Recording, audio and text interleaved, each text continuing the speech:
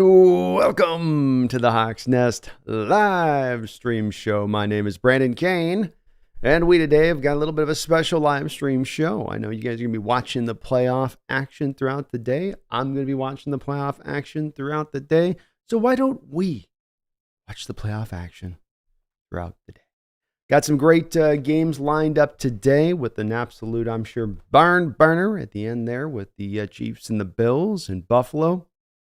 Going to start off today with a little bit of Detroit and Buccaneers. And we'll be talking some Seahawks, obviously, throughout. Seahawks coaching search.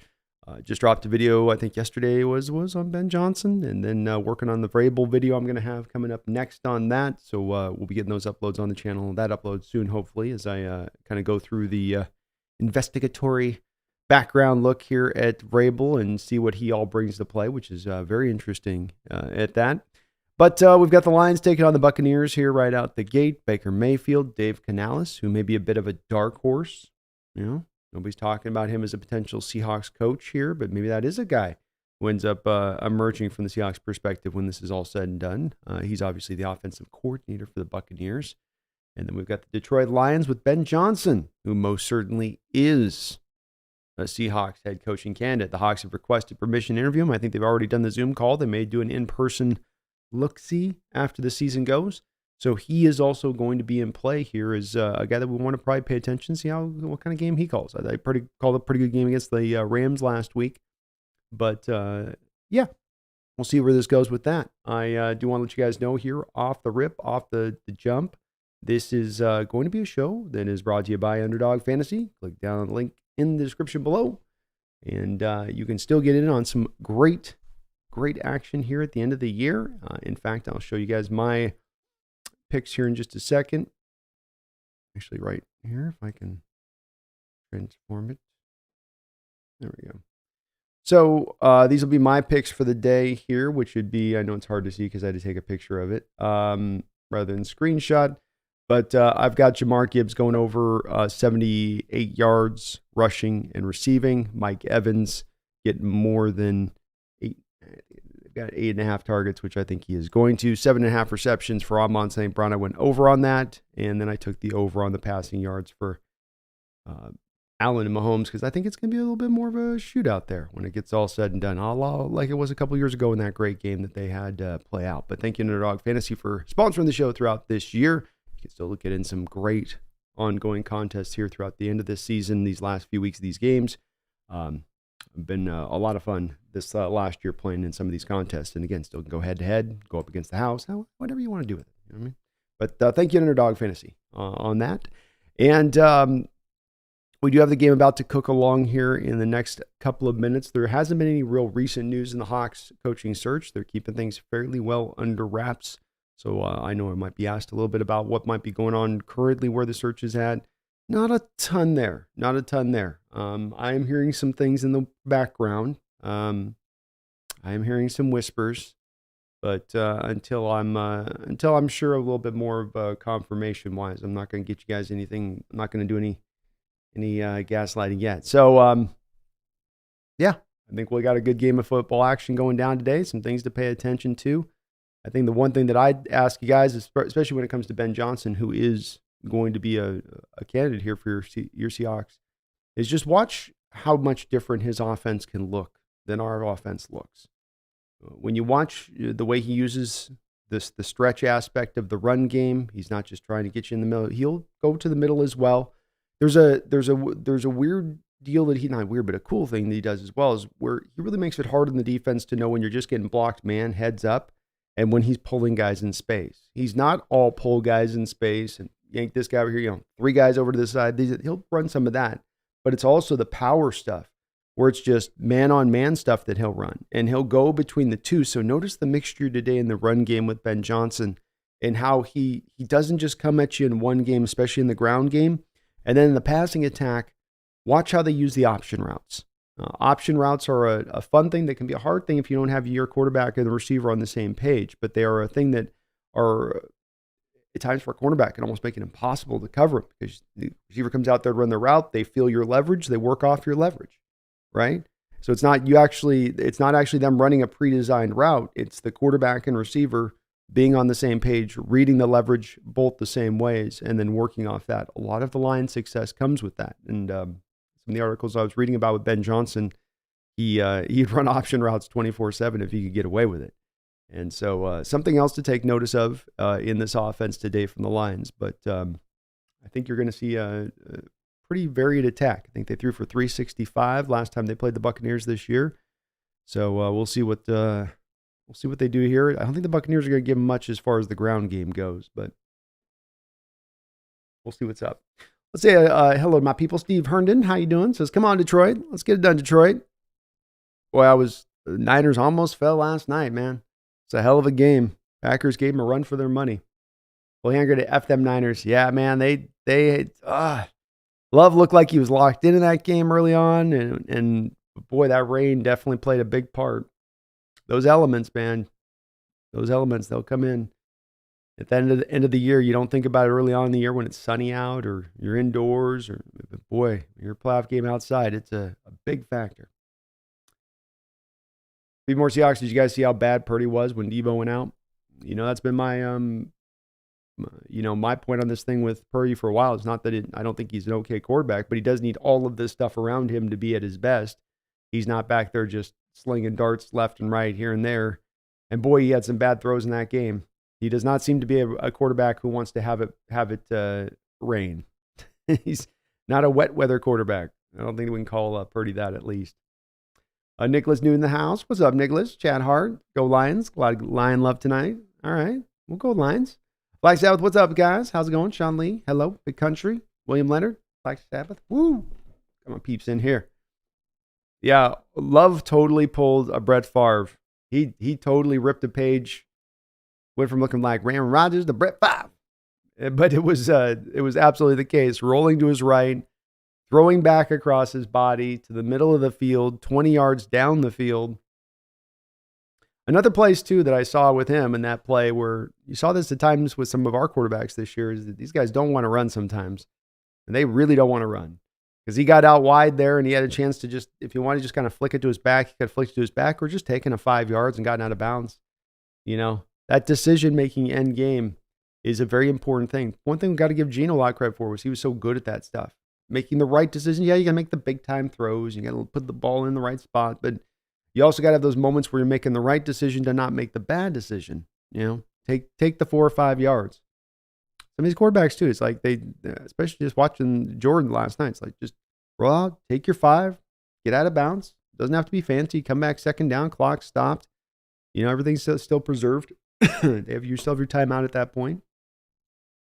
But I think he just got a little over, started feeling himself a little bit. Banned since 92. Ravens going to win it all. I agree. That was my prediction at the start of this. I can see what my prediction was for the start of the season, who I had. I don't think I took the Chiefs, but I forget who I took at the start of the year. But I think the Ravens got they've got the mark to do this. They'll get it done. Boy, Angry, have you seen the Super Bowl 59 script? I did notice somebody was showing me I did see some of the videos. I'm sure some of you have seen about the overlay pictures of the Super Bowl, and how they had the Ravens and Niner colors already in there. Kind of interesting.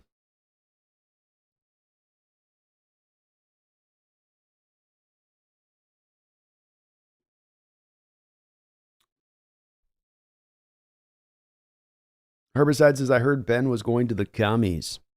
There is some thought that maybe Johnson's going to go to Washington, mainly because of his connection to their general manager, whose name is Peters, and that there's some sort of connection between Peters and Johnson. I've heard some back and forth on that, though. The Seahawks are setting up a second round of interviews with head coaching candidates, including Panthers' Jairo Evero, Patrick Graham, Mike Kafka, Raheem Morris, Cowboys' Dan Quinn, per sources. There likely will be others too, a thorough process. And we do have the opening of this game here with a kick through the back of the end zone. Detroit going to start out. So, not names that we feel great about, Ethan. I think that they're going to be, as he says at the end there, this is a real thorough process. And that means you're going end to end. That means you're even going to have candidates in the House who might not seem like guys that we would think they would go with. So I wouldn't take too much away at that point from it. I just think they're going to take this as a slow roll process. 1st and 10, shotgun look here for Goff. He throws it high over the head of Montgomery. So, yeah, I would be, there would be no more shocking moment in my recent Seahawks history I could think of than if they had hired Graham as their head coach. Could Evero get in there? And maybe Evero could. He's been one of those bright guys coming along that people have really, but I still think, based on what I'm hearing in the background, that's not where this is going to go, Ethan. But it's also going to be such a thorough process here where, as I said, we're just in that. I know I've got a lot of people coming like, when are they going to do this? Like, when are they getting this done? This is going to be a long process. They're going to take their time to go through it very, very thoroughly. And that means that you're going to go through a lot of different candidates, even ones that do not make a lot of sense sometimes. All right, 3rd down throw here that's tipped at the line of scrimmage by the Buccaneers, and that will bring up 4th down. Okay, nice job there. Was that Elijah Cansey, the rookie out of Pitt, getting it done. Okay. Cansey getting a big paw up there, knocking it down.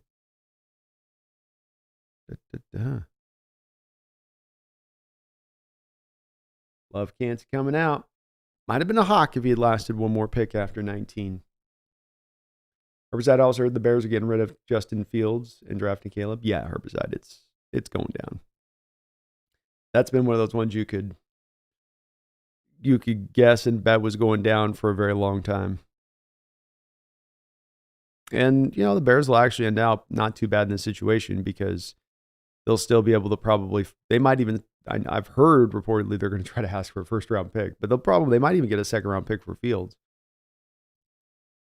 I think that's a bit much myself, but it doesn't make it out of line that there might be a team with all the teams looking for quarterbacks this offseason, that there'll be a team that says, let's take Justin.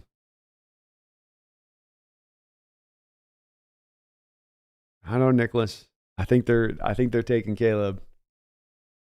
John Lee, I'm intrigued with Mike McDonald. I want another dominating, intimidating, smack you in the mouth defense again. I wouldn't mind it. I wouldn't turn it down. And McDonald is a really smart guy. Him and Ben Johnson, to me, are the clear kind of smartest of the crop in what they do. Quick little throw here by Baker Mayfield. He'll complete it for 8 yards here. 2nd down.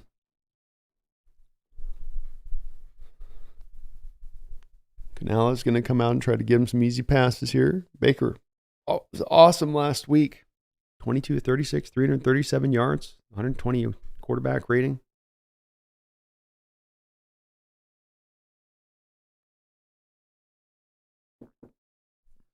Sets up with a 2nd and 2.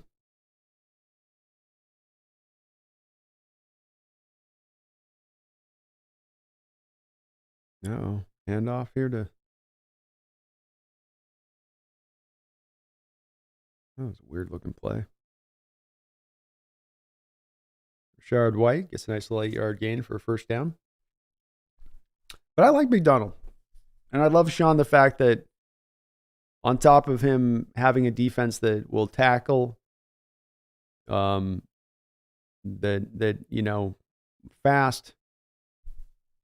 fierce, that they also will bring about deception, disguise, complexity, that they don't run away from those things like kind of we've run away from those things in recent years. Because that is a bit of where defense is going to have to start to go, I think. Look at the way the offense has dominated. And 2-yard gain here for White on 1st down. You look at the way offenses have dominated, and you're waiting for the defenses to start to step forward in the updates. Offenses are bringing in pre and post-snap motion, utilization of wide receivers as running backs. What do you got, defense? You guys are going to still trot out your same old 4-3 over, 4-3 under, cover 2, cover 3. And coaches tell you, well, that's all you can really do defensively. That's pretty much all you can do. Is it? Ooh, Ooh, Lions bringing the heat. They heat him up. Sack Baker Mayfield taking it to him. Love the defensive call there. Baker never saw it coming. Melifonwu. Oh, it's such a fun play when you're it's still one of my memories of playing football back in the days. If you do come off the edge, and be it either you get cleanly off the tackle, or you just have a clean run for the quarterback, and his head's turned the other way. And now they can't really you could light him up back then though. And you just got that free hit. It felt so good. Ooh, this ball's tipped up into the air. This is going to be intercepted. Oh, that might be a crackback block there. Intercepted, and nice start here for the Lions on that defensive note. They give up a first down there, but there's Chauncey Gardner-Johnson with the deflection.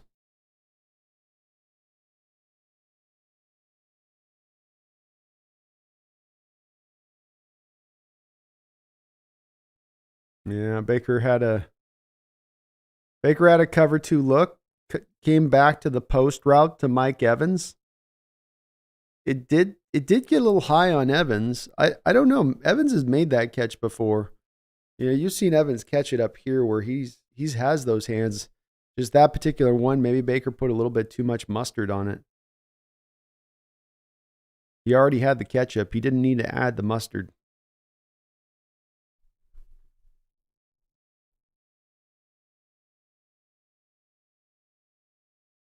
Tina.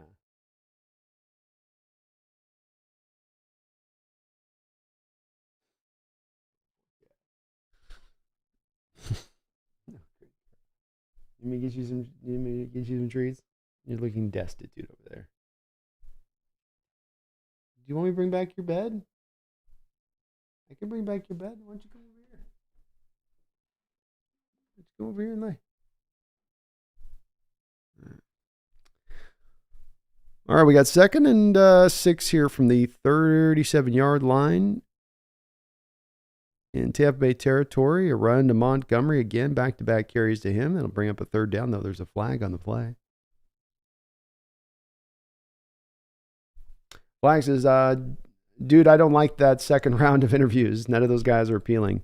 None of them are super appealing to me either. I wouldn't. I would not hope we go this direction of it. But I don't think that just these round of interviews means that it has to come down to these guys. That it's of these choices.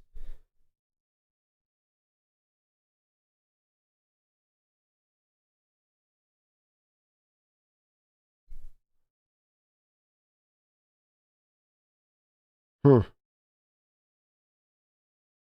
Oh, that was on the. I was gonna say that's got to be on Tampa Bay defensive holding there. Guys pulling the offensive lineman to the ground.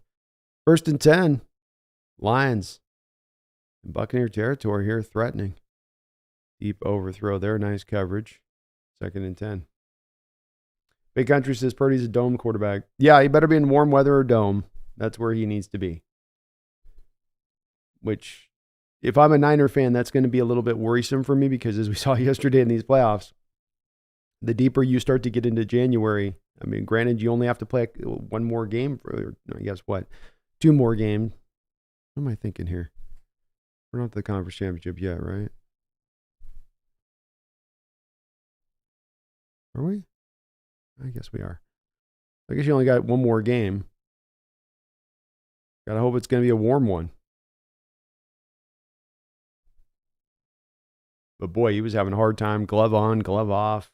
Ball coming out like a dead duck shot twice.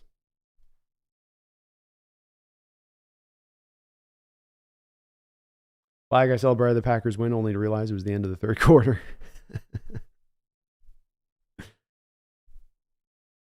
Notorious BDC, laughing out loud, go Niners. Love your content, Brandon. Hey, thank you, Notorious. Congrats on yesterday's win, man. That was a gut check, heat check kind of win where, you know, Packers are tough right now. They're rolling. You got a team with momentum going like that that's coming to that game, and you know it was going to be a fight the whole way through. I knew coming in it was going to be for Niners, and they held up, stood the test, and that defense did what it's done through recent years, did its part to kind of carry the day and make it happen. Props to the Niners. You guys, that was a straight up, you had to take that win. Wasn't given to you.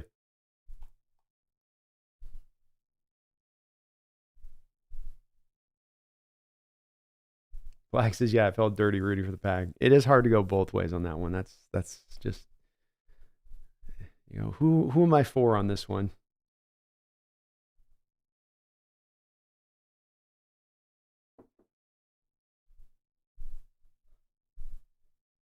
William, out with the Bucs fair in the cool, frigid Detroit weather.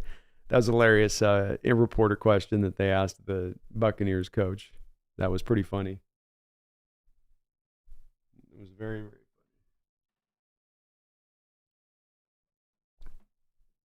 Oh, we're playing inside. You know that, right? Yeah, but you guys have to walk through the winter to get to the stadium. Yeah. All right, balls at the 8-yard line here. First and goal. A couple penalties on the Buccaneers defense here has not helped things out. A run to Jahmyr Gibbs. Second and goal. Good morning, Megan. Good to see you in the house.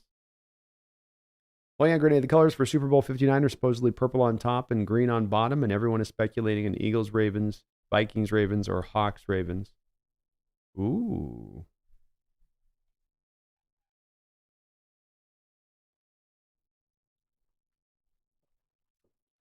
Not a lot of green teams out there. Uh-oh. Oh, Goff just threw an interception to Jamel Dean, and he dropped it in the end zone. Had his hands on it. Boy, you don't get more saran wrap. Let's put it right in your hands interceptions than that right there.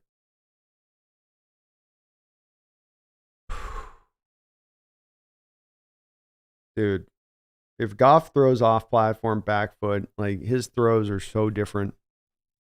Third and goal.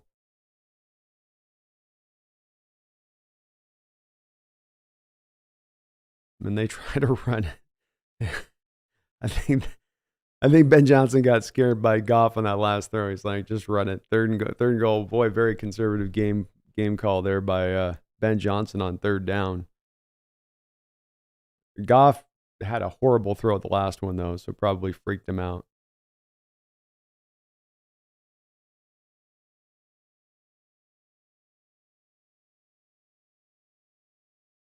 Swarm of Tampa Bay Buccaneers there. Nicholas Brennan, I hadn't heard the Kingsbury news until Herbicide just told me, so I say it's pretty damn good chance Bears go for Williams. Yeah. It was the way they were going to go with this, Nicholas.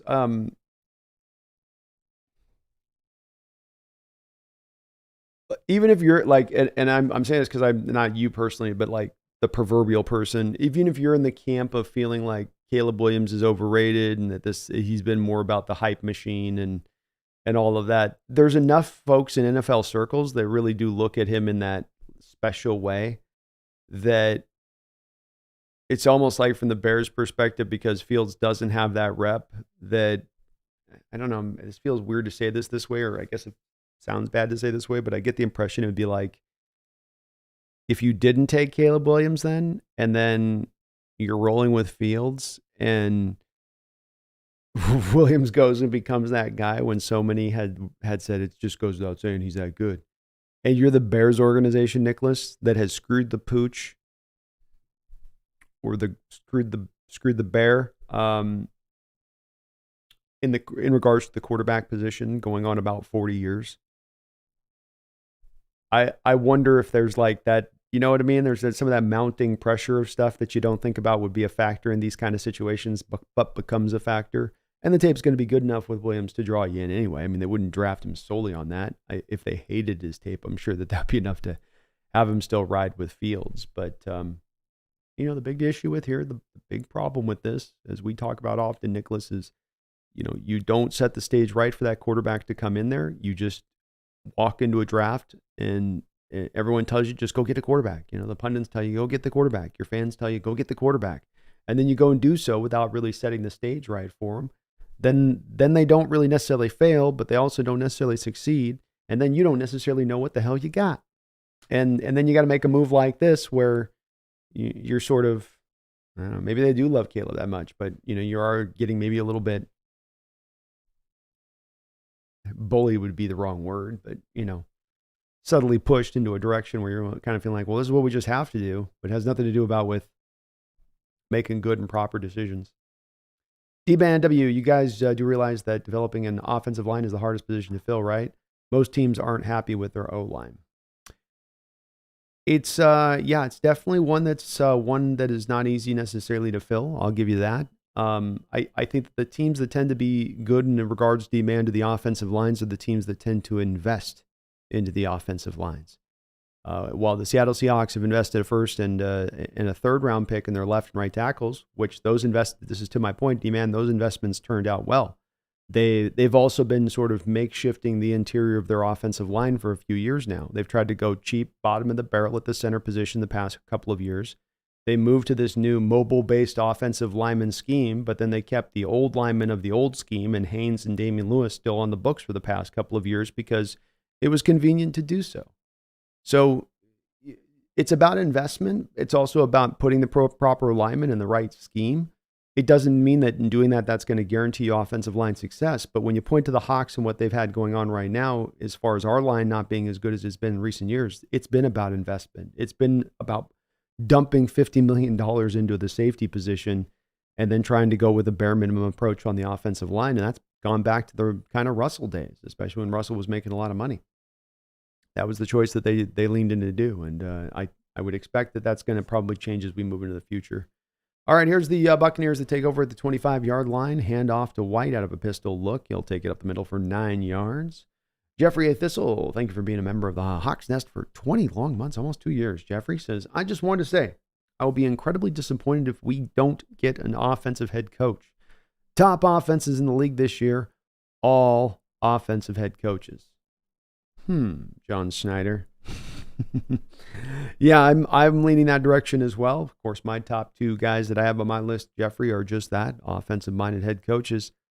And I think that that's a general way that you do got to try to find your way into leaning here, I think. Smarter way to lean, especially with not just where the league's going, but what you have on your team as far as the personnel and how you're built. There's a lot of reasons to go to it. And we'll see which way John goes.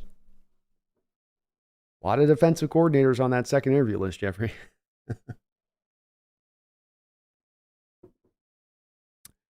Baker Mayfield tried to throw a little slant there into Mike Evans, well defended by Sutton. We got a 3rd and 2 for Tampa Bay here. Doing a good job here on Mike Evans to begin things. Empty look for Baker. Dropping back to pass. Floats one up over the top. Nice throw. Completes that one. Strong hands. Good catch by Mike Evans. Boy. Not an easy catch there. He was able to pull that thing in. You can see the benefit here of using your big receiver like that out of the slot. Love to see a little bit, maybe more DK Metcalf at times put in that position. 1st down and 10. Right around the 50-yard line here for Baker and the boys. Back in pistol. Quick pass. Right over the middle. Catches the line slipping there a little bit. 1st down to Palmer.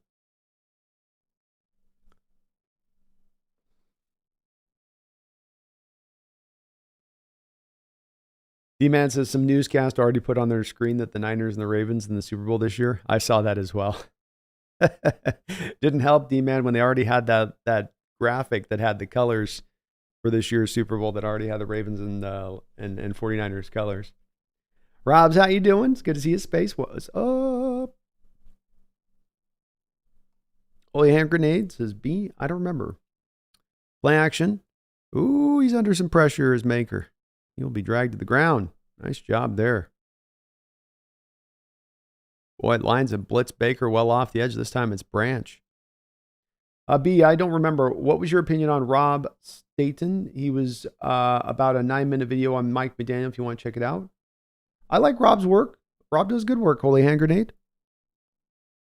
So certainly one of the guys been out in front of where Carroll's scheme was stifled. Yeah, he was certainly out on the current regime for quite a while. But no, Rob does great work, does awesome stuff for the draft, and absolutely. I haven't had a chance to check out that video, but I'll try to take a look at it for sure.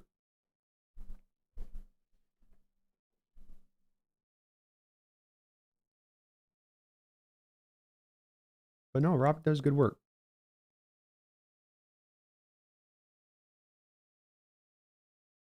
Least the Mac, Ben Johnson's 4 years older than Geno Smith. Isn't that crazy? It is pretty crazy.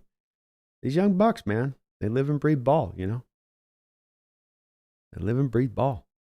All right, so the Buccaneers have a 3rd and 18 here from the 34-yard line. Baker and shotgun, 3 wide receiver set. They're just going to go ahead and hand it off and try to get the field goal attempt easier. 7-yard gain, and I guess it will accomplish that. Nate says, I'd rather have Mike McDonald. I'd rather have someone to counter guys like Shanahan and McVay. He very well might be able to do that. His system seems like it's going to be a little bit harder for those particular two teams in the way that they have it set up. Especially if you have younger quarterbacks rolling. And the Rams with Stafford, you do wonder how many more years is he looking to play. Certainly he's still playing very strong, but his body every year seems to be pretty beat up. Field goes up and through, so 3-3 tie game here. Nicholas Goff's going to throw a pick soon if he keeps throwing off his back foot like that. Maybe is a thorough search? They're probably going to ask a second interview with the good candidates too. Yeah, I think there's a part of this process too that they're doing with this and their thoroughness that probably is going to drive the fan base a little bit crazy, but also is understandable from my perspective, which is that Schneider's never done one of these coaching searches before. Let's remember that as far as head coaching goes. And so he talked a lot about, I think he mentioned it a few times, how they're going to be able to get to learn a lot in this process.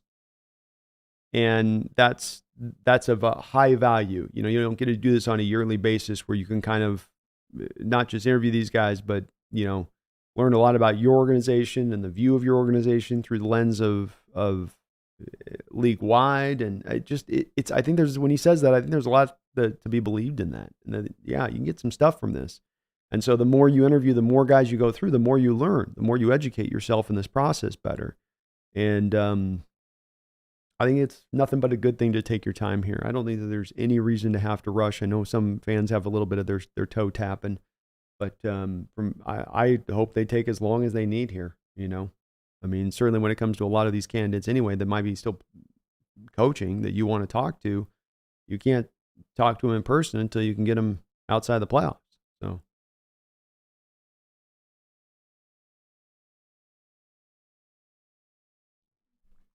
Long live the King. Thank you for the $5 donation. I appreciate you for that, King.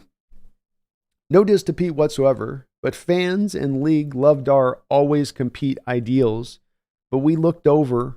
It should apply for coaching staff as well. Yeah, I mean, the compete aspect of what Pete brought in especially the early 2000s was unique in this league, and being able to get the players to, you're not just coming in here for this to be your job, but you're coming in here to compete.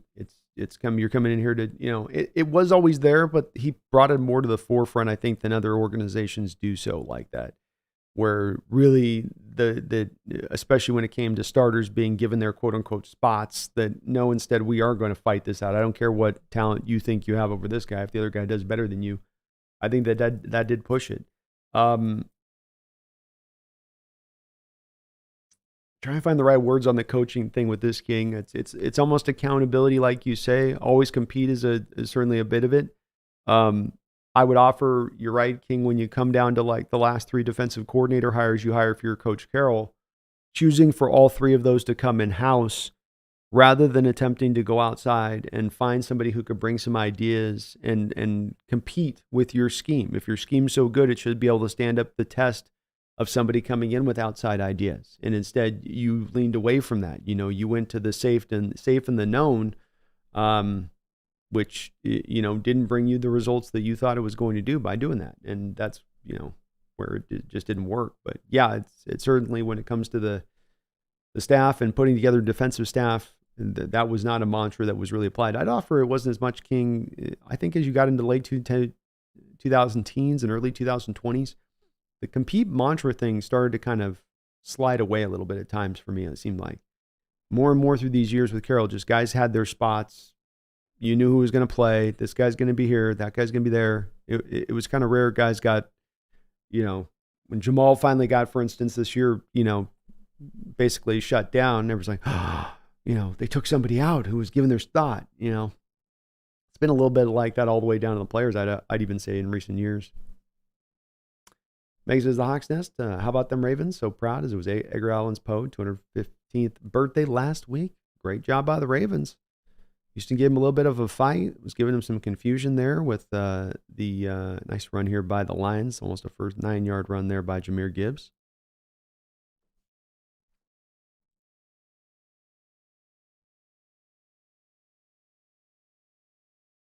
Jahmyr at 14 yards already for me. I'm part of those early bet cues I put down there.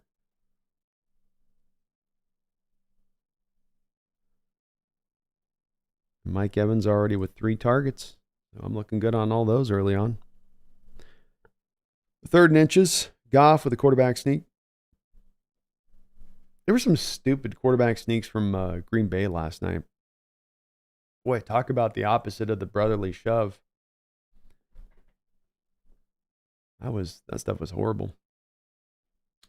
But I don't think it's a diss, King. I think that's just an accurate assessment of why you have Carroll not here as a head. Part of one of the reasons why you don't have Carroll here as a head coach anymore. You're not competing if you're sitting on your laurels.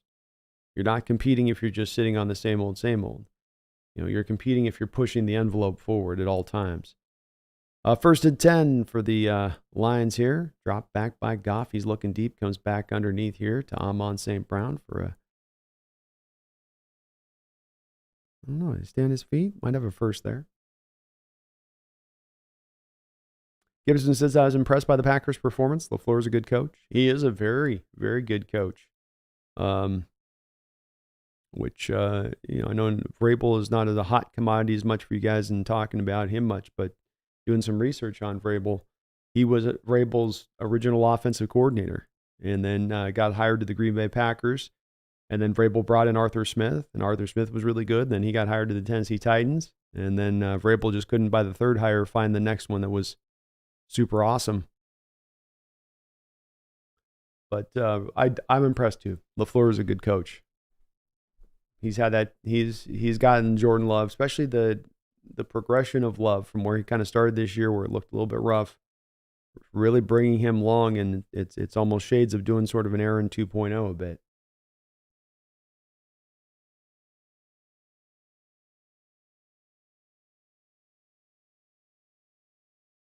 Jaws, I root for Goff a bit after no longer being a Ram, scapegoated some in LA. He was, yeah. He's a good player.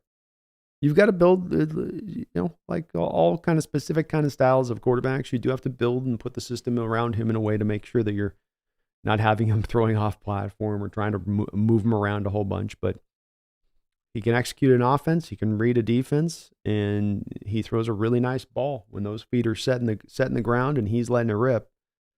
He can put it right there where he needs to put it with some velocity and touch, accuracy. 2nd and 4 here. Lions doing a good job early on of staying with the ground game, remaining patient with it.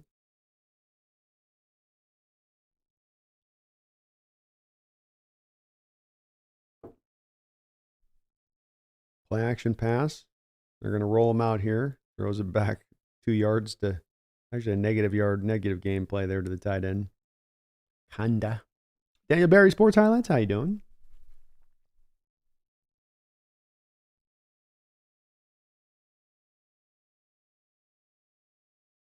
Gibson might be the case, man. Which quarterback today throws less interceptions, less turnovers, who makes less mistakes might be the team that... I think that's a good point on this particular one. These QBs can get a little bit wild at the stick sometimes, They like to buzz the tower. MJ Daniel, talented but needs some coaching and seasoning. Could be pretty good. I think you're talking about Phillips. Yeah. Big Salty OB. Bro, what if John don't like any of the options and they rehire Pete? Laugh my ass off. That would be pretty funny. That would be pretty funny. But I don't know. I think they'll find somebody at that point. I think they'll find somebody. Sean Lee, I miss her 2005 line too, man. News analysis, I hope Detroit wins. I hate the Glazers, and not to be stereotypical, but I have cousins in Michigan and Dearborn and Detroit. It would be cool to see Detroit get through. Those fans have been long suffering out there. Long Glove the King says, yep, players have to compete on the field, but coaches have to compete with creativity, game management with opponents. That's right. That's right. It's, and I've had people tell me at times when I bring up these points that, King, well, no, it's on the players. It's to the players. I know. A big part of it's on the players. I'd give them the majority of the control of a game, and what happens, win or lose, is going to fall on their shoulders. But it also is the coaches coming into play with the tactics, with the strategy, with the plan of attack. And that also is going to factor pretty heavily into outcomes. And you're right. They did not compete in that realm. Brian Myers, I love Brian Branch. Yeah, he's a great player. Great player. He's going to be good for Detroit for quite a while. News analysis says, I hate the Glazers because they own Manchester United, and I can't stand Manchester United. He's got his dirty, greasy fingers and everything. Greg, that game had to be scripted. As soon as the clock hit 0, an advert played saying CMC just led his team to the NFC Championship game. They had that pre-prepared scripted. Yeah, probably so. They might have had 2 pre-scripted, though. They might have had Aaron Love just sent his team to, how long would it take you to mock up 2,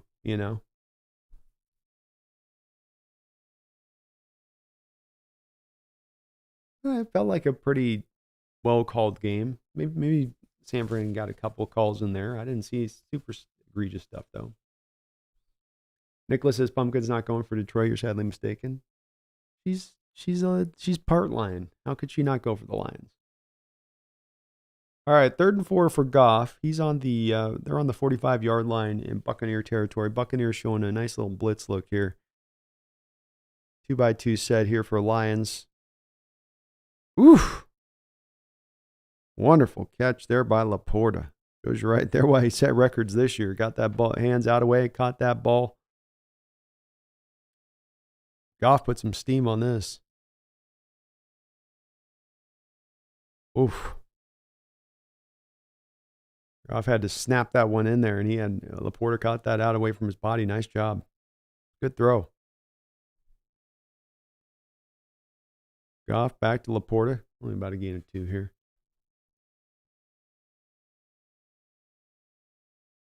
Hans says, I never saw such bad spots from the officials in the Green Bay versus 49ers. They put the Packers a whole back a yard the whole game. Damn. I will say there was a couple spots that were a little bit, that in that regard, there was definitely some system ones like, wait, what? You'd see the officials coming from 2 different places, and this one's here and that one's there. And then this one gets the mark to take them back. Yeah, there was a couple of those you went, Sam Laporta, 3rd straight catch, 3rd straight target. Gosh, I'm just going to keep feeding Laporta. Johnson finding some success in the middle of the football field with this Lions attack right now.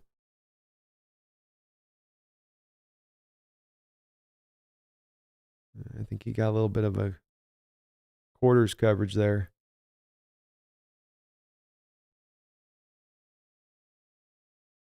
7 for 7 on this drive, Jared Goff.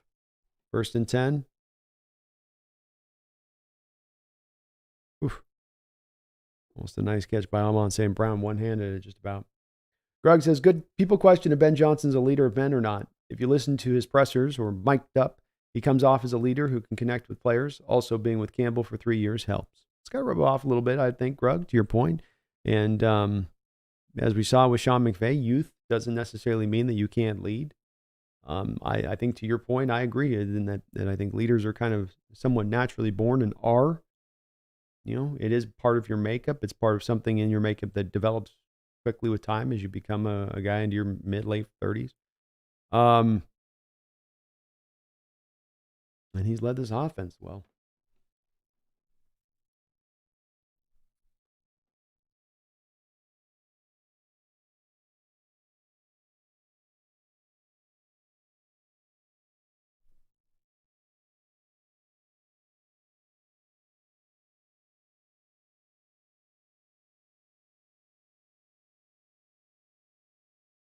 Keldon says the Packers had 1 penalty for 5 yards. The Niners had 6 for 83. Who were the refs helping? Laughing out loud.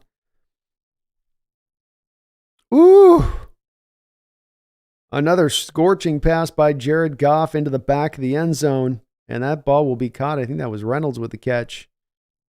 14-play, 75-yard drive for the Detroit Lions. And Goff absolutely shows you some of that velocity that he can deliver on his throws there on a few of these here in this drive. Again, finding success in this Buccaneers team right now, again, the middle of the field. Wide open, broken coverage in the middle of the field. Bucs drifted, they're in kind of just busted coverage there. I'm going back if I'm Ben Johnson and attacking that. He kind of found his way, Ben Johnson, on that drive and started to realize the middle of the field on some of his play calling with Goff, and Goff just leaned into it. See what the Buccaneers can maybe do to adjust. And Keldon, for the record, I wouldn't say that the officials won you guys that game. You guys, I think that there might have been a weird couple spots. Like you said, the penalties went the way they did. I thought it was a fairly well-called game overall. Packers had their opportunities. Packers had their chances in that game to they were there. They were in striking distance. And it was on the Niners there at the end where they can get Drew. They had plenty of time to drive down there, and Love just decides to throw it. It's a cardinal sin rule as a quarterback. It's like just about the worst thing as a quarterback you can do that a coach will get on you about is throwing back across your body to the middle of the field late. It's those combination of all those three things, doing that as a QB, that's like cardinal rule. That's like a unforgivable sin. So, Packers lost the game. Niners won it. Niners won it. But there were some dodgy spots too.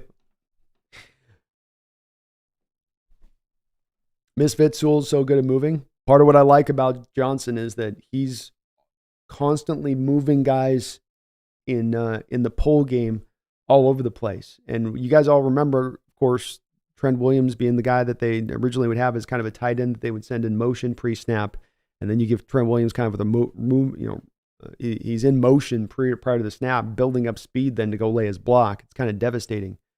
They do that with Sewell, do the Lions as well. And they'll put him like a tight end and put him in motion. He is, kid's just a phenomenal athlete for the position. Loved him coming out of school. And I do like that about Johnson, where, you're as a defensive tackle going up against the lineman in front of you, and you don't know if this guy might pull away from you and go that way or pull away from you and go this way. Then you've got maybe a free rush, but maybe it's that they're trying to get you tricked and get upfield so that they can hit you with a wham block or go back with another bit of misdirection. You don't just get to, as a defensive tackle, line up and look up across the guy and go, he's coming at me every snap. Doom, doom, doom, right? Snap after snap. I'm going to be dealing with this guy heads up all day. And likewise, when you're a linebacker at the edges or you're a corner at the edges, you're not just going to get a receiver that's taking you on all day. Now you got to worry about a 340-pound lineman pulling out in space, 325-pound lineman pulling out in space, and coming at you with in full speed, or two guys. They'll stack the two linemen out as they pull both from one side of the formation over to the front side, and now you've got two of these guys out in front coming at you. And it's really, really a lot of fun to watch on film Ben Johnson's offenses, because it's so many different looks that they throw at you with that. And you never really got a good feel defensively of what they're doing pre-snap. You always kind of feel like those defenses are always kind of just, it's a bit like with Shanahan. You're always having to kind of watch the last moment before the snap. Is this a fly sweep? Is this just going to be a play action off that? Okay, they're going. Whereas a lot of what we've had offensively recently has been a much easier read pre-snap of what's going on. Clear view. Nicholas says, when Mariners start spending money and start competing again, I'll start caring again. Yeah, I'm in that same camp at this point. I'm going to be basically all football, all off season this year, from my perspective. I'll come back to the Mariners when they decide to truly try to compete. Grug says, what are your thoughts on Mike McDonald as a head coach after that massacre yesterday? I think he's solidified in top 2 with Ben Johnson. He sits solidly at 4 for me, Grug. So he is a guy that I would put at the 4th position. Love the defense that he's put together. He trained at the feet of Wink Martindale, so very, very. He's got that blitzing influences to him, and what he'll do, he'll be willing to go to man coverage, take advantage of, be willing to take advantage of a guy like. Why does Branch got the green thing going on his helmet? That's weird looking. He'll be willing to utilize our scheme in that way. I mean, I think he's in a lot of ways does, sort of what you have as far as these offenses that are the cutting edge offenses of the league, like a Miami Dolphins. He's basically the Miami Dolphins equivalent on the defensive side of the ball as far as what he's doing to push the ball forward on the defensive side of the ball, not resting on old concepts, but using concepts and building to the new, which I don't think a lot of defensive coordinators are truly, really doing in this era at times. I think a lot of them are just kind of doing what they've always done for the last 30, 40 years of football with very slight variations within that. Keldon's always welcome here, Nicholas. I don't mind. Analysis. All right, we got 3rd and 5 here. Empty look for Baker Mayfield. Trying to answer back against the Lions. Little drag route underneath. Great tackle there in space. Like he's going to be short of the first down. Ooh, and we got a flag. Looks like it's on Tampa Bay. Misfit, if only future Seahawks head coach Ben Johnson could dial up a good play here. He dialed one up. Roland Tom Grossi had over 50,000 people watching last night. How about Tom? Congratulations to him. Very cool to see. He's been killing it this year. Killing it.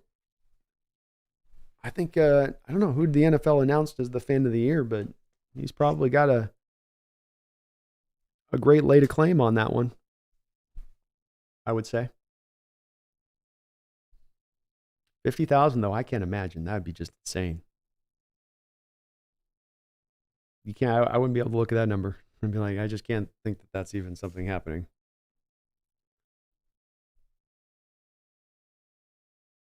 All right, 3rd and 15 here after the Lions take the penalty and reset the down. Throws it underneath. Oh, is he going to get it? Oh, he almost got the first. Brought down just a little short. You got to punt it here if you're Tampa Bay. You can't go. I know he's thinking about going for it here as the head coach, but is he going to go for this on 4th and 1? No, he's going to get him and try to jump him offside. And that's what he's going to do. Hut.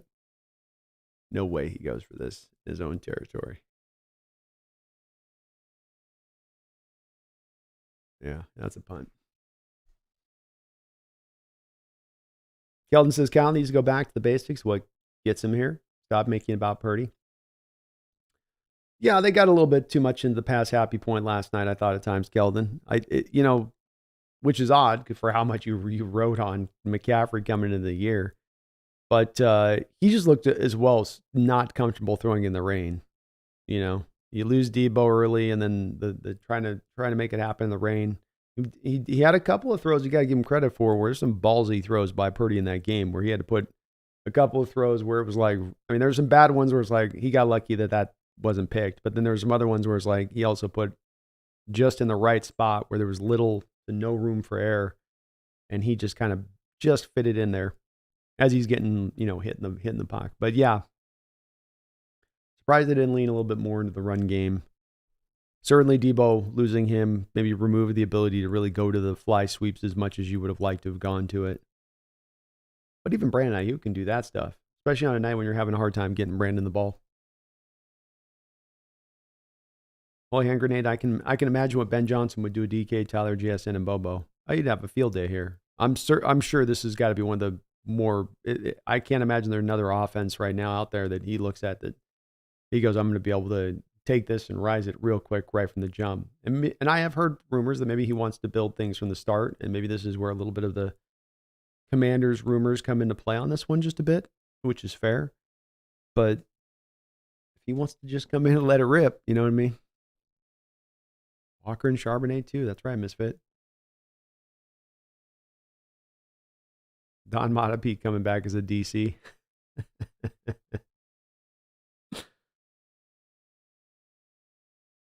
Misfit grew to hate Favre and quickly grew to hate Rodgers. Maybe Love will do the same in time.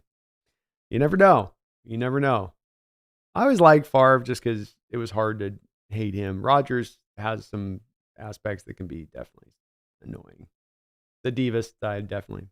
Huey says not really interested in Vrabel. He's younger. He's a younger, angrier Pete. Would like a head coach that will feature ways to utilize the best players on the team, and that's offense. If we hire Vrabel, that signifies a sale. I don't know if it would signify a sale necessarily. Because again, I don't know if I buy into Huey, the thought process that the head coaching and whoever the head coach is at the time that team's being sold affects the value at all. I don't know if I've ever seen it presented that there's actually a case that does play out that. My given proof for this, Huey, was that, of course, you have Hackett there with Denver. Didn't hurt the sale there. You got Rivera with Washington. Didn't harm or hurt the profitability of that sale there. I don't think whoever the coach is here is going to really hurt that in that part as well. And I know you're not alone. There are a lot of people that are anti-Vrabel. Putting the video together right now that I'm going to present for the channel on what he does bring. I think he's quite a different defensive coordinator or defensive-minded head coach from Pete Carroll, in my opinion. Not necessarily in the willingness to run and not necessarily light the scoreboard up. Goff drops back to throw. Is going to run this ball up to the 29-yard line as Lions take over, looking to extend their lead. But his defense is certainly much more multiple and varied and versatile than Coach Carroll's defense has ever been here. And when it comes to having players recently show that they are going to listen and develop and play disciplined football, I mean, that's another part that's completely different there, Huey. You have in Coach Carroll a guy that has teams that play very undisciplined. With Vrabel, that's a coach that brings a lot more discipline. So there's I give you the offensive side, and I'm not even against what you're saying about I'm okay with going offense totally. As my first two top candidates are absolutely offense. But I also do feel like I can trust in Vrabel to go hire the good offensive mind, Matt LaFleur, and then Arthur Smith is the guy I think he brings back in here. And I feel like if Vrabel comes here with Arthur Smith as his offensive coordinator, Huey, I have a hard time not seeing there being success. If you brought those guys in and put that kind of group together with Charbonnet, Walker here with the offense in place, is it going to maximize DK's talents? Are you going to be a high flying offense? No, but I think he'll win a lot of football games.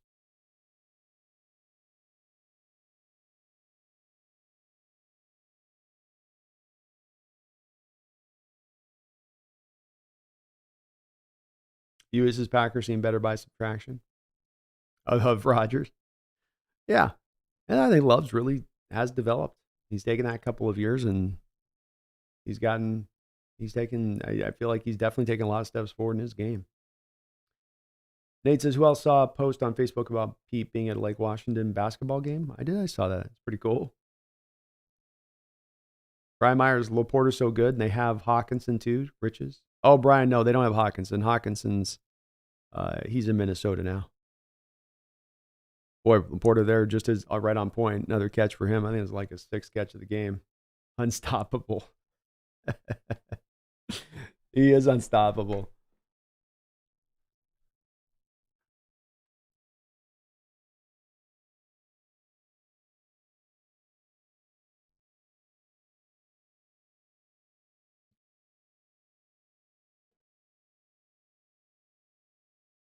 Laporta 5 catches, 46 yards here. Lions at the 44-yard line, their own territory. Goff dropping back in shotgun. Oh, he's feeling it. He's going to let it rip over the top.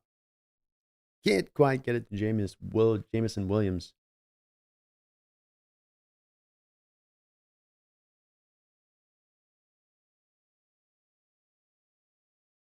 On says, good to see Bo Melton getting his footing in Green Bay. Didn't work out here, but seems a nice player yesterday. Yeah, he came on strong at the end of the year for them, and it seems like the light bulb kind of went on, which happens to young players in their development sometimes where just doesn't happen the first stop. Got to go to the next place. And I think the Hawks took him and Derek Young and thinking we're going to keep one. And Derek stood out. Melton didn't quite stand out at the time. And it's cool to see him finding his way there with Green Bay. Melton looked good. Yeah. Maggie said, let's go Lions. Let's go Ben.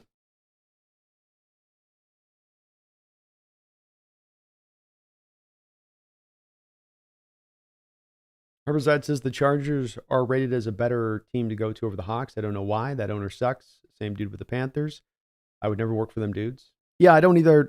It seems solely based on the fact Justin Herbert's there, which I understand the quarterback matters and it's an important part of it. But if you have an organization, let's say, that isn't committed to nutrition and having the proper coaches in there, the proper facilities updated, which is, for instance, some of the things I've heard about with a guy like Spanos, so yeah, I don't understand that either. That none of that other stuff seems to matter. Just, this. I don't see how the Panthers are, because Bryce Young hasn't. It was a bad drop by Amon St. Brown. Goff put it right on his hands there, and Amon started feeling footsteps, got alligator arms. Got to make those catches in the playoffs, kid.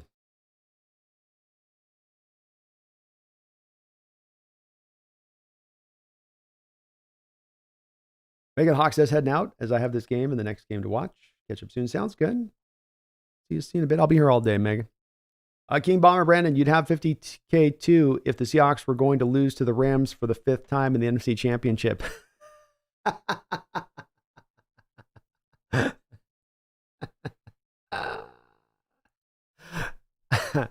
That is an awesome joke. You don't know how true that joke is, King. Oh, hell. Yeah. It does help if the team wins. Yes. It can be beneficial to the process.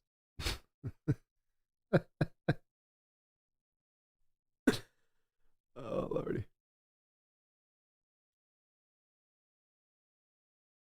Snap Abbott, Tom has a ginger cat too. Nice. All the best streamers do. It's kind of a big deal. Rodney says Brando the Pack had opportunities to put the Niners away last night. Yeah, I mean, I can't. That's where I can't lean to the officials on that or say Niners got. No, not on that one. I look at that and I go, you Packers had your chances there. You had your chances. Felt like, especially on that point where they got to the other side of the field and they kind of were. You could kind of feel like the play calling with where they were going to be kind of satisfied with just trying to get the field goal attempt there, right? The Packer kicker missed. Rather than let's put the pedal down and let's put this touchdown away here. Let's put him out, give him no chance. Instead, it was like, let's just try to eke this one out a little bit, was how I felt like with him. And that's where in the playoffs, you got to go take it. You're not going to just kind of, just glide your way through on that. You got to pull it out. And that's where the Packers had the chance. And then later on, they had the, one timeout. They're right around the 45-yard line. They need like 30 yards, and it's 53 seconds, I think, on the clock with the timeout. Plenty of time there for Love, 1st and 10.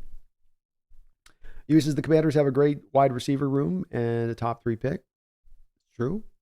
That is helpful.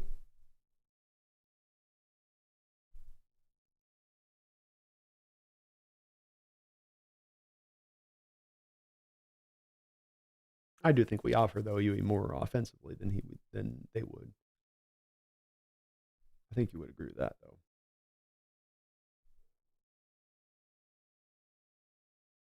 Team Bomber also, did you see that we're requesting a bunch of guys for second wave interviews, of which none are guys we really want? No, we don't. And I don't think any of those guys are going to be the head coach of the Seahawks. I think they're just I think they're taking it as an exercise and a learning process in a lot of ways. DJ Brandon, if the Bucs beat the Lions, should the Niners' playoff path to the Super Bowl be considered the weakest ever?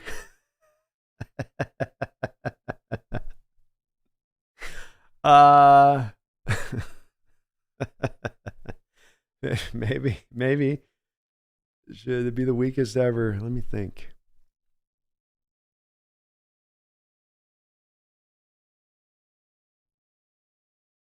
First and 10 for the Bucs. Mike Evans with the catch. My bets aren't looking too bad so far.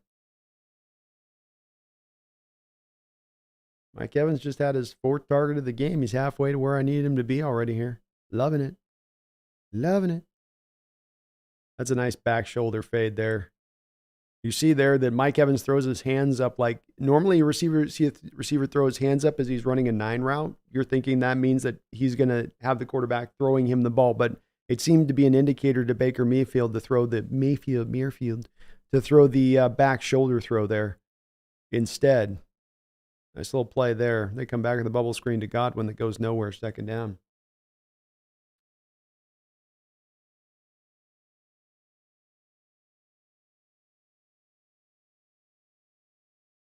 But yeah, CJ, it's probably one of the weakest ever. That's a little bit also about what we knew about the NFC this year in general, though, is that it was going to be a down year for the NFC.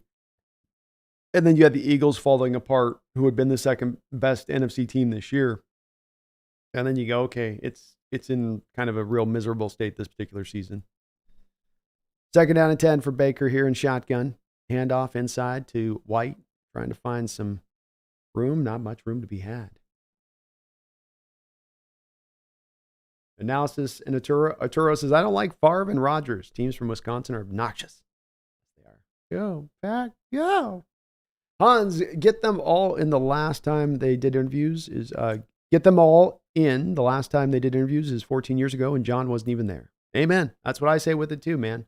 It's a chance and an opportunity that you don't get on a yearly basis to, get not only a clarity on available candidates and guys that are out there, but also just on, I think you learn a lot about your own organization when you have these interviews, and you get a lot more of a clearer perspective on where you're at.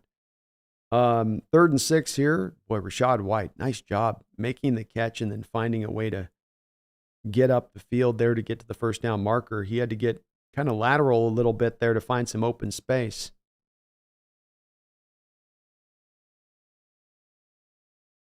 Bucs left Hutchinson unblocked on the play. Gutsiness there by Baker to stand tall with Hutchinson bearing down on him unblocked. Mayfield's not played too bad here to start this off. 8 of 10, 100 yards. He's not been too shabby here. Pistol look. Play action pass. Soft rollout to his right. Completed. 1st down.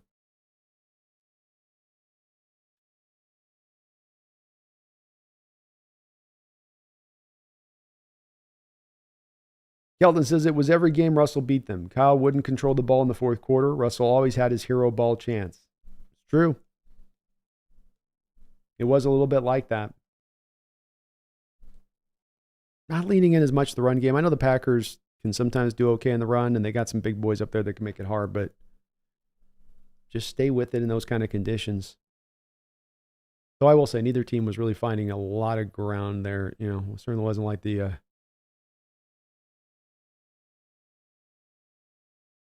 footing thing was strange too, Keldon. Like them Niners having so many problems they've been in the rain conditions there in that stadium with that turf, but not having like the right cleats, or they never felt like they ever fully figured out their cleat situation in that game.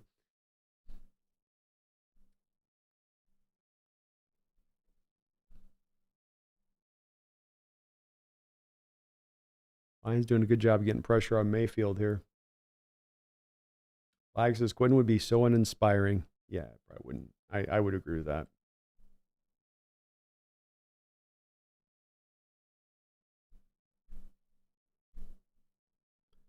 Second down and 10. Buccaneers on the 36. Run here up the middle. Looked like almost a false start there. Buccaneers looking for it as well. Garth Knight in the house. What's up, Garth? Good to see you, brother. Hope you're doing well on this Sunday. Thank you for the $5 donation. I'd like to see Jody and Pete have a Steiner-Billy Martin relationship with multiple hires and fires. That would be exciting. Go through the good coaches, the bad coaches, some more good coaches, maybe some awful coaches. Yeah, the Billy Martin Steinbrenner relationship was awesome. Billy Martin, one of the most colorful coaches in any sport we've ever seen. Oof. Baker maybe feeling a little bit of the pressure there, a little too quick there. I think his clock got sped up a bit. He kind of shakes his own head. He knows it. He needed to give that route a little bit more time to develop. Lions defense holds up, though. Oh, yeah, he had a guy bearing down. Quick pressure again there on Baker. He did good on a couple plays ago and getting the throw off accurately. It's going to be hard to do on that throw, though, where he's got to hit the slant. And the Buccaneers are going to try a very long field goal here. 50-yarder. Snaps down, kicks up. Oh, off the upright. No good. So still 3-10. I'd almost look at going for that. That's a 50-yarder. I guess you got to trust your kicker to hit a 50-yarder, right? I don't know, though. Against this Lions offense, I might feel like I got to, if not, try to still control the rest of this. Because if you do get the first, you have a chance to control the whole rest of the clock through this half. Where even if you give the field goal, they have an opportunity with 2:24 and 3 timeouts to come right up the field on you and just take the field goal right back. I kind of like going for that there instead of that. Immortal EOTech says, go, Dave Canales. Come on, Dave. Yeah, Flag Laporta is awesome. I thought he'd be a good tight end in this league. I didn't expect him to be this good. Brian says, I think Quinn stays in Dallas now that McCarthy's staying. DQ, next head coach when JJ fires McCarthy. We've always thought that that's maybe a potential, carrot that's kind of being dangled in front of Quinn. Because, there's rumors too that he'd kind of like to be the head coach there, I've heard. So that might track. That might very well track this offseason, Brian. Especially as a guy that has said that he's trying to wait or seems to want to be waiting for the right particular hire in particular, And Guard, thank you for the $5 donation. I hope we don't do the Steinbrenner, Billy Martin type hires. Arturo says, please hire Raheem Morris. Oh, big Raheem Morris. You got to sell me on Raheem Morris, man. Big Salty, sorry, that one. Mick Frewer, I was so sad that the Packers choked that game. That's pretty bad when the coach says some of the things that LaFleur said about his kicker. They should probably get a new kicker. Yeah, it's never a good look, as we learned with Moore, when a coach throws a kicker under the bus. As the average fan will just come back to your coach and say, don't make it come down to your kicker. And that's what I'm saying about that point there at that spot in the game. That's where you learn a bit about a team's mentality and how they're built and how much confidence they have in themselves. And he's going down there in the rain. Let's remember this. In the pouring rain, he's asking his kicker to try to make this kick. And it's not your typical 40-yard kick then at that point. So you go down at that point driving and you go, want to just try to be conservative here, bleed clock, get ourselves relatively close enough for a field goal and call it a day? Or do we want to try to get down here and actually go and win this game?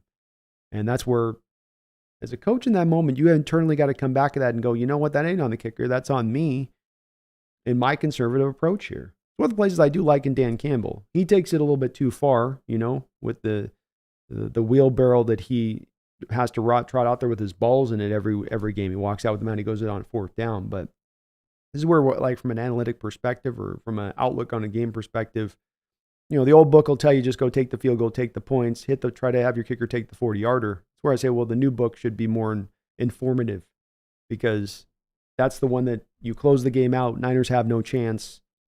There is no flip side to that now, On top of the fact you're able to burn a lot more of the clock potentially down that point. I don't know, they had their chance. They had their chance. Choked, kind of more of a proper term on this, I'd say, yeah. Immortal EOTech, location matters too. Some people would rather live in LA than Seattle. Yeah, that's true. I can't deny the weather aspect of it, Immortal EOTech. That would certainly be a place that we couldn't compare. The one thing I'll say as a flip side to that, though, is that then you also get the lack of necessarily the voracious fandom that you would get in Seattle. Do the Chargers even have a local fan base in LA, really? Is it all still just in San Diego, really? And are all of those people still riding with Chargers now that they left their city? I know I'm not riding with the Oklahoma City Thunder. So that'd be another part of it too. But I guess like you say, it does come down to what sort of matters to you most as a coach, or what are the things you hold in highest regards. For some, this might matter. For some, this thing matters, Depends on the guy.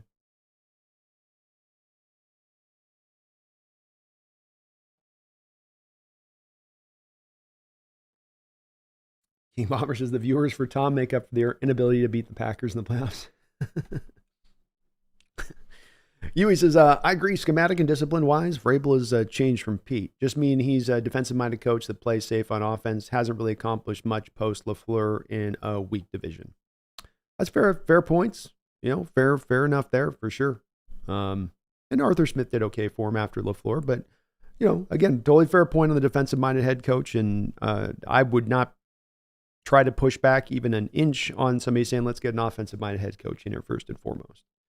I'm a believer in it. I'm definitely preaching in the choir on that one with, it is in your fashion. There are those, I guess I just look in Vrabel with me, and part of it's just doing the deep dive I'm doing now. So maybe it's just kind of being a, victim of the moment and, in looking at him a bit deeper here, but just again to him coming back to a little bit more of the certainty item that you get with a Harbaugh type in, I don't know what I get in Ben Johnson. I don't know what I get in Slowick. But I do know what I'm going to get with Vrabel coming in the door. And even in Pete, I would argue at the end, I didn't necessarily know exactly what I was going to get with Pete on the good side of things. Because even some of the time and tested and true things at the end there weren't there at the end there at all. But again, not in disagreement on this one. Certainly offensive-minded coaches where my preference is as well.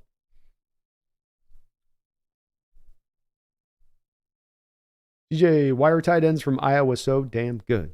Kittle, Hawkinson, Laporta, Dallas Clark, even Fant's all right.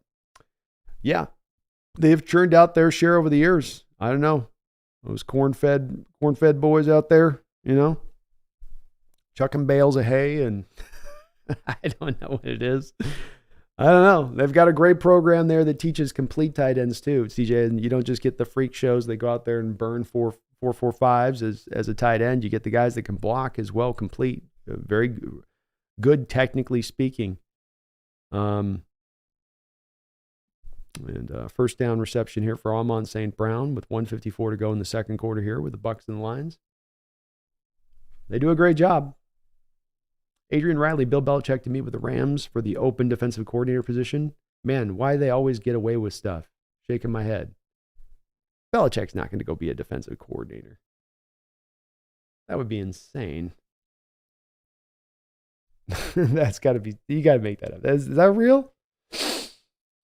Big Salty, I don't know, man. John has one chance, and if they don't get their guy, he's going to roll the dice on somebody they didn't want. Maybe he just says, screw it, and bring back Pete for one more year.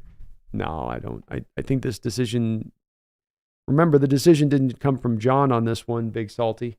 This decision came from Jody Allen. So Jody's not going to come back and be like, okay, you can't find anybody good, I'll bring back Pete. There's no chance on Pete coming back. We got to put that one away. King, I feel there's a multitude of directions we can end up with, but one process I love the most, and if that happens, we really can be a true threat in 2025. I love it, man. Patrick says, Fant's good. He just hasn't been used correctly here. Yeah, especially when we have a penchant to ignore the middle of the field. You kind of are going to have a hard time to get great tight end production if you just don't throw to the middle of the field. It tends to be a bit of an impediment. Always Compete says, let's all agree to not hire someone who was just fired. Well, I guess when it comes to a guy, I'd be like that for the most part, but when it comes to a guy like Vrabel, I don't know that he was fired because he did a bad job, or that that was more about, him and the general manager, him in the front office, doesn't seem like they were seeing eye to eye on the outlook of it. And quite frankly, when you look at some of the general manager's decisions there in recent years, Frank Ragnow down holding his knee, Elijah Cansey with a sack. Elijah Cansey continues to show you why this kid was so good coming out.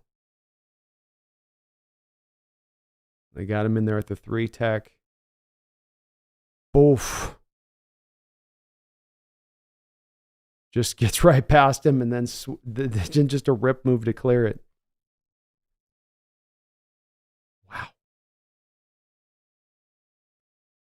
Wow. But yeah, for the most part, I'd agree with you on that. Always Compete. But when it comes to Vrabel, it's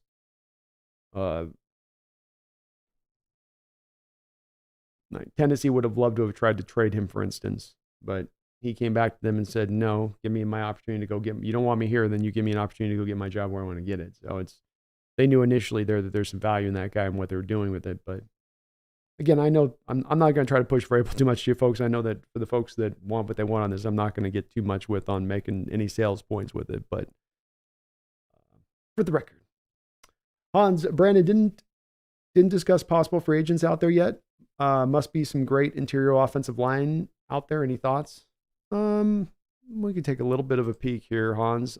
I'm a little bit hesitant on that usually to do much with the free agent stuff quite yet at this point, because we've got to get to the point where we know the three items: franchise tags, transition tags, and contract extensions, and even trades. I guess it's four things. So there's kind of four items that you have to kind of wait on to see where they really fully turn to have a good understanding for that. If we look at initially right now, guard, it's okay. Connor Williams is kind of the guy that stands out to me as kind of a guard center type. You might take a look at it out there in Miami. He could be interesting.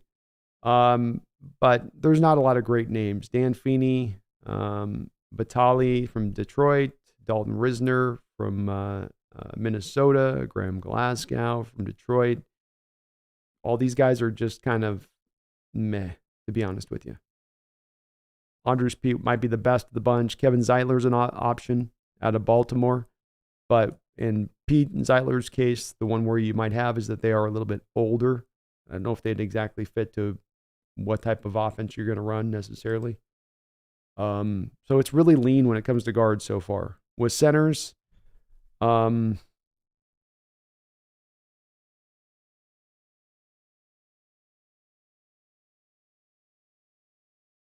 yeah, there's really nothing there with centers.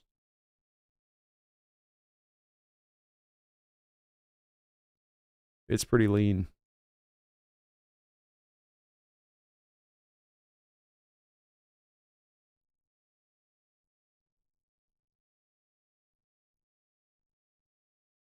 I mean, Connor Williams, like I said, is the guy guard and center option, and then Andre James, Aaron Brewer, Lucas Patrick, Nick Allergetti, Tyler Shantley, or like Tyler Shidley. No, I'm kidding.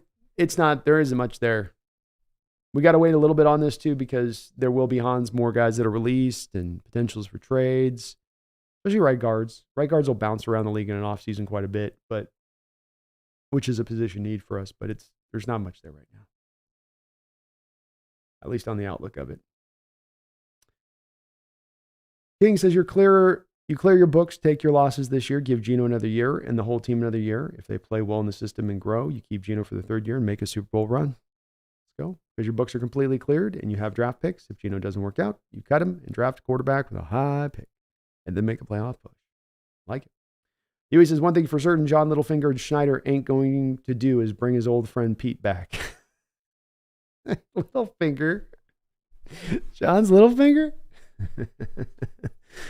All right, the Buccaneers, 1:28 to go on the clock here, taking over from deep in their territory. Quick run for 11 yards by Rachaad White. Get him up to the 20-yard line. Clock's ticking. Bucs 3 timeouts still on the board here. Down 3-10. And an opportunity here to tie it up here before half. Dropping back to throw. Baker rips it over the side. Can't quite complete it there, Mike. Oh, hand grenade, Matt and Nagy. No. John Lee, how much should we pay Bobby for next year? I want Bobby retiring a Hawk. I do too. And considering, Sean, we're going to need to get a couple of middle linebackers or a middle and a will. Bringing Bobby back might not be the worst thing because it's hard to find both those two in one off season. Incomplete pass there. Third down. And no, he got the completion in there. Nice job, Baker, fitting that ball in there. Tight little window. Boy, that thing was one-handed catch. Nice job by Palmer. Hit him in the face mask and then reeled it in off the face mask. 42 seconds to go. Baker with the keeper. Up the field there for a first down. 35 seconds. Bucs take their first time out. Sean, we're going to probably pay him like $6 or $7 million on a 1-year deal if he comes back, something like that. 2025 sounds good to me, King. I'm okay with your approach completely with that. Herbicide says it's weird to think I'm older than the person I want as a head coach. It is a little strange. It's those little things like that as you start to. I'm running through that same thing now myself. Misfit says, imagine drafting Trayvon Walker over Aiden Hutchinson. Well, maybe you might understand a little bit more now why Harbaugh didn't like Trent Baalke. Because who was the general manager for the Jaguars that made that decision? Trent Baalke.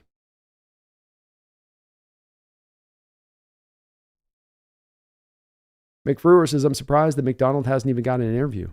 I thought he did. Could be wrong on that.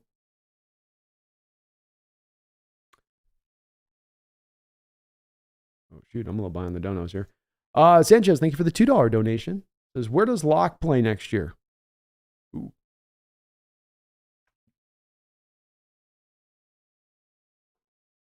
Mike Evans with the catch and run. First down. Where does Locke play next year?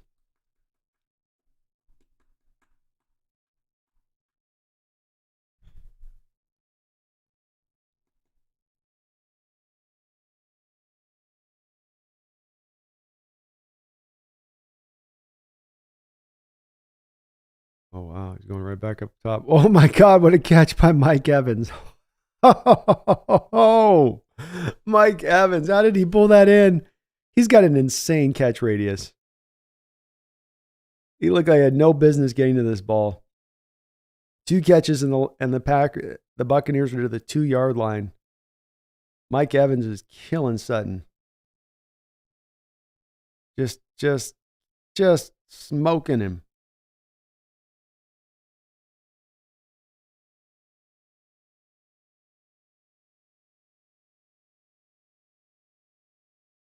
Beautiful throw by Baker Mayfield. Boy, did he put that ball in just the right spot. Mike Evans just continues to be a beast. But that's why if you'd listened to me at the start of the show, you would have had Mike Evans down for how many? Well, he had 8.5 targets. How are we looking so far on that one? Not too shabby. Not too shabby. Where's he at right now? So he's already at 7 targets. So I just need Mike Evans with 2 more targets on the front side of that first one, looking good. I'm going to put Drew Lock Sanchez with the Atlanta Falcons backing up Russell Wilson with Bill Belichick as the head coach. There's my bold prediction for you on that one, Sanchez. He's going to have to go to somewhere where he can be paid like a decent backup who has a chance to get on the field. I think with us, we're going to go more rookie quarterback and try to go cheaper at the position. So I don't think that that's going to be here. Could be like a Chicago backing up Caleb Williams. Though I think Chicago's got Badgett there, so they're okay on their backup. And technically even the Falcons have Ritter there still.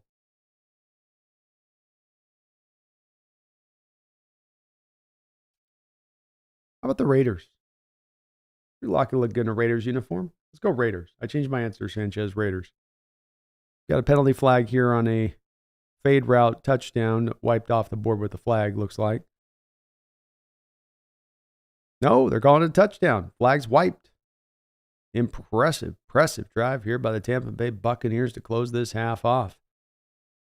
Little wheel route there from Cade Otton, isn't Cade a former UW guy? Touchdown. 10-10. Let's go.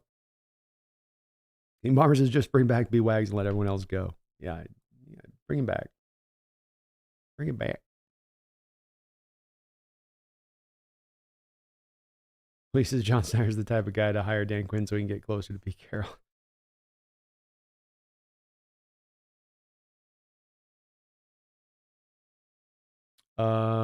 Please back when you resign Leonard Williams, cut Jamal and Diggs. I think that's what's going to happen. Yeah, Hans, you got to re-sign Leonard Williams. They're hard to find, man. These good, like you say, good defense tackles are tough to find.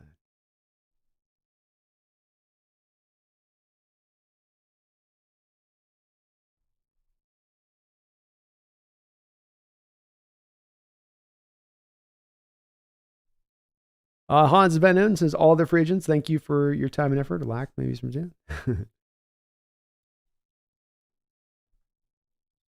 Who says, I bring back Jackson? Do we have Trey Brown for one more year? You do have one more year of club control of Trey Brown. I don't know if you're going to be able to bring back Jackson. He might have done enough after this year to catch a zone team out there that likes what they've seen from him.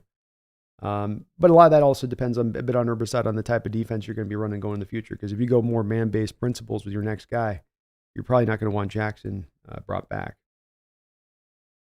Brian says, impossible to predict these free agent moves without knowing the coaching staff. Exactly.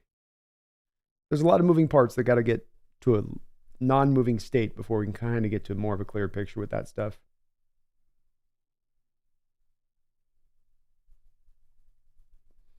Holy Hand Grenade, thank you for gifting out membership on the channel. King Bomber, you were the recipient of it. So congratulations to you. I appreciate you for doing that, Holy Hand Grenade. Very, very, very kind of you for that.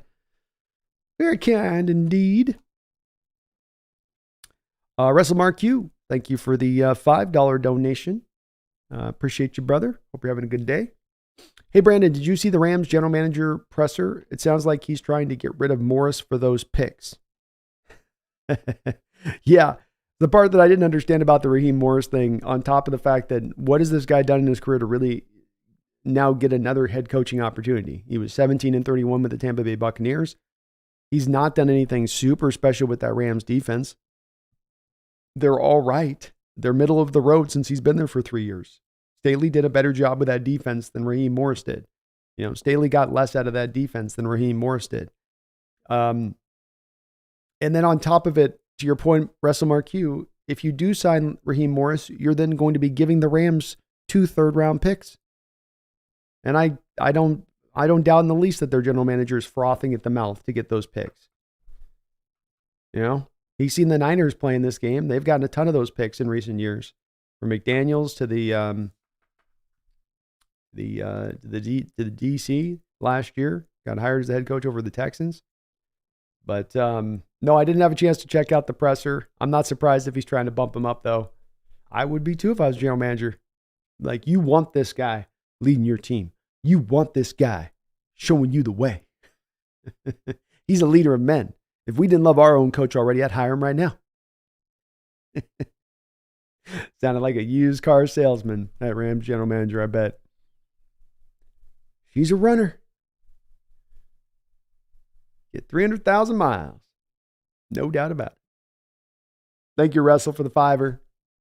I'm not surprised. Nicholas Newton, thank you for the $2 donation. Says, B, your thoughts on the Seahawks back to a 4-3-D? I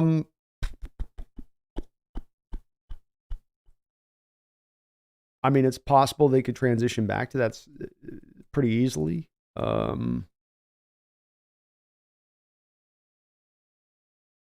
I don't know as much about how Uchenna is going to be with putting his hand in the dirt, because he has been standing up, I think, going back to even his USC days. And then when you look at Boye Mafe, is he a guy that's, hand in the dirt? Hall can do the hand in the dirt stuff, so that's not a problem with him. You have the personnel to be able to do it. You do. I think that where I'm a little hesitant to do it, and one of the reasons I really like going to more of the 3-4 base concepts, Nicholas, is the 4-3 gets you into kind of a predictive state where you now know, because you have one less guy as a linebacker, one less guy in the back end. I know in coverage a little bit more from a predictable standpoint where you're going to be post-snap. It's heavily reliant on the front four to generate the pass rush. And then if your front four there isn't in place to generate said pass rush, then you're just basically kind of doomed at that point. So that's where I wanted to drive a little more to the 3-4, because it allows you to be more multiple. It allows you to be more aggressive. It opens more of the door up to blitzing and playing more, in my opinion, man-based cover concepts. You see just so much more zone on the back of 4-3. So I mean, it could happen possibly here, Nicholas, but I wouldn't necessarily want to see it happen. I'd like to still drive back in this other fashion with the defenses. And the guys that we are looking at, Gyro, Evero, if they are really looking at him, he'll be multiple. He'll be varied. He's back Fangio. He'll change things up. Graham might be a little bit more cut from that cloth. Garth Knight, thank you for celebrating 15 long months as a Hawks Nest member. As John Schneider said, chaos is a ladder before firing Pete with the cat's paw dagger in his hand, hence little finger. He slid behind Pete and put the dagger up to his throat, and he said, "I told you never to trust me." Love it, Garth. Let's go. Hey, John had to do what he had to do. Okay? He had to do what he had to do. Okay?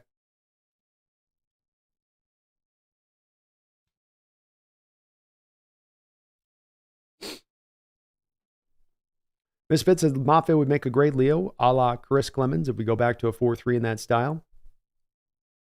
I think he probably could pull it off. Nicholas says, I really hope we go back to 4-3. I think us running the other scheme was ridiculous. Yeah, I mean, we didn't really run another scheme. We sort of ran basically still the 4-man principles. I mean, we weren't really doing that much differently up front as far as things go. The alignment was a little different, but you still end up with 4-man rushers in this last scheme. How much did we really run 3-4? You know, we really didn't commit to that other scheme. I could point to other things like their lack of willingness to go to man-based concepts, their lack of willingness to blitz. It really still was just Carroll's old 4-3 scheme at the end of the day. So, you know, I don't know. I can't go back. I wouldn't want to go back to it myself. Hans, you need character and role models as well when building a team. A bunch of young guys, they end up smoking cigars every game. There you go.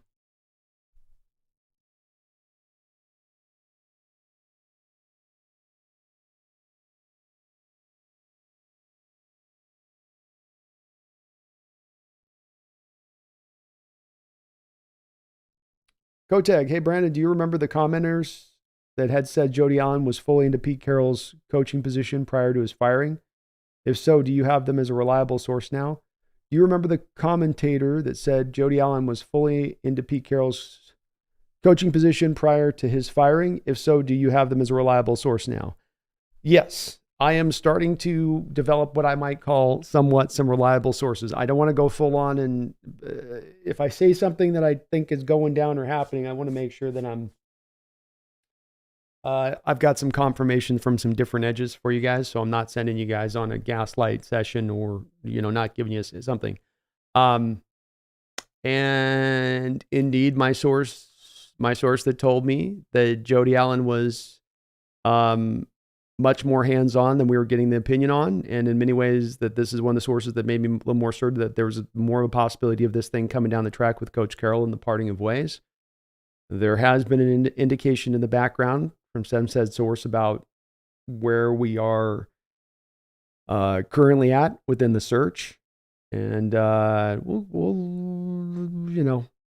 give you guys some of that information as I get a little bit more certainty on where things are with that. This is kind of a new game for me to be playing with this stuff. I don't want to be a newsbreaker. So unless I know for sure, it's still in the rumorville mode of it a little bit. But we may be, to give you guys a hint. I'll give you the guys the old Stone song. I'll give you guys the old Stone song about where maybe the coaching's hire search is at right now for your Hawks, and that is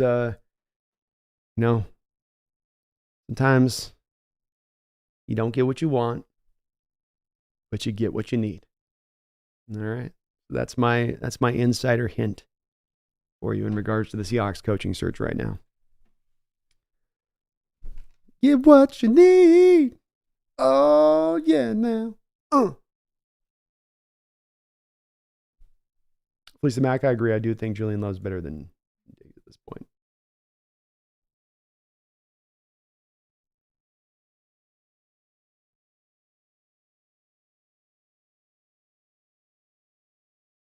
Hard to say the Williams trade was a P move. I think he definitely pushed for it heavily. Always compete. My first pick for head coach is Ben Johnson. He seems like a perfect fit. He's a Southern boy. How much do you think that will figure into his decision? Ooh, could factor in quite a bit. Always compete. I mean, strictly from just getting back to your family. You're in the Pacific Northwest. You're about as far from the South as you can get.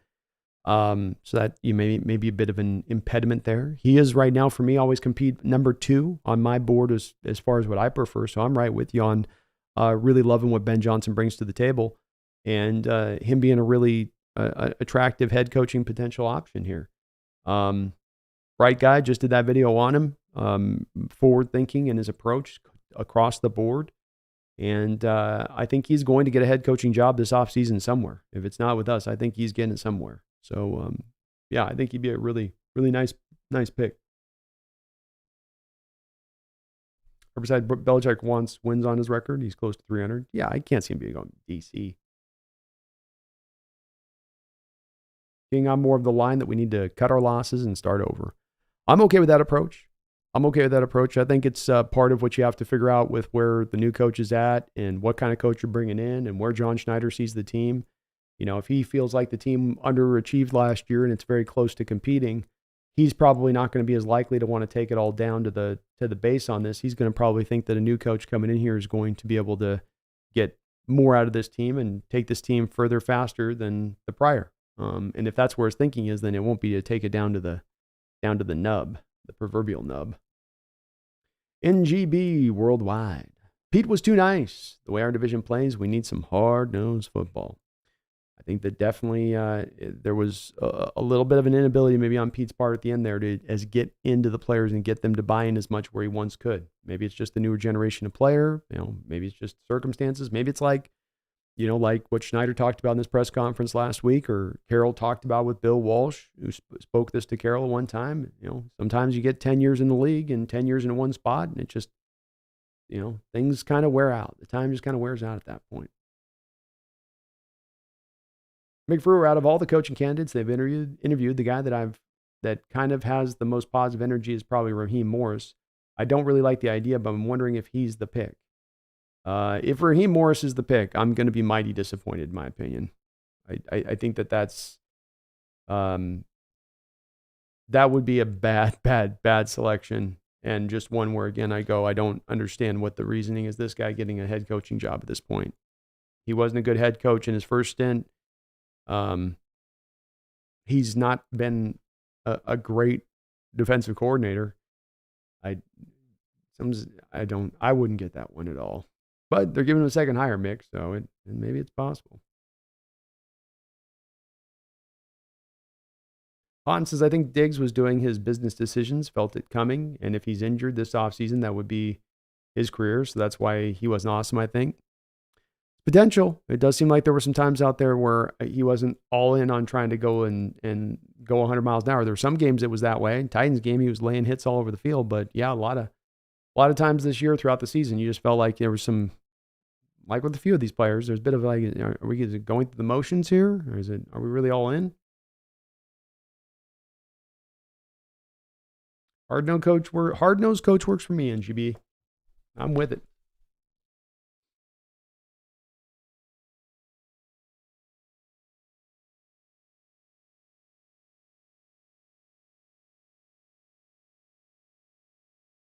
King Zhao, I'd love to get Todd Monken as a sleeper head coach too. Kind of a sleeper option there, but yeah, did a great job yesterday. You had the Texans looking to disrupt a bit of Lamar's process, so they brought the 5-man fronts, which was working on Baltimore early on, and then Monken found some adjustments within that to get around those 5-man pressure looks. And that's just more of what he's done along with Lamar throughout this year, and I think the Ravens are going to the Super Bowl. So we're going to get a good look at Monken here over the next couple of weeks. Not being talked a lot about, but maybe he should be. Hans says, thanks, Brandon, for the inside look. Looks like the draft is, it is. Yeah, saw some potential there. And then with our rookies, we must be good. The line is really looking nice right now for the draft as it's setting up. If to go that route instead of going with the vet, Hans. And I'd be open, Hans, to looking at the vet if there was just some better options out there. But my goodness, it is a It just goes to show you it's much like the defensive tackle position. It's you get the offensive linemen; these are valuable. You got to put the investment in them to get one. You're not going to just find them kind of growing out there in free agency, easy peasy. So you got to kind of make a little bit more of the buy-in to them. But man, there's so many good ones in this draft, and I just look again into that. You trade back in the first round, you land yourself at 25, find a way to get yourself back into the second round. You're staring right down the barrel of 3 guys in the top 50 who all you like. Cooper Bebe, Graham Barton, Troy Fontanu. Hell, even if you want to go to Jackson Powers at that point and pull the trigger there on that particular one instead and just hit your center position up hard. You do any of those moves, and I think that they would all make a lot of sense at that point. And they would improve your offensive line. And I think it would improve your offensive line immediately. Look at what, for instance, the guy that the Rams took last year, I think in the second, Avila, the kid that they took in the second round last year, came in there and played pretty solid ball for them right from the jump.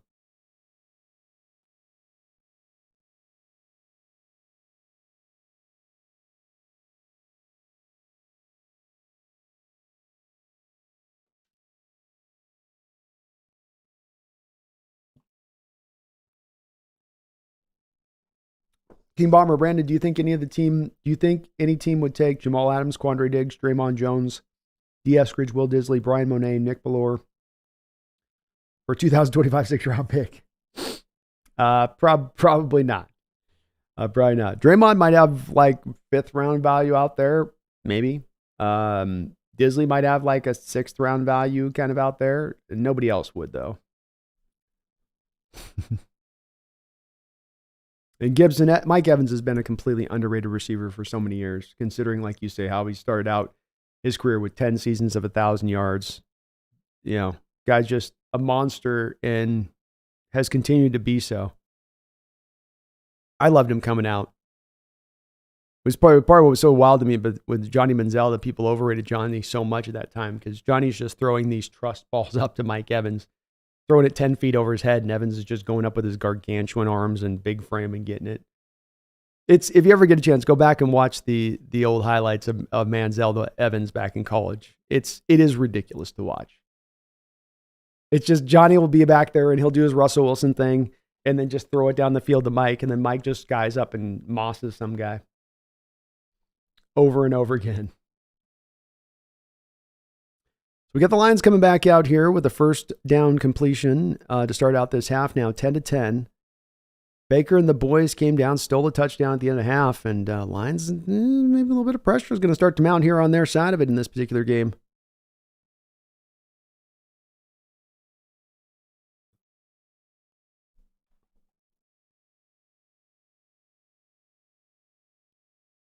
Run up the middle for 5 or 6 yards. I think, too, it's King Bomber, I think, or Misfit. Yeah, Ben Johnson's probably got some adjustments to make halftime-wise.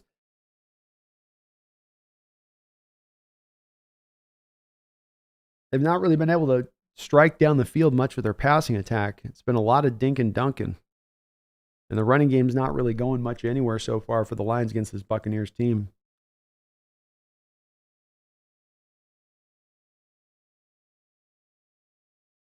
Pistol look here for Baker.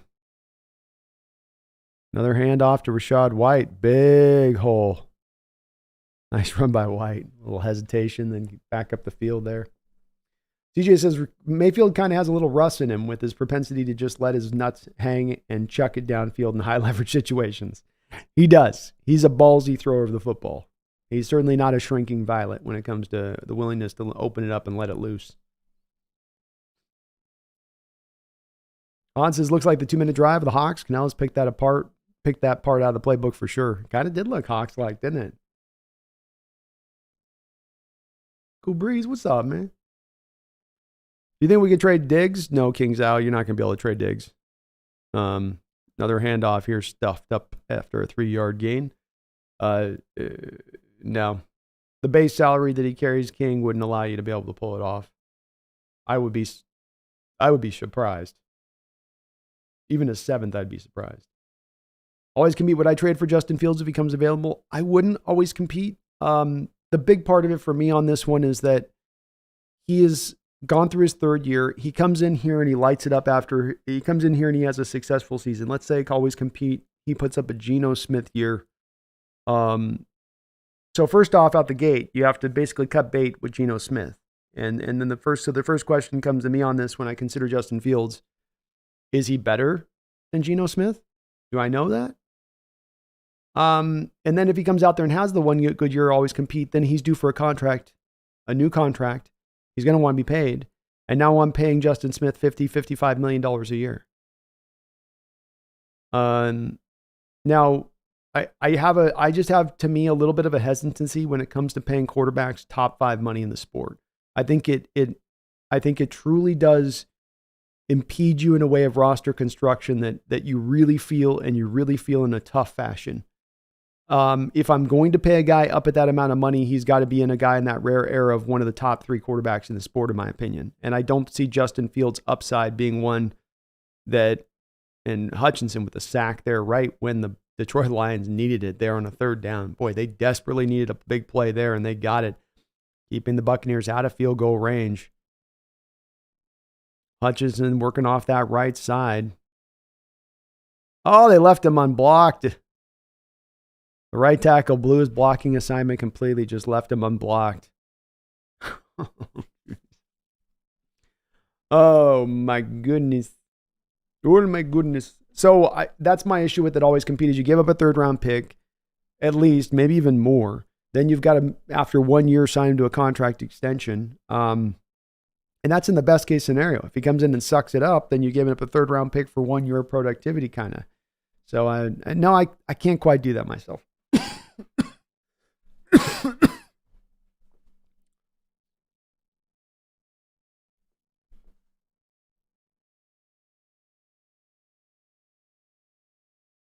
King Bomber, by the way, are we eligible for comp picks if Hurt gets hired as the defensive coordinator, or is it only as a head coach? I believe it's only as a head coach. And yeah, Herbicide, I think the Bears are going to end up with probably a late 2nd for Fields. They'll get some sub-playoff team willing to trade for him. Maybe us.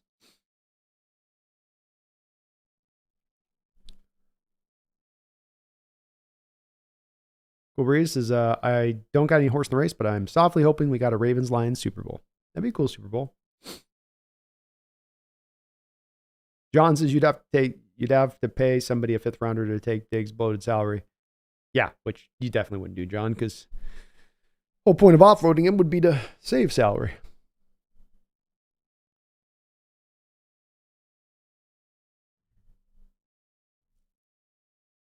Yeah, King Zhao, that's the thing, though, is I think that the point of moving off of Diggs is to save the salary. So you save $10 million by cutting him.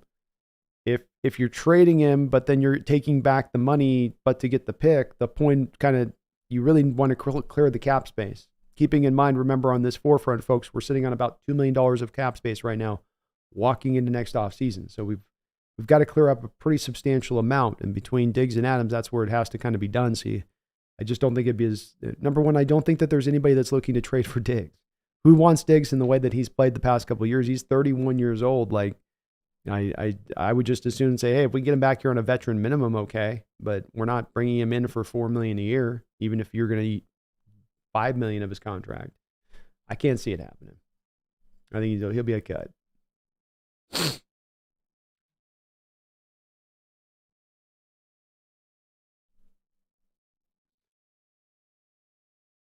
It doesn't hurt, King Dell, you're right. It doesn't hurt to explore. I'm open to seeing what you can try to make do out there with him. You know, if there's a team that wants to take him, sure. But if you're asking me to predict whether that's really probably plausible, I would say it's probably not very plausible.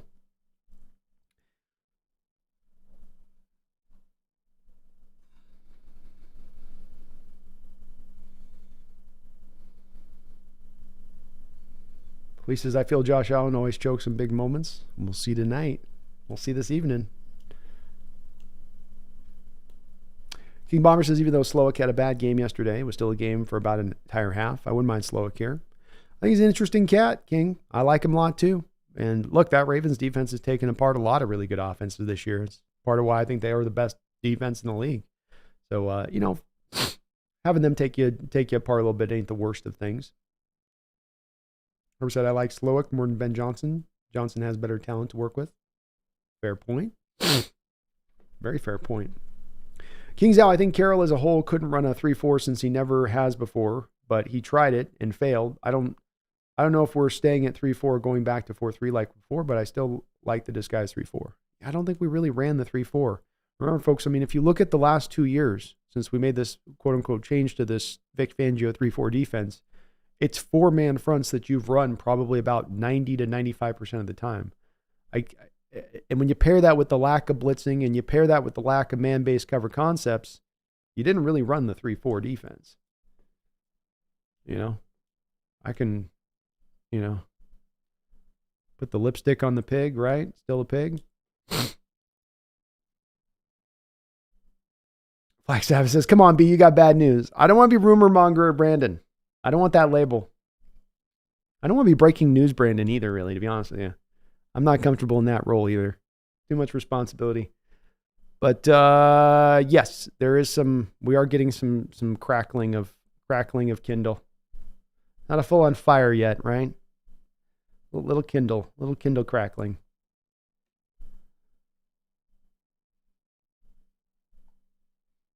Money Rich, I like to see the Lions face the 49ers, but at the same time, I'd like the Seahawks to interview Ben Johnson sooner rather than later. That's a fair point. Gibson says, I like Andy Reid, but I feel for Buffalo due to their recent failures. I think Buffalo can get it done for some reason today. It does feel like today this is the year to maybe they could do it.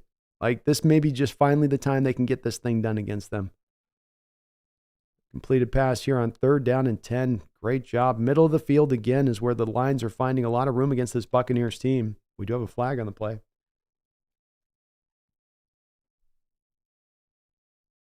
Oh, it's on the Lions. Flag says, I heard some rumors of Johnson to DC. Were more smoke than fire. That's what I was hearing too. It was initially there was the certain connection because he really has got a fondness for Peters, the general manager, that they have a pretty close friendship, and that there was going to be like a package deal between the two of them in the way that this was initially thought. That's cooled a little bit, though. That seemingly has cooled just a little bit. Mick says, it's good to see Ryan Neal playing in this game. I wish we could have kept him around. He was really good for us when we were playing him. Yeah, they got him. We got him on the field right now, but 3rd and 17 here. Goff's just going to throw this out to Laporta. We'll get chopped on down there. Kevin says, don't fall for the cowboy victim talk and don't let Jimmy Johnson scold us. Huey says, that's B-Wave saying Vrabel is the guy. He's the safe hire, provides stability and experience. If he brings Arthur Smith as OC, that eliminates the problem of having OC hired away after the Atlanta disaster. Huey, he was picking apart. He was trying to read in. It was simply a song lyric, Huey. It was way too vague to know what the meaning was. Way too vague. Tribe says the Rams were the better team. Packers were the better team. It's all rigged. Jordan, thank you for the $5 donation. I appreciate you for that, Jordan. As bad as the Niners looked yesterday, that was such a bad read by Love on basically a solid game. I don't see the Lions or Bucks beating them. No, I don't either, especially because I think that in a lot of ways, the Packers kind of got a favor there with the rain, and that definitely, I think, kind of reduced down Brock Purdy's effectiveness tremendously at that point and gave them a bit more of the level and play field. It was a surprise to me, too, in watching Love play so smart and under control throughout that whole entire game and being really on most of his P's and Q's. He was so comfortable with his reads in the pocket and seeing what the Niners were doing across from him and feeling very comfortable in it. He was throwing with poise and gutsiness at times. That one touchdown throw where he threw it off to the edge there and just trusted his guy to get out to the edge in that right spot, the right time. And that throw's got just such a small opening there to get that throw in there. But then at that moment, 2-minute drill rolling out, decision making, and he had a shot. He had a shot.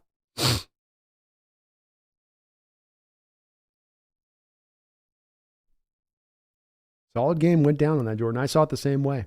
And I feel the same way. I don't think the Bucs or Lions are taking this Niner team down. Thank you, man, for the donation. I appreciate you for that. Sanchez, thank you for the $2 donation. The Super Bowl is going to be lame. Ravens rolling. they're just kind of a monster. They built themselves up into a monster this year, and I don't know how you stop them. I mean, I don't know. It's, Lamar has had the whole lack of playoff success in the past, but this year was going to be different. Specifically, just take one little thing about yesterday. Lamar has turned more into a quarterback, going through reads, becoming a little more traditional in how he's playing the position, less like the running back. So when you had him playing like the running back before, if you got him into a playoff game, you would stick the spy on him all game. You'd say, keep the spy right down here, keep it on him. That's where we want it. Did you guys notice how yesterday there was a lot of that game where Texans were not having the spy on Lamar? Because he's been playing the quarterback position like traditionally a quarterback needs to play it, going through reads. So if you pull that spy in, you're taking one guy away out of the coverages. There's going to be some bigger holes there for that quarterback to go out through and attack. And so now when you have a quarterback like doing what he's doing and playing in this way and putting those defenses into such a pickle at that point, but choosing between quarterback spy or not, and it's especially hard now because it's not regular season where Lamar's thinking about preserving his body and thinking about, well, I've got a long year. I've got to make sure I'm not getting beat up too much because I get worn down over a long year. He's preserved his body. He's not ran as much. So now he's fresher and now he can go buck wild in the playoffs when it comes to running the ball. So now that lack of quarterback spy, as we saw with them yesterday with the Texans, that lack of that spy, now he can start to run. And now there doesn't feel like a whole hell of a lot you could do on defense against him at that point. Then you flip it over to their defense being maybe the best defense in all of the NFL. I don't know who stops him.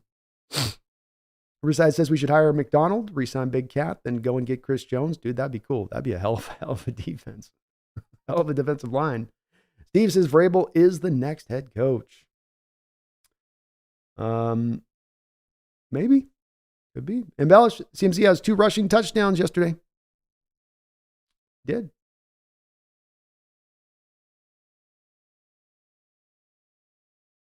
Baker Mayfield 2nd and 14 here. Tries to get it underneath. Knocked away. Nice job. Defense is stepping up here for both sides of the ball here this half.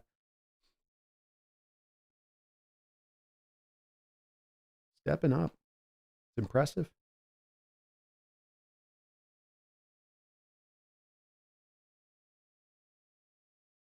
Cooper says, just because the Ravens defense is good doesn't mean it will translate with him as a head coach, but to each his own. No, it's true. It's no guarantee.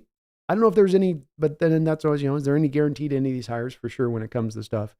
I think the good part that you like about the Ravens defense is when you talk about it translating from a lot of people's perspective, I think it's that he doesn't have that star guy there up front making it all happen, that you can feel the manufacturing within what he's doing. And that he can bring that sense of manufacturing to our defense as well. And that it's not as reliant as having my Bosa type off the edge or my Micah Parsons type off the edge, but it's kind of the sum of the total of the parts a little bit.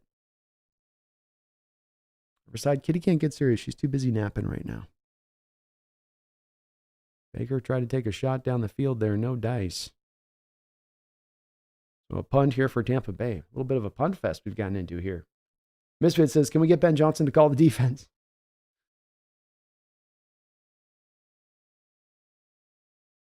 Well, hand grenade, does Mike belong in the Hall of Fame? Which Mike? Mike Holmgren? Yes. Oh, Mike Evans? Yes, absolutely.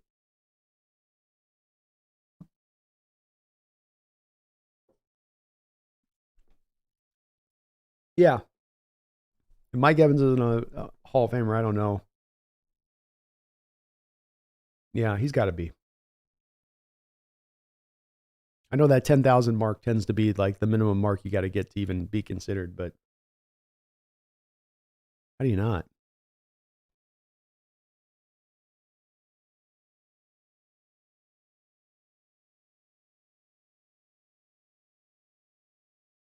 Nicholas is why the F is nobody ever blocking Hutchinson. What the F?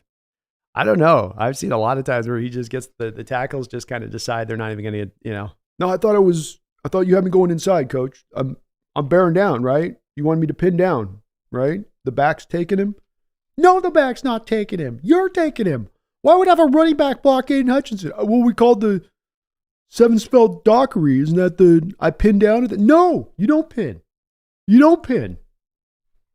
You block their most lethal pass rusher, tackle. That's what you do.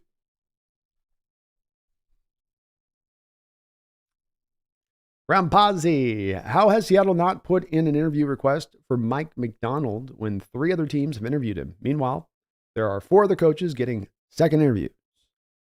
They don't seem to have him on the radar at this point, Rampazzi, strangely enough. I don't know why. I would have thought as well that would have been a consideration for them here. Herbert says, I make great wings. Air fryer, the way to go. I just got an air fryer because I wanted to start baking some chicken breasts in there, something that's easy and easy because I'm such a lazy cook. It's like, let me just throw it in there and make it all happen magically. I'm liking what I'm getting from it so far. I'm digging it.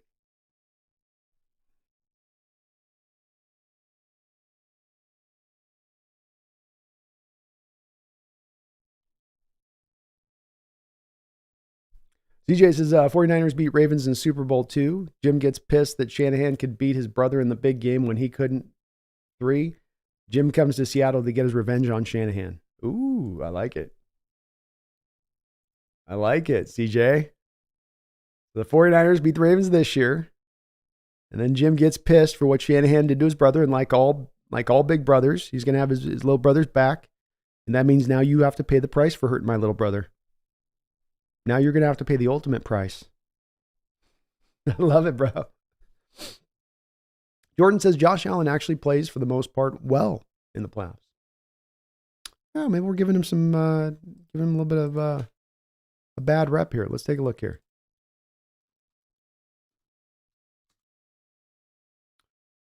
So Josh Allen in the playoffs.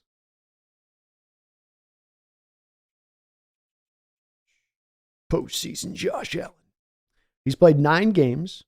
He has a 64% completion percentage. He throws 20 touchdowns, 4 interceptions. To your point, that's pretty good. Pretty good. 101 quarterback rating. Pretty good QBR.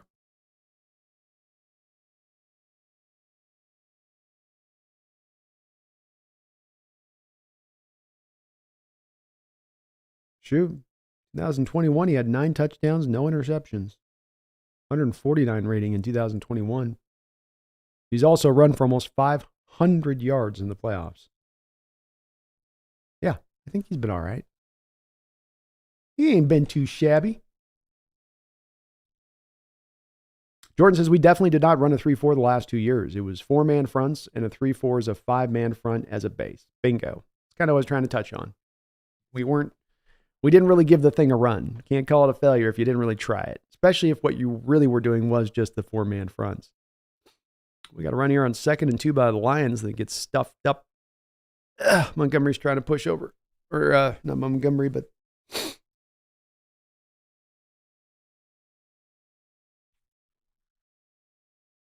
yeah, Montgomery. He's had nowhere to go today.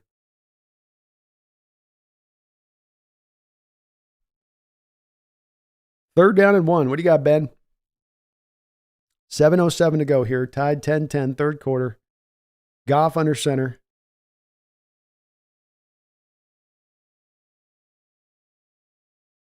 Laporta goes in motion, play action pass. He was looking for Laporta, comes back across. Brilliant play design.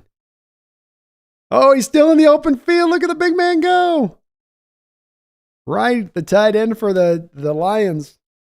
So they have Laporta run. They have him in pre-snap motion. It rolls. They have a slight rollout then from Goff off play, like a fake play action there. And then not even a rollout, just that he's looking to Laporta. And of course, all eyes on the defense in that moment are going to go to Laporta. You've thrown him the ball 7 freaking times in this game already. So you need a yard. You're going to Laporta.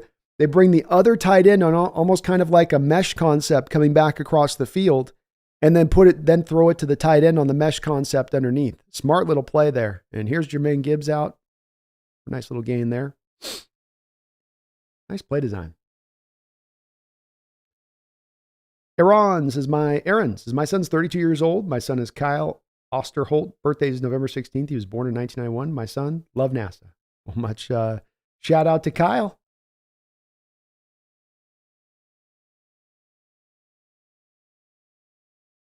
Hans says maybe the second round of interviews is to ask if they would be okay with becoming defensive coordinator if some of them get on the free market. I think that very well could be a bit of an in play here. Good point. To your point, Hans. For instance, they want to go and take a look at, a young offensive-minded coach. Maybe you want to look at going, hey, I know that there's a lot of pressure on you to build your staff. What about this guy? And we've got him willing to come in here, and he could just take that off your plate. And now you can just concentrate on this. Certainly a little bit of what like people did with McVay. If we're looking at Ben Johnson, for instance, that's what you had with McVay coming in there. Is McVay got to come in there, and then he had Wade Phillips handling everything on the defensive side of the ball. So he, as a young offensive head coach, could come in there, really make that his point of concentration, and he didn't have to worry about anything really going on with the defensive side of the ball. It's a good point, Hans. And yeah, definitely could be what's kind of going on here a little bit.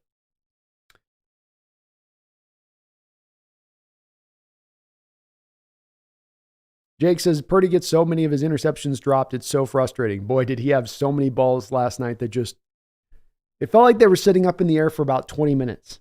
And the defenders, and they would always find green grass to fall into, or the defender would just right off his hands. I mean, Savage, if he makes that one interception early in the game, that might be a pick six right there.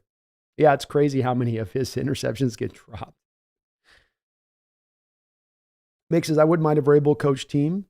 He's no nonsense kind of guy and would hold our players accountable. I guarantee they would tackle a lot better with his physical coaching style. Yeah, that's where I have an exception to my rule when it comes to no defensive coaches, really. It's Mike McDonald would be an exception to that rule because I think he is so dynamic and he is forward thinking and he's pushing defense into place. Few defensive-minded head coaches, I think, are pushing it. Vrabel would be another one of those guys. He's not far off of Mike McDonald in his willingness to be creative. And he will run a versatile scheme that will go back and forth between 4-3 and 3-4. He will change his coverage concepts play after play after play on the back end. He will give you nothing to get a beat on back there at all.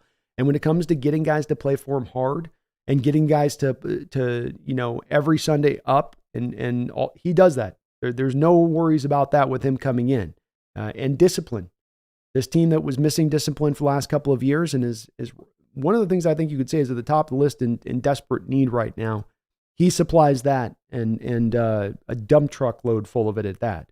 So it does make a lot of sense to it. I'm not a big defensive coach guy. I get the people that say no defensive coach, but there are a couple guys that I do have an exception for on who I go, this guy would be a little different for me though on that. Greg Fields, Greg Kemp. What's up, man, Greg? It's good to see you in the house. Says Justin Fields running read option with K9 would be a crazy combination. And with DK on the outside, you'd have an offense close to Vic in Philly with D-Jack and Shady McCoy.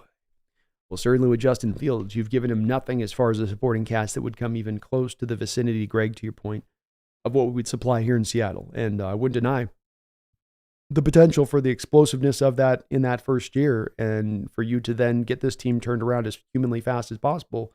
Maybe a guy there in a Justin Fields who can take you to that spot of things. But I just get that getting back into that bucket again where we're paying a quarterback 50, 55 million plus, just, oof, that just, boy, that does sting. That gets tough to pull that.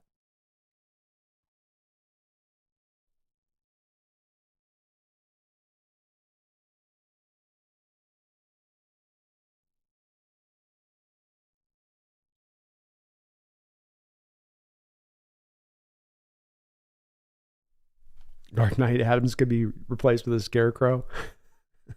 You're not wrong. Ooh, open completion here to Amon St. Brown. He'll get up for a first down reception inside the 10-yard line. Buccaneers driving now. Finally starting to get into this, back into this Buccaneer defense, Lions team. Nice little stack front, little drag route underneath. Nothing fancy, just gets lost in space. Buccaneers don't pick them up. Coming across. Johnson scheming up some easy completions here for Goff on this drive. First and 10 from the 5-yard line. 3 tight end look here for the Lions. Hand off. Montgomery bashing his way inside down to the 1-yard line.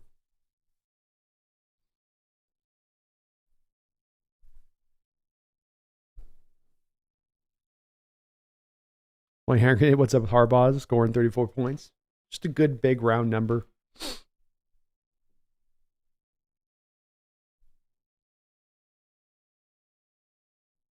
Misfit says, I'm glad John S. stopped trying to juke the system the past 2 drafts and has just drafted good football players. Me too.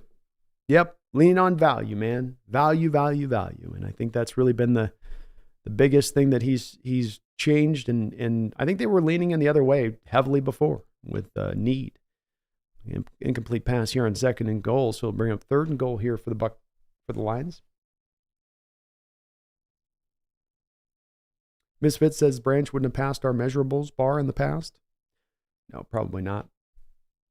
They seem to have gone away in recent years a bit from that bar. You look at even a guy like Witherspoon, who didn't have necessarily their exact dimensions they would like to look for as on arm length, I don't believe, for instance. But that's true, though. All right, 3rd and goal. Goal line formation, play action pass, throwing it up over the top. Oh, could not quite get it to Sam Laporta there. Ryan Neal in coverage. How about Ryan Neal there? Holding up against Sam Laporta. Goff didn't really give him a chance on that throw to go up there and bring that in.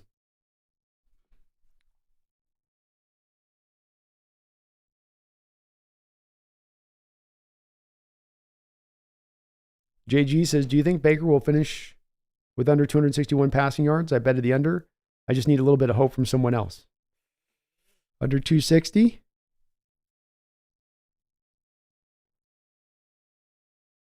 No. Sorry, bro. I would have had you taking the over on that prior to the game. Touchdown Lions. They're down by 7 now, and they're going to have at least 3 possessions. He's already at 200 yards, so he needs 60 yards and 3 possessions. He's going to get 60 and 3, Jay. Sorry, man. Can't lie to you, though. Can't lie to you. Dayline yesterday says, this is why I want Johnson for the Hawks. He showed you a lot on that drive. Smart guy, and he'll got a variety of different ways he can attack you. U2K says Ravens D does have stars. Hamilton's a star. I guess we've settled the McQueen versus Brooks argument. I think that one's been probably settled out at this point. And Hamilton's indeed a star in the back end. I was meaning more into the front 4. There being some, impactful pass rusher. Matabuke had a really good year. Clowney had one of his better years for sure. But I think some of that's also a credit to McDonald and maximizing those guys with the scheme and what they do. But especially in Clowney's case, where a lot of that blitzing then allows Clowney to truly get those one-on-ones, which was a lot of an issue with years with Clowney's. He'd end up on defensive lines where he'd end up highly doubled. And so his production level as far as pressure rates and sacks go would go down a little bit lifted. But you remove that when you get the blitz-heavy nature of the Ravens and giving him those one-on-one opportunities. But no, Hamilton's legit. And Queen's definitely, I think, too. It's having Roquan Smith slide in there next to him really, I think, settled him in fully because he had a lot of the questions that Brooks has had in his game. But at this point, he's the better player. Hans, I don't get it when fans roast a guy who literally broke his body because he put his body out there with little hard hits. With all the hard hits they did, it's not like we're paying the player out of our pocket. No, I mean, I think he's just making jokes. I don't think there's anything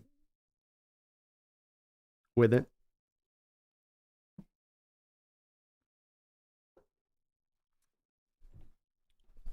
I think also there's a little bit of a reference to it that while I will offer Hans, certainly Adams was diminished by the injuries a bit this year. And I can't blame him for being gun shy when it comes to putting his nose in there at all times. But I also think the reference to Scarecrow is that lack of willingness to put your nose in there at times, which is a fair critique of Jamal last year. And it's understandable. And it's, he's got a reason for that playing as he was playing like that. But that also was what you were seeing from him in his game. And if you're out in the field, whether you've had injuries and you're trying to protect yourself or not, if you're not looking like you're going whole hog, then fans have got a right to, at that point, roast you, I think. Kelton, so many want to define the Niners as Purdy. I hate it. I hate the games being called like that. That's not their identity. No, it's not.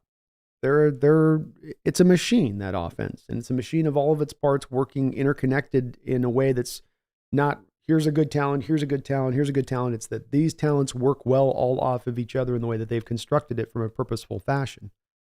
That's much how I look at it. And that's where Purdy success comes from.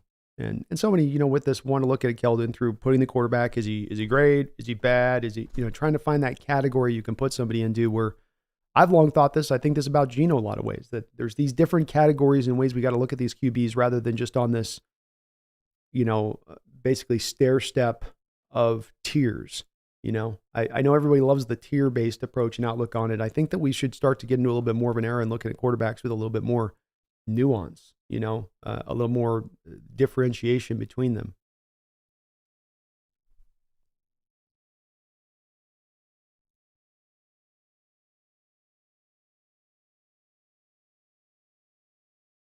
Ugh. Boy, Frank Ragnow is just being an absolute beast on this field. He just had his foot rolled up on for the second time in this game. Man, that's got to hurt.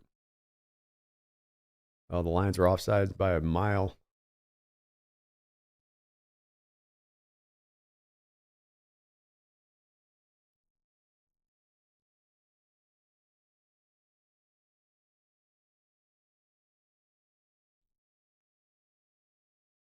Mick says, boy, would I love to see our offense with Johnson calling the plays. Our offense would be so much fun to watch. He would probably also value getting a good O-line, and Geno would have a crazy year. You'd have to think he'd take a little bit of a page from his Lions process here, and hey, they had that line there. We need to get this built here. I think that's also going to be something, Mick, that John just concentrates naturally on. The Packer background is not to overlook the offensive line. It's one of the reasons the Packer teams were good for so many years through Favre and Rodgers' time there was not just the quarterback position, but that you put a line up in front of them that was legitimate. And so I think that that's going to be definitely going to be a point that they're going to lean on this offseason.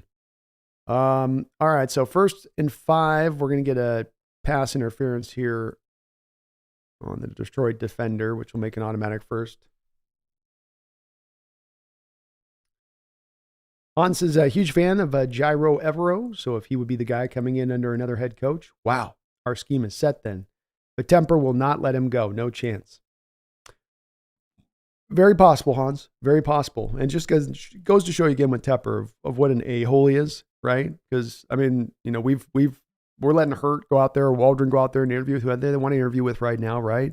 On any kind of jobs they want to interview with. And of course, Tepper, an a-hole is going to be an a-hole, right? And Tepper's an a-hole. He is. And then it's like, what are you going to do, Tepper? You're going to tell your next head coach he gets Evero? Like, what if that next head coach doesn't want that? I don't care. He's getting him. That's what I want. Don't make me throw my drink at you. All right, bro. That's you guys will I'm sure you guys will soon find success with that approach. But yeah, I wouldn't mind Evero at all as a defensive coordinator. He's awesome.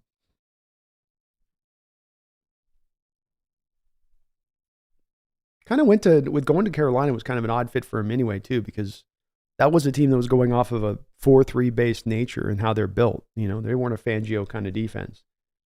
So not finding success there in the first year in Carolina is understood with the personnel that they had. All right, so a 1st and 10 here for Tampa Bay. They are at the 35-yard line, their own territory. Pistol look here for Baker Mayfield. 3:23 to go in this game. Down by 7. What's up, Greg? Jake says, I don't understand the Justin Fields hype. Geno's substantially better and more clutch. There's a reason the Bears want to move on. Yeah, as I've said for many times on this, there's just a lot. I'm not with the Justin Fields thing. There's some excitement factor to it and all that, and he gets brought up a lot to me, Jake. But I do agree with you. It's, I think it's also a little bit of the lack of recognition of what Geno brings to the table here and his potential. And if you took Justin Fields this past year and you put him in the Hawks offense, there's a lot of people might think on the surface of it, oh, well, he would have been better than Geno this year. No, he wouldn't have. Not with having the 28th best pass protection unit in the league, And yeah, I don't think Geno's going to sell people, Jake, at this point. I've learned this pretty clearly that, people stood where they stood with Geno a couple of years ago in most cases. There's a few people that have changed with time I've seen that have warmed up and realized he's a bit better than they had foresaw at that point. But I think the people's opinion and what it was of Geno 2 years ago is still what it is now. And all of your points are fair. I land where you land on this. Stay with Geno. It's easier to just ride with Geno and draft a young quarterback. That makes so much more sense on a lot of different levels. But yeah, it's something that does get brought up a lot. Geno truther here though. Well, me too, Cool Breeze. I am as well. I'm as well. Ooh, Baker almost sacked, gets out away from it, rolls back out. Wow, what a play by Baker there. Yeah, he completed a hell of a pass there. Had a guy right in his kitchen, knocked him backwards, looked like he was going to get sacked, and just found a way to retreat a little bit, extend the play, roll to his right, and then make a very nice throw there. Tight spot there to Cade Otton. Flag Sabbath says, B, you can't leave us hanging with those Tones quotes. Those Stone quotes?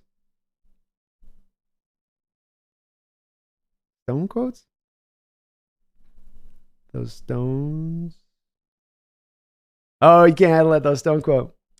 I want to be sure. I don't want to bring any information out until I'm sure. Let me verify my sources. I gotta verify my sources, Flag. I'm no rumor monger. If I give you guys info, I want to make sure I got something solid I can base it upon. So,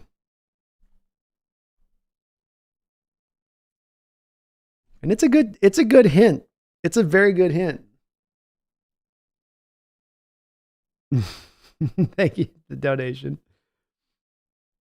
Misfit says, imagine if the Lions had a wide receiver 2 and wide receiver 3. Jamison Williams may develop, but right now it's Reynolds, a replacement player. Agreed. And even Williams, I think, is a little bit restricted still as a receiver. He's kind of just a go guy a little bit right now. Oof. Tough throw there by Manker on the bubble. 2nd and 10. Buccaneers have wound their way quickly down to the Lions side of the field here and deep into their territory. 24 seconds to go in the third quarter. Lions up by 7. But yeah, Misfit, they don't have a lot there on that still even yet. They built more and more. And the more that Ben Johnson's gotten, Misfit, the better this offense has gotten. Oh, you're going to add me Sam Laporta, right? Okay, now we get Williams back in the flow a bit here. Baker and shotgun, 2nd and 10.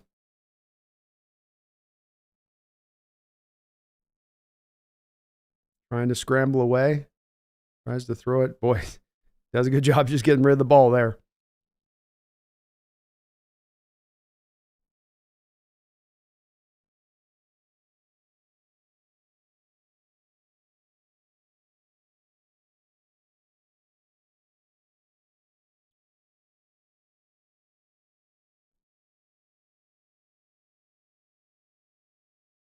Hans says, oh, no worries with the scarecrow with Adams laughing out as well.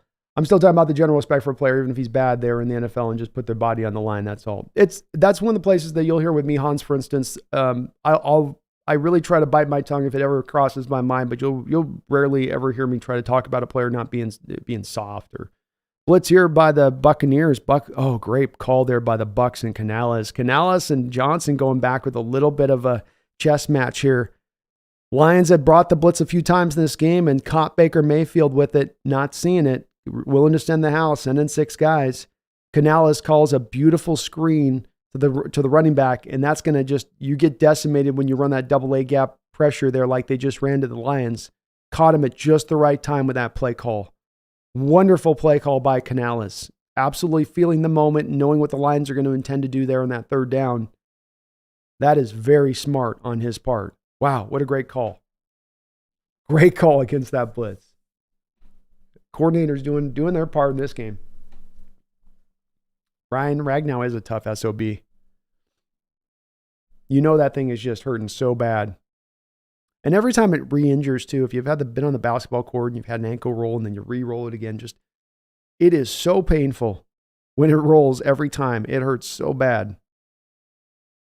Ooh, Baker might have been down there. Lions could have challenged that.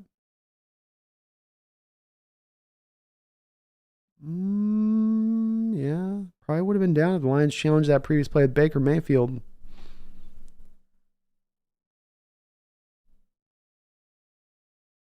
Jake says, who do you think has the better chance of beating the 49ers next week?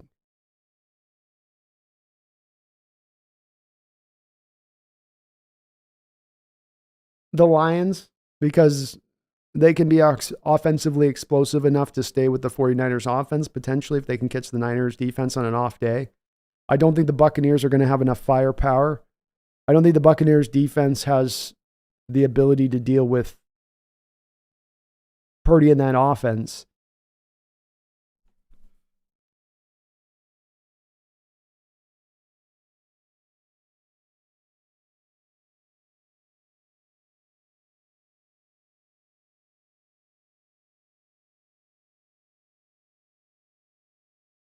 I don't think anybody, I think only like the Ravens. Yeah, I think only really the Ravens are a team that has the potential of holding that 49ers attack. Some of this is based on where Deebo Samuel is going to be with his health, but I don't think they're the only team that would hold that attack under 25 points as we go through the rest of the playoffs.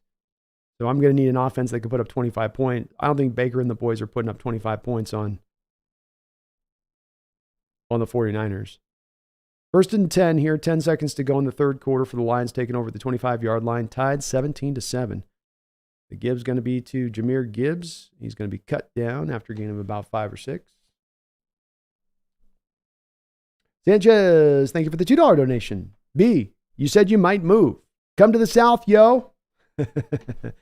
I am looking to get to warmer territories. The problem with the South, Sanchez, is I'm a little bit of a sweater. Okay. I get it from my dad. It's when it starts to get really hot, it's just, turn on the sprinkler systems. So you start getting me in the South with your guys' humidity in the summertime, and I'm going to be pretty much in a miserable state for a lot of the time. I'm looking at right now, maybe getting down to San Diego. San Diego is becoming a bit of a front runner for me. I'm kind of getting tired of the winters. I'm kind of ready to be warm. I'm ready for sunshine again. I think I might be leaning a little bit more towards the San Diego area, down there. My brother, we might get my whole family kind of down near. They're absent, maybe my dad, and kind of looking forward to doing something like that. I do the South, Sanchez. I love the whole. You guys got such a warm, kind of friendly thing going down there. It's a very inviting place. I'd love them Southern bells. Hey, how you doing, Brandon? How you doing, Brandon? Want some of my Southern cooking? Yes, I will have some of that Southern cooking. But the humidity would just knock me out. I can't be walking everywhere with sweat stains underneath my shirt 24/7. I couldn't pull that off. I thought about it. I got a buddy who's trying to get to go live in Florida. Hans, that play was one from last year, the rollout to the tight end on the flat, so that's why it's gone this year. Ooh. Juicy call on his part, because all the eyes of the defense are going to Laporta there. You bring that other tight end back underneath. Baker's playing a good game, Herbicide. He's just more solidifying the type of season he's had this year. And I'm not a big Baker guy. King says, regardless if you like Geno or not, drafting quarterback and making him sit behind Geno is 100% the move. 100%. Yes, sir. Yes, sir. All pro K. Dotton. That's right.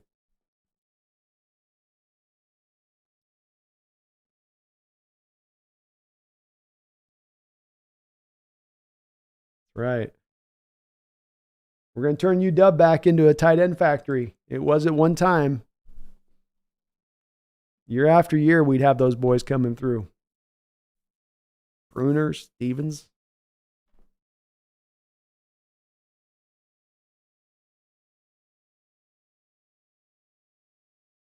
Cool Breeze says, I'm a certified Baker hater, so I'm preying on his downfall like usual. I don't think he's very good. I still don't think he's very good, but I'm with you. I'm kind of a Baker hater. He's making me look bad right now.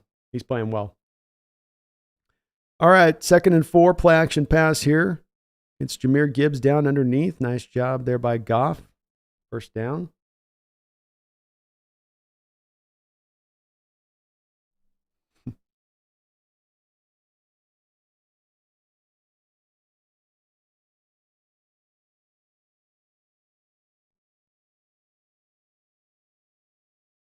Canales en fuego. 1st and 10 here. Empty look for the Lions.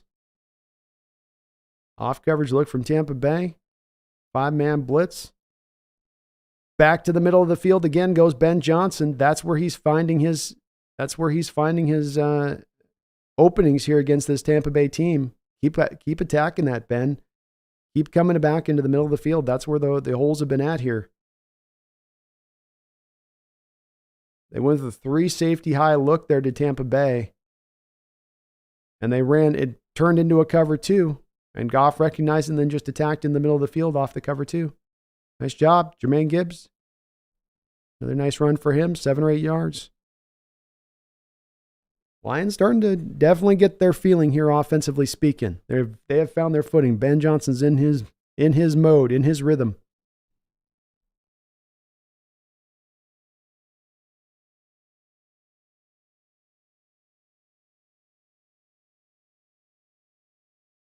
Second and 2.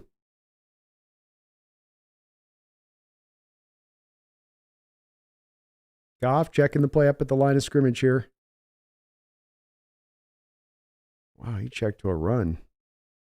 And smartly so, Jahmyr Gibbs in the open field now. Jahmyr Gibbs might get down in the end zone. He does. Jahmyr with the most low-key run you ever seen as far as going down. I got this. He just put it in cruise control halfway through that run because he knew he had the touchdown run. And Gibbs making it happen. Nice job there by Gibbs. So, folks, if you've taken my betting advice at the rip here, let's see. We had Jahmyr Gibbs with more than 77.5 yards rushing and receiving. He has now crossed that line, so we're good on the first one. And then on the second one with Mike Evans, 8.5 targets. Mike Evans is at 9 targets, so we're looking good there. I need 7.5 receptions to Amon St. Brown, and that's the one where we are not good on. We are at 5 catches, so Amon still needs 2 catches. 3 catches, technically, to hit my spot, but not looking too bad so far on some of these. Sanchez, thank you for the $10 donation. I liked Locke, but this year showed the difference between the two. Doesn't cover the cost differential. Draft a quarterback, roll with Geno, and I'm officially retiring. Put in Locke. Don't say it so, Sanchez. Don't say it so. You retire and put in Locke? Single tear drip falls sadly off my face, hits the table. That's sad to hear. I love to put in Locke. I love to put in Locke, Sanchez. And yeah, look, I think we saw the difference between those two guys last year. It's not to say that Drew isn't got a lot of talent or a lot of ability or even some upside to his game, or that he could eventually rise to the place where Geno is currently at. But he's just not right now where Geno exactly is at. Maybe not far, but not there. And as you say, the cost differential is the part that cannot be overlooked in the respect of it's $17, $18 million of dead money to move off of Geno this offseason.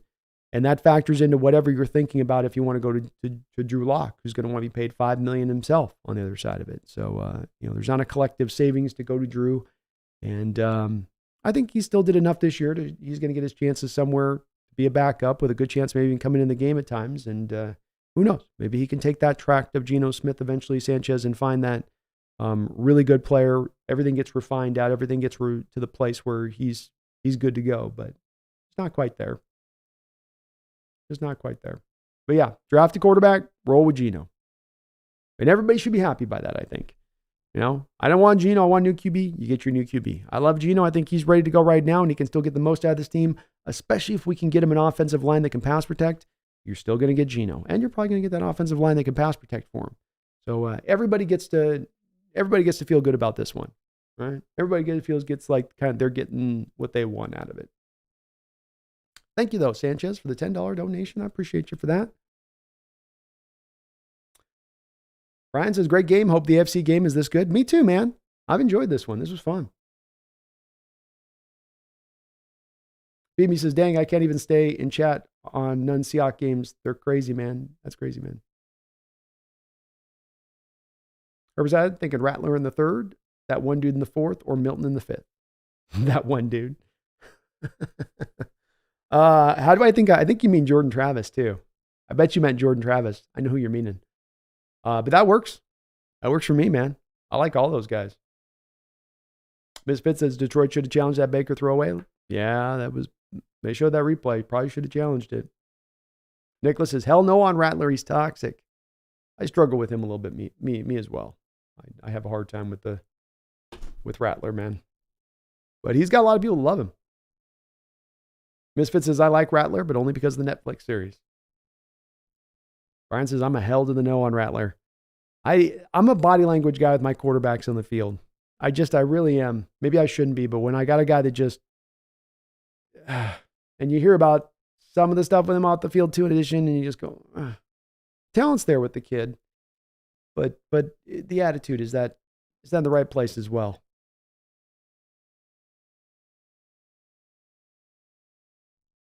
Cool Breeze says, I sprained my ankles so many times in high school that they sound like a 22 every morning now, shaking my head. Yeah, I rolled mine a bunch back in the day too, with playing a bunch of basketball.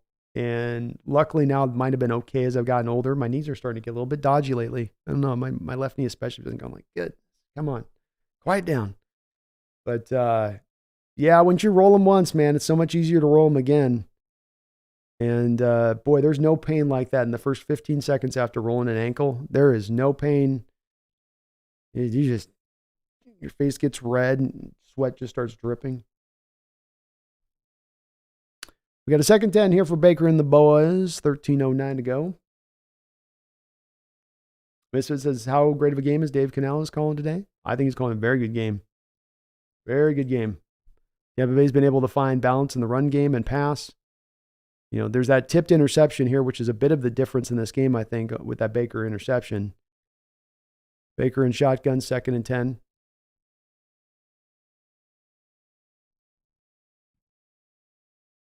Baker a little confused there on that play, 3rd and 10. But he's finding offensive efficiency across the board.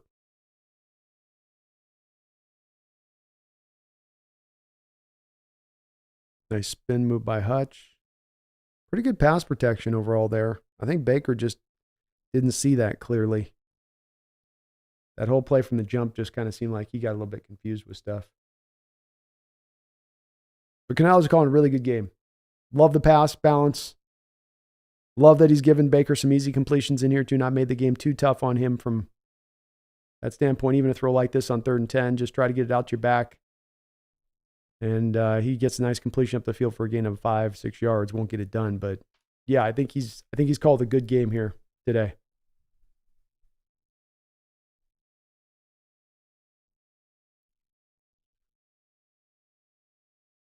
Greg Kemp says, Brandon, I heard you say something about Hawks doing a second round of interviews. Is it with new candidates or interviewing some coaches a second time? No new candidates. It's all coaches that they've coached one time already, Greg. So Jairo Evero, Raheem Morris, Mike Kafka, Patrick Graham, I believe are the ones that they're bringing back into the fold. Maybe Quinn in addition to that. I think that they're being thorough, Greg, more than these are the, you know, on the surface of it, you read that story and you go, oh my God, these are our final candidates. These are the guys we're going with. But I don't think that that's that. I think as much as they're just doing a very thorough, going through all of it, using the process to educate themselves on their, not just the candidates that are available out there, but also what they're getting back from these candidates as far as the feedback about their team. Devin Leary or Jordan Travis? I take Jordan Travis. Yeah, King Bomber does suck. Cam Ward's going back to school. I would have loved to have targeted him in the 3rd round. Misfit says, heartbreaking 3rd Super Bowl loss for Shanny. Boy, that fan base is going to be in some pain if that's the case. All right, 1st and 10 for Detroit after the punt from the 11-yard line. Play action pass. Back out to Sam Laporta here. Pulled down the ground for a short gain. Gibson says, I think Canales is doing a really good job play calling as well. He's also rejuvenated Mayfield and made him serviceable back there. Boy, has he ever. Yeah. He really has. He's got, Baker playing a good game here. Even Baker's interception really wasn't on him. I mean, that's a ball Mike Evans catches a lot of the time.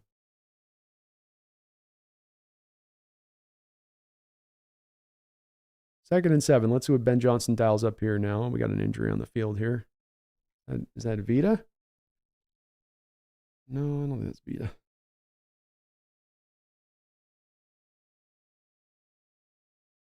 Han says, and not one dude on the second round interviews we would like as head coach, I think. But hey, let's see. Yeah, let's see where they go with it. I think the coaching search is going to take a little bit of time here. I know some are getting a little bit antsy to have it wrap up, but I think it's going to take a bit of time. Beanball, I'm not going to lie. Collegiate players should only be allowed to be on a college roster for 4 years max. I'm kind of getting old of this too. I know the whole COVID thing came in and it pushed everything out, but you're seeing these guys now play like 7 college seasons. I mean, there's one guy that's like the Bert Kreischer of college football players. I think he plays out there at like FSU. He's like on year 8 or something. Can we please, like, come on. You're a grown-ass man. Come on.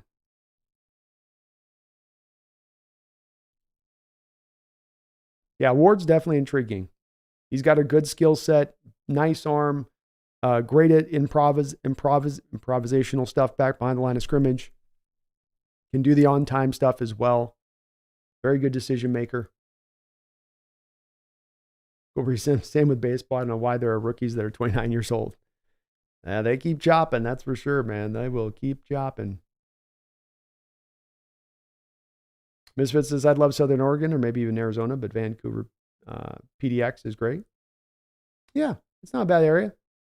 Arizona would be okay for me too, potentially. It's a little too hot for me down there. You go northern state, but then it's just not a lot going on at the northern edge of the state. But I couldn't do Oregon. Maybe Oregon East.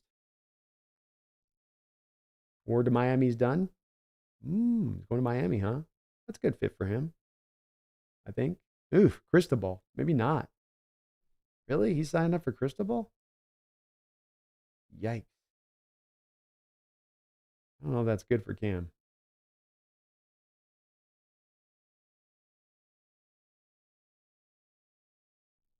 King says, I'm not a fan of the NIL deals because it keeps collegiate players in college. They deserve to get paid 100%, but it's literally keeping them in college. Yeah, I don't mind the NIL either on that side of it. I think it is a good thing for these kids. The NCAA could maybe kind of crack down on some of these, giving these guys extra years thing.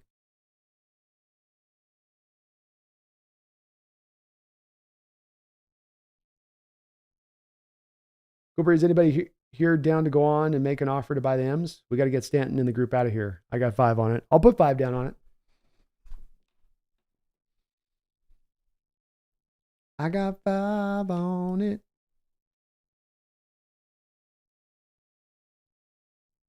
Misfit says Gibbs is slick, but really runs north-south more than a guy like Walker. And I'm a huge Walker fan. Yes, he is. He's a little more decisive in that.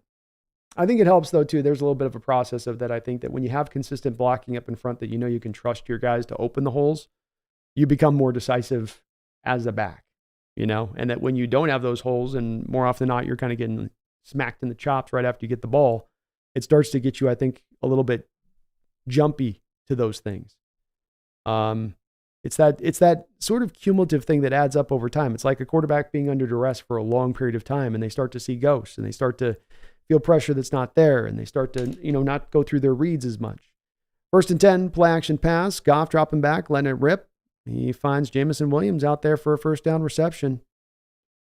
Nice play call drawn up there by Detroit, and they are staying on the attack.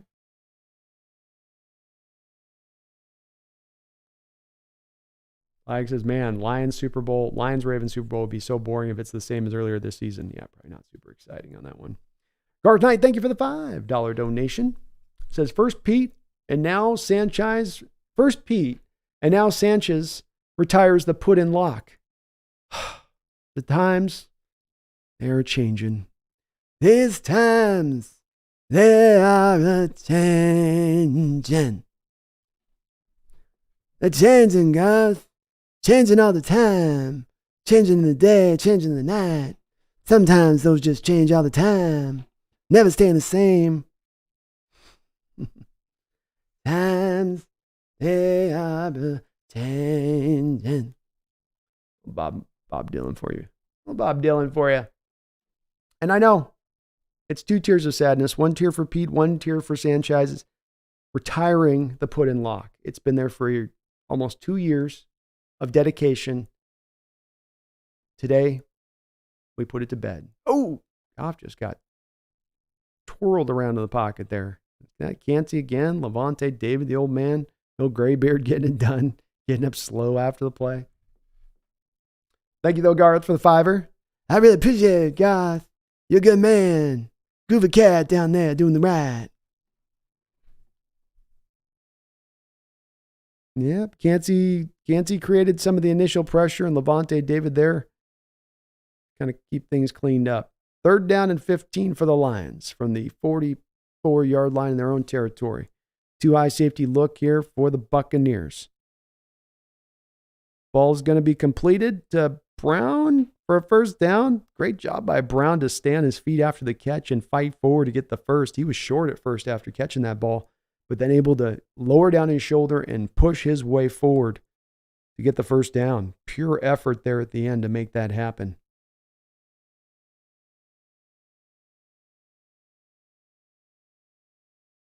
Nice catch.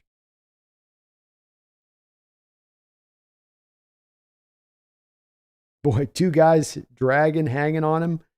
Just shows off some of that power Brown's got to be able to pull those pile forward to get that first down. That's a huge conversion by the Detroit Lions here. Monstrous conversion.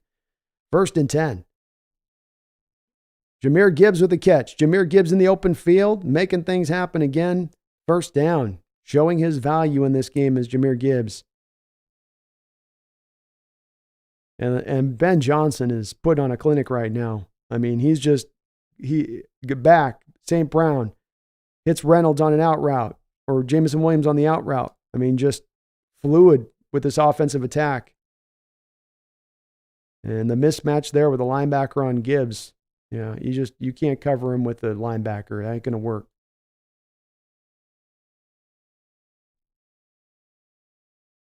Misfit says maybe it's the Giants' holes that Gibbs gets run through. Exactly. Exactly, Misfit. Here's a throw out to Sam Laporta and make the catch. He'll gain about 5 or 6 yards. 2nd down.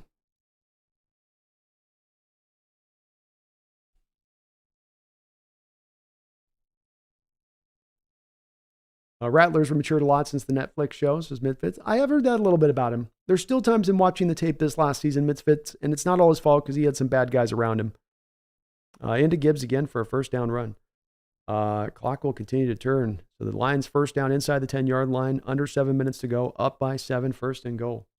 I have heard that he has settled down. There's just some points of watching his body language on the field when things aren't going well, and it just seems like he just gets a little torqued, a little on tilt at times.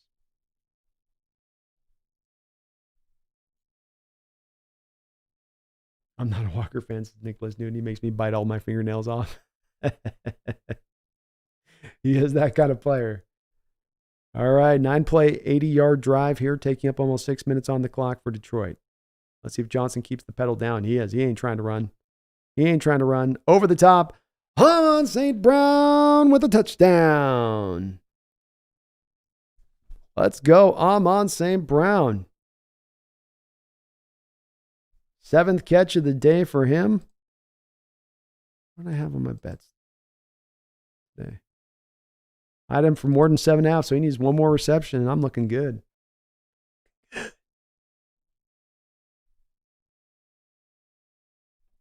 Keldon, I think it's business at this point, too. I think you can play where you want. I wouldn't limit the transfers either, but I would limit the 4 years. You got 4 years to play.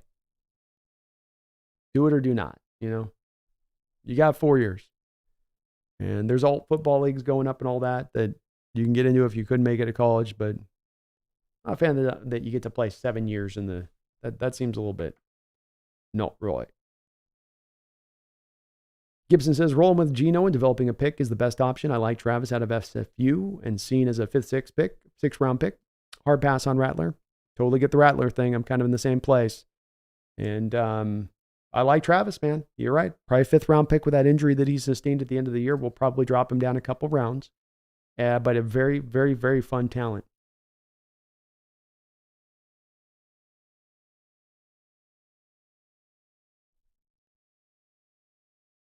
King Bomber, is Travis the kid from FSU? Yep, that's right.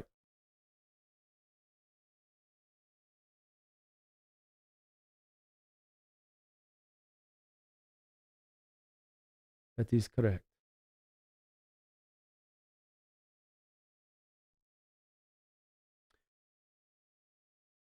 Go Breeze, Brando, I could see you living in Bend for some reason. I've heard a lot of good Bend. That's one place that everybody that talks about Bend talks about being just awesome. I have heard it's almost got kind of like an ethereal quality to it in the way that people speak of it. I think I just too often think about Oregon and connect Oregon with Portland when there's so much more of the rest of the state I know. But Portland never has impressed me that much. Driving through it, I've always just been like, ugh. Who built this city here and why? Sorry, my Portlanders. I just don't. I don't get it. I don't get the ambiance. Nolan, thank you for the $5 donation. It's great to see you in the house tonight too, Nolan. Today we're only in afternoon, I guess. The afternoon. Says I'm okay with young men being able to stay in school and still make a living, extend their earning potential. Yeah, I don't have a huge dog in this fight necessarily. Like I said, I don't necessarily like the guy's 28 and been in college for 7 years. But I don't have any problem with them earning money. That was long overdue. I don't have any problem with them transferring between schools and being a free, being what you should be, which is a free agent, but you're not under anybody's ownership at that point. And I agree with that. Totally agree with that. Thank you for the $5, man. Appreciate you for that.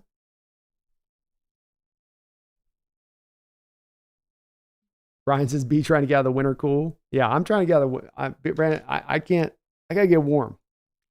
I'm getting more pussified to the cold weather with age.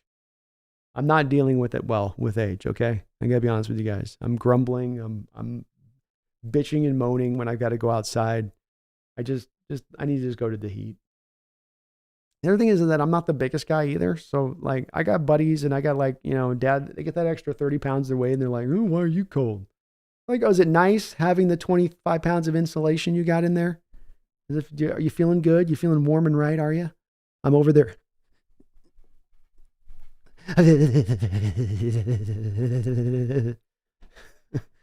Lions bringing the house on Baker. He's trying to scramble around, but he's got nowhere to go.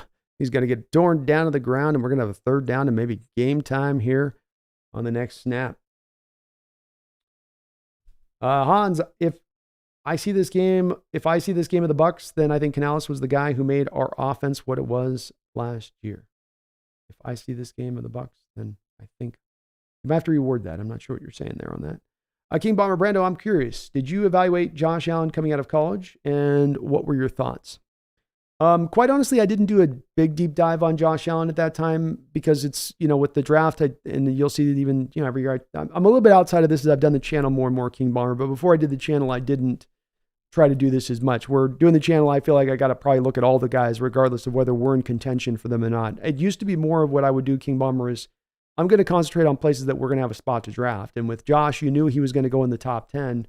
There wasn't really much of a way for us to have an opportunity at him. I know that John went to the pro day and all that, but we weren't going to get a chance to take that guy. I did watch some tape of him, and I didn't realize he was as mobile.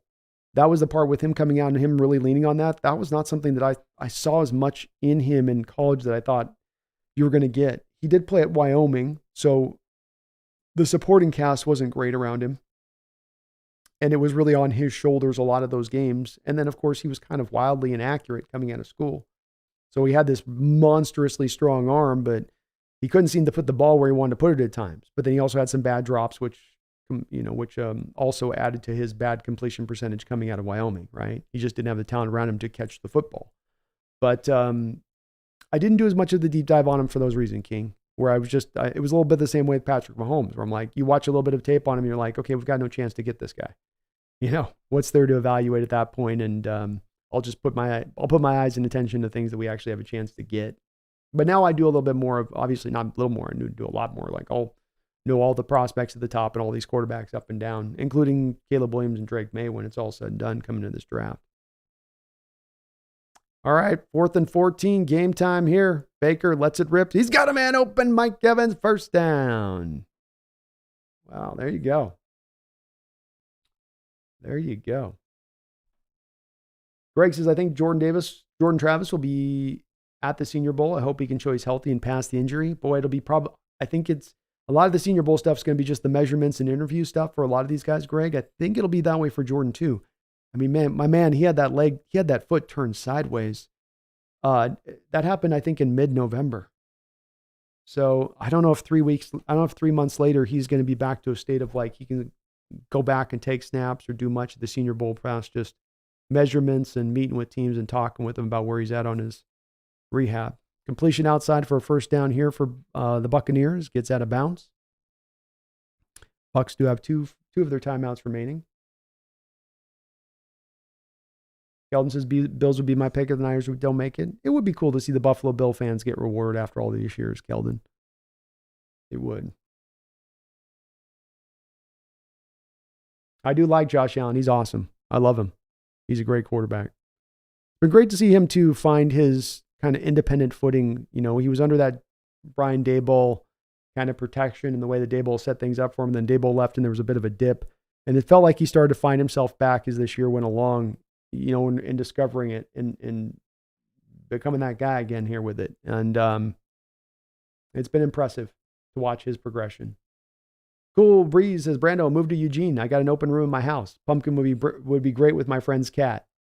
Hey, you never know. I got to make a decision here in the next, my lease is ending in April. So I've got to make a decision in 3 months. So if somebody's got a spare place somewhere they're looking to rent, hit me up on Twitter, hit me up on email, because I'm definitely on the lookout. And I'd like to just be able to rent like a tiny little house so I could be super loud, you know, when I want to be loud on the stream and stuff. Because especially with my somewhat psychotic neighbor below me, I've got to be a little bit tapered down sometimes than I would like to be.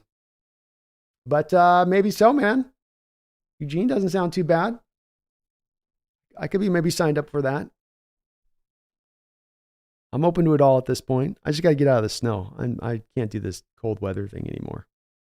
No more of this. Boy, wonderful throw by Baker Mayfield, and Mike Evans just continues to be a monster. Goes up on the post route, high points the ball. Nothing a smaller cornerback can do about that. Can we do more of these kind of DK Metcalf routes for him on this type of stuff too? Because DK is just as deadly with this type of stuff. You can't cover the post route because he's got cover 3. Sutton's got cover 3 over the top.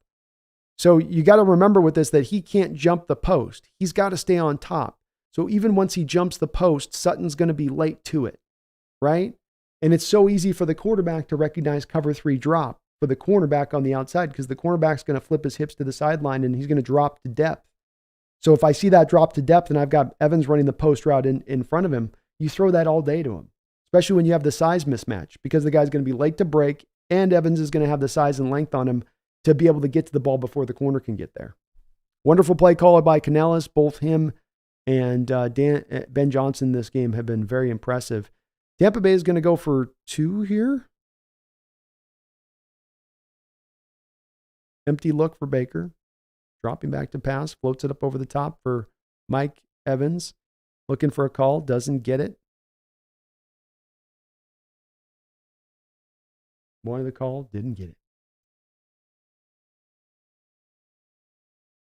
Misfit says, Gibbs, you can't stop him. You can only hope to contain him. Little fade route there to Mike Evans. Interesting call there.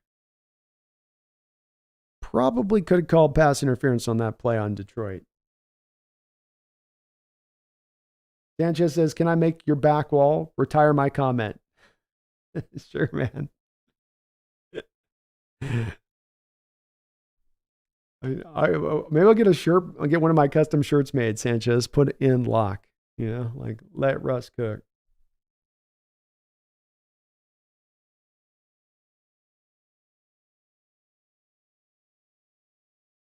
Thank you for the $2 donation, though. I'm open to it. Dayline yesterday says we need Ben. Ben, the two of us need to come to Seattle so you can make the offense wonderful. Ben, your offense is so cool. Bring it to our school. You've got a friend in need. Cool Breeze says, shout out to y'all, the best YT community. Unbelievably the best. No doubt about it. My peeps. My peeps.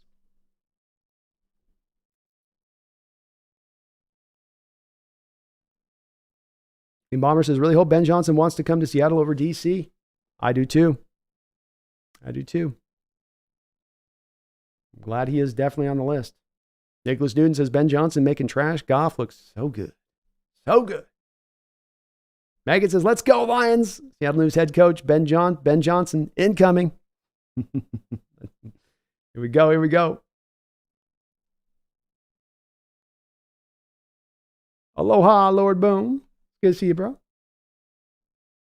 Cool Breeze says, Phoenix is cool for events, but other than that, it's trash. Yeah, I lived in Phoenix for a year. It's just too hot. It's just too damn hot. It's too damn hot. I can't operate down there. I can't think. Your brain melts. Mister says, that's why you live in Vancouver and can still have close access to say things like sports events, music concerts, comedy shows, restaurants, all just across the river from Vancouver. That makes sense. I'm open to, I'm not a no on any of these things. I'm open to it all right now at this point. Megan says, the Hawks Nest, I went to bed at midnight and it was 80 degrees still. Woke up at AM and it was already 68. Yeah, see, I'm not looking to, I'm okay with that for like a couple months a year. I'd rather do that than winter for 4 months a year. If I've got to deal with kind of a little more extreme heat for a couple months, I can handle that. But if it's more like almost year round, I'm a no.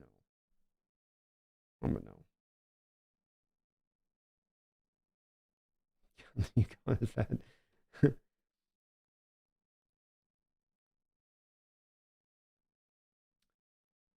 Megan, the Hawks, he says, Portland sucks. Southern Oregon's very nice though, but it's near nothing. But you're used to that in Spokane. Yeah, I've definitely been used to that for a while here with that. And I'm okay with the not necessarily being near things. I'm okay with that. But yeah, I've driven through Portland a few times. I don't get the allure. Nicholas says, no thanks, I love my snow. Not me, man. I slipped and fell twice yesterday. Yes. I'm on St. Brown with another catch. And folks, if you had listened to my advice today, 3 of the first 5 legs is a go. We've got Jahmyr Gibbs, as I'm putting the overlay here, more than 77.5 yards rushing plus receiving yards. He got that. We got Mike Evans with more than 8.5 targets. We got Amon St. Brown with more than 7.5 receptions. So if you would listen to the Hawks Nest advice today, you're looking pretty good. We just need now for Allen to throw for more than 225 and Mahomes to throw for more than 254. And we good. We jelly. Kelton says that 36 Fahrenheit in Spokane is cold, but I'd take that over the 29 here in Virginia. We were down near like -5 last week, though, Keldon. So it was much worse than that last week. It was like, oh my God.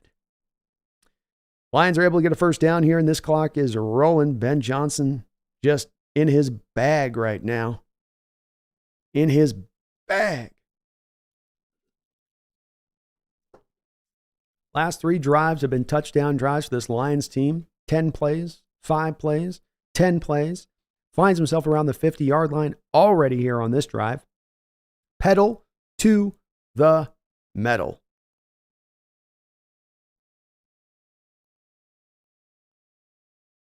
And then he gets sacked. A little bit too much pedal to the metal, I guess. A little bit too much pedal metal.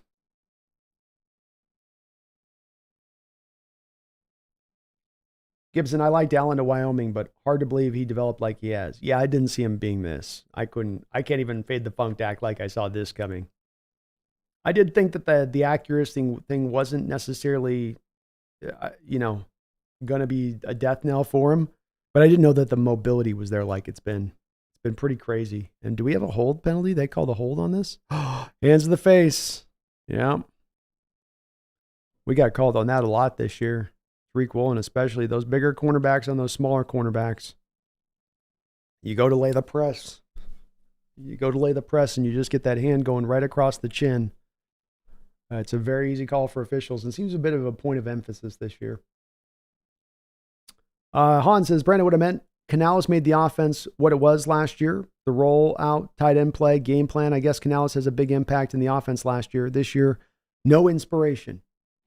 I think that's fair enough. That could be fair enough. I think some of the, I think a lot of where you were able to be a little bit more diversified offensively last year, especially through those first 12 games, Hans, was having a little bit a better pass protection, having more holes being opened up the ground game to maintain a little bit more balance. Things that I think Tampa Bay, for instance, has had throughout a lot of this year with Baker rolling, that Canales has been able to make those things go along where we just haven't with our line. But certainly the offense went backwards a little bit this year. And, you can't help but wonder that if, and especially with Geno a little bit, missing a bit of that Canales' presence for sure.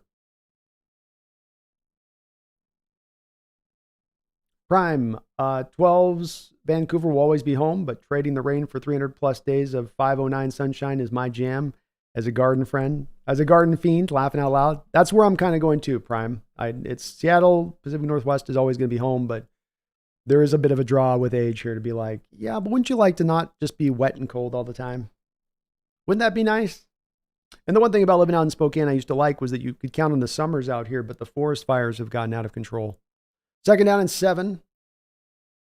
Play action pass. Lions just going to keep on throwing here. Levante David all over that little, kind of a little shock screen kind of play there. Clock's going to tick. This is going to be a tough 3rd down. Tampa Bay's defense might be able to hold up here and give their offense a shot. Interesting, Tampa Bay went for 2 on that one play there to Mike Evans, as they'd need a 2-point conversion just to tie this game now. Lord Boom says everybody wants the Lions to win, and I got a brother who is a Bucs fan, so I think I'm going for them just because my guy lost his house in Lahaina. He deserves a Super Bowl win this year. Oh my God, brutal, Lord Boom. You feel so bad for all those folks and what they've had to go through there, and it's been just a nightmare, the whole situation. Aaron throw on 3rd and 11 to Lamont St. Brown. Buccaneers are going to hold up, and they're going to give their Lions offense a chance here. 2:06 on the clock. And if I'm Dan Campbell, I tell my punter here, I need you to hit this as high up into the air as you can because I want to clear this down to 2 minutes.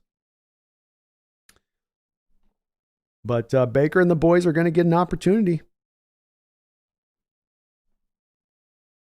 Brian says, Allen, the only quarterback with a passing touchdown and running touchdown in 5 straight games. He's a beast, man. And he makes that whole offense basically roll.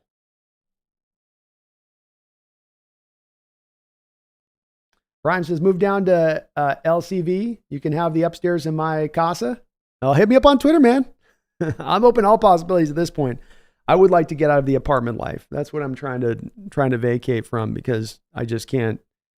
I can't handle having the crazy lower thing. So I gotta start going a different direction on this one. It's gotten a little bit past the point of flamage. I'm down. Yeah, you got a place, hit me up. I'm moving in 3 months. I got to figure out a new place. The time has come.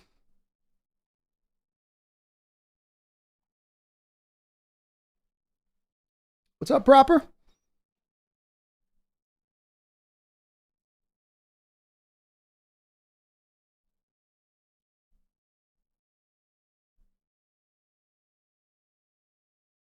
Lord Boom says, Brandon, if you're trying to get out of the snow, Eugene, Oregon is not the jam. Laughing out. I'll tell you what, though. I have a homestead land in Wama on Oahu, though. Come through. We'll build you a tiny house with air conditioning. Hey, maybe, man. Maybe. The other thing is that those Hawaiian rental prices can be pretty insane out there. So yeah, that's the one thing out there is that the cost. Whew, I get a little Ohana and it's going to be, and that'll be $3,000 a month. But hey, I'm open to all possibilities, man. My mom's over there in Maui, Lord Boom, so she'd love that. Faces Baker burning the biscuits. Lord Boom, the worst part of all this is the Ravens do take it all. We're going to have to listen to a year of Megan talking about the Ravens.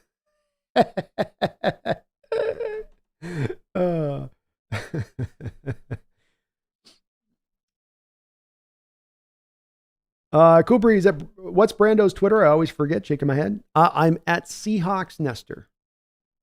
It's not the best of names I chose on that one in retrospect, but it's mine, so I guess I got to own it. SeahawksNester is going to be the Twitter ad over there. By the way, folks, too, I've been, and I will be throughout this off season doing a lot of streaming over on the Twitch channel. So I'm trying to get a couple more folks over there watching, get that thing more consistent. But you can also, the Seahawks Nest on Twitch. Both of those are down in the description link in this direction, both the Twitter link and the link to the Twitch channel. But I will be doing a lot more over there too. So if you guys are looking for some kind of lower key streams, if you're looking for streams where we don't have necessarily hundreds and hundreds of people in here like we often do, and we can get a little bit more interpersonal contact at times, I'll be doing some more of those streams over there on there throughout the off season. So Greg says, I'm sure Johnson's debating between us and Washington. I think there's a 50% chance we get him. That makes sense to me. Nicholas, I don't like Baltimore either, but I know they're going to be Super Bowl champs. I definitely like them way more than the Winers. I do too. Look, I've all along said I felt like the Baltimore is a smartly run organization, and smartly run organizations should win Super Bowls. You know, 1st and 10 for Baker here from the 10-yard line. Completes this underneath to Mike Evans for a completion of about 5 yards here. Clock will continue to roll. Tampa Bay's got one timeout. Let's see what they can get done here. Baker kind of taking his time here to get everybody set. Why wouldn't you have just 2 plays called? 2nd and 5. Blitz coming from the Lions. Baker sets back. Intercepted by the middle linebacker. Nice, beautiful play by the middle linebacker there. I don't think Baker thought he was getting blitzed prior to the snap. Lions timed it up absolutely perfectly. You're expecting in that case from the quarterback position that the Lions are going to drop back into cover 2, that they're going to try to just sit back in a soft zone and make you earn your way up the football field. You're not expecting them to blitz the house there and force your hand a bit. You got to give the Lions credit. They always remain aggressive, and the success that they've had this season is on the back of keeping that aggression up. Once again, this game, you basically almost get a free blitzer there. The running back picks him up finally a little bit late on that play. But it's the Lions' aggressiveness, which you talk about their identity and who they are and what they are. That is it. You know, they are willing to be aggressive. We will go for it on 4th down. We will blitz you in a point where a lot of coaches would drop into soft zone and just try to make you earn your way up the field. We're not going to play it that way. You really have got to appreciate the Lions' willingness to go out there and try to win a football game versus trying to just kind of inch their way through and just sort of just, you know, slide their way by to making it happen. They won this game today. They took this game today. And props to that Lions organization and that fan base. It's a hell of a win today, hell of a season from you, and you've earned your spot here. You've earned where you've gotten to. Brian Myers is there. Amon Ra's catch for B's bet. Feels good. Feels good. He didn't get much more than 8, but I only need him to get to 8, Brian.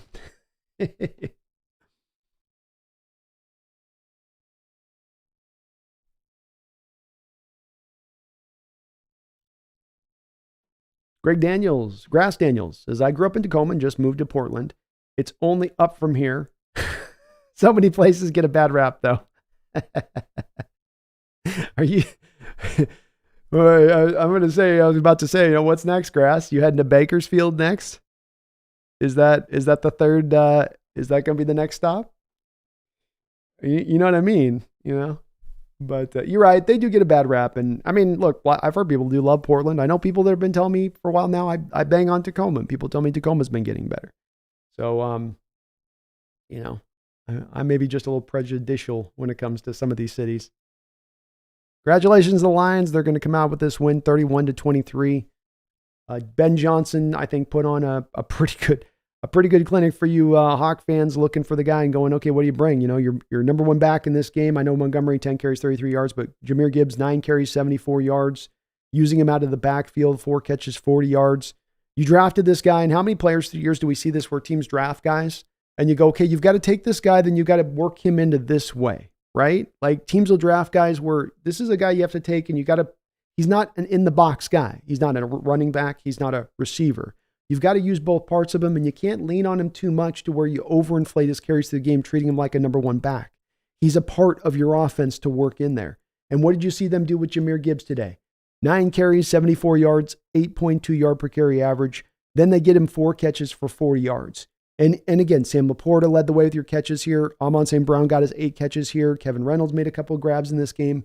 Jamison Williams came in and did what he needed to do.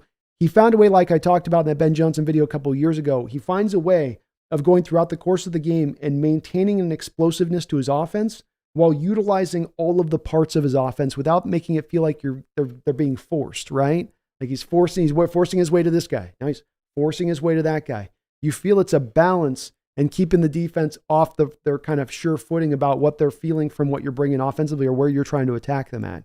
Today was just a great representation of that from Ben Johnson and what he brought to bear.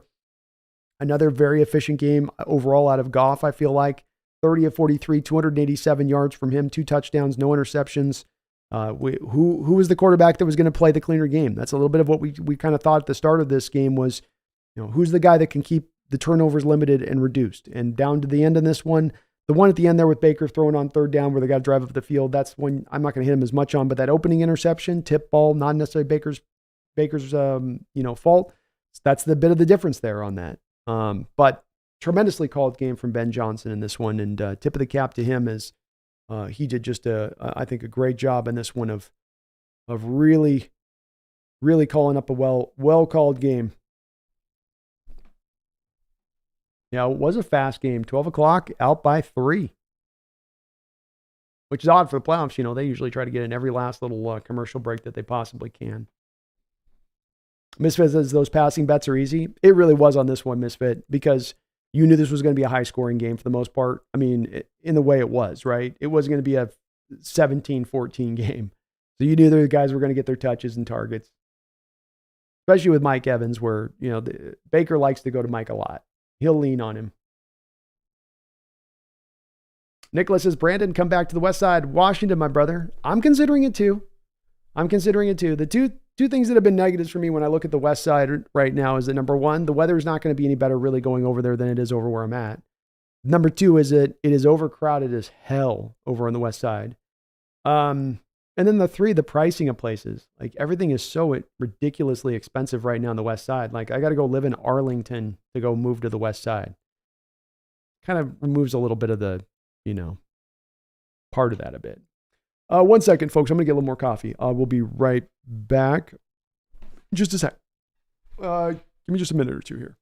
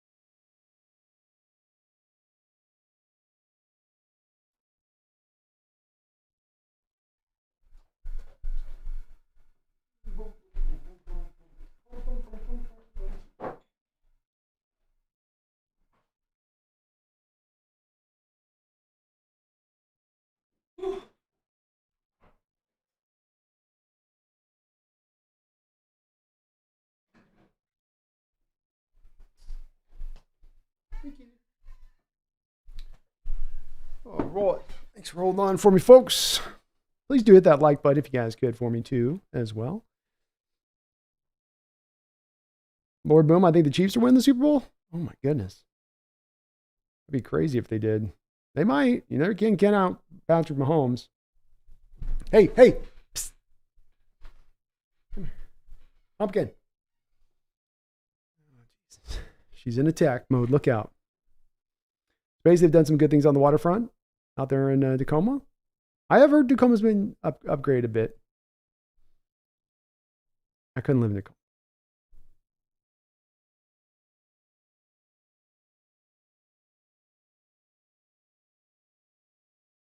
Brooks just can't wait for Waldron to be a beast OC on another team. Might happen.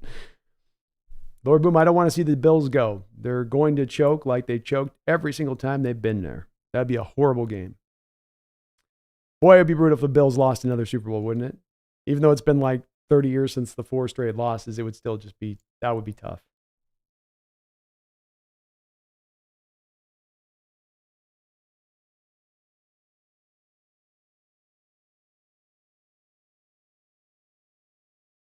Primes is just south of you in Clarkston, a.k.a. Craxton. There's some rough, smaller towns out here on the east side, Prime. There is. There's some struggling spots, no doubt.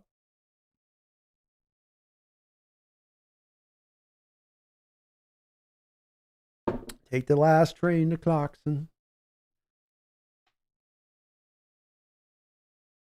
Space, this was a huge resume booster for Johnson. I don't know. I think he was going to get a job this offseason one way or another, but it's probably all but certain somewhere or another he's getting hired.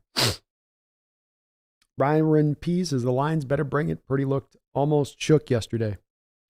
Well, I don't think it's going to be raining like it was this last week again next week in San Francisco. And if that's the case, then they're going to get the best. You know, they better bring it offensively speaking because they're going to need to put up points. Nicholas, we can hope for the Lions against Whiners all we want. It's just not going to happen.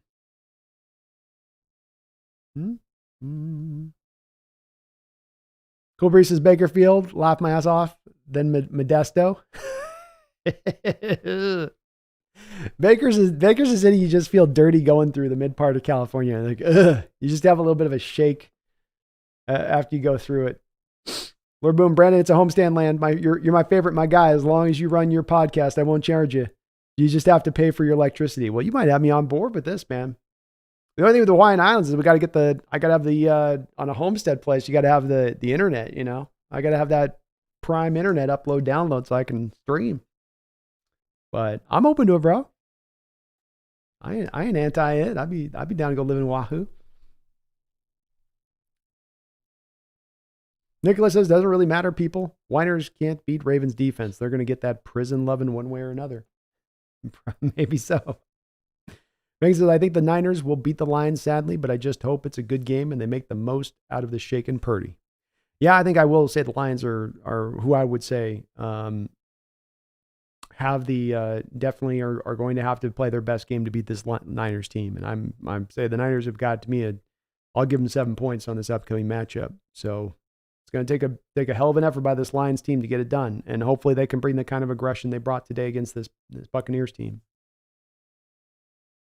Jackie Treehorn says, B, you should move to Texas. Cost of living is substantially lower. I just can't leave the Pacific Northwest yet. It's home. A lot of people going to Texas, especially Austin. You know, it's filling up down there considerably as well. So I've kind of thought about that.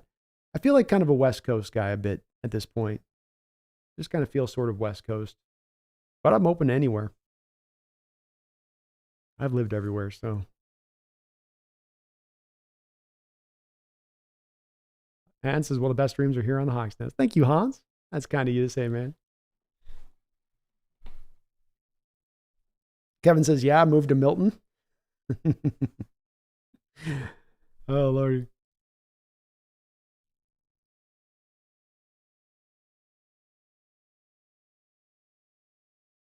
Me too, says I like Top Billin. He's unbiased view of the Seahawks, which is nice to listen to rather than being in my echo chamber of fans.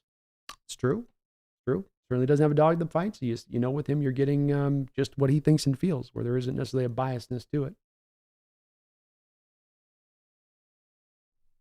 Cool says these people who are so against top billing without giving him a chance are goofy. No one person should shape your narrative beliefs, but he has some good breakdowns sometimes. I think that's fine work. There's a reason he's got, I think, well over 100 subscribers, and he does good stuff. So and I think it's just you have certain content creators on this Cool Breeze that I think will sometimes derive passion and opinions both ways. Which maybe is what some content creators would tell you is that's where you want to be, is you want to draw passion one or the other. You want to either love you or hate you. You don't want to be in the middle ground where like, well, he's just okay. But he does seem to pull out that one way or another with folks where it's a love or hate kind of thing there. But he's got his own style and he does good work. Sure.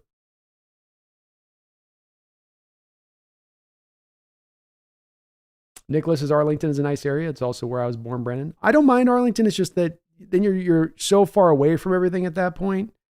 And then it's kind of like, okay, well, I'm on the west side, but I'm an hour to get to Seattle.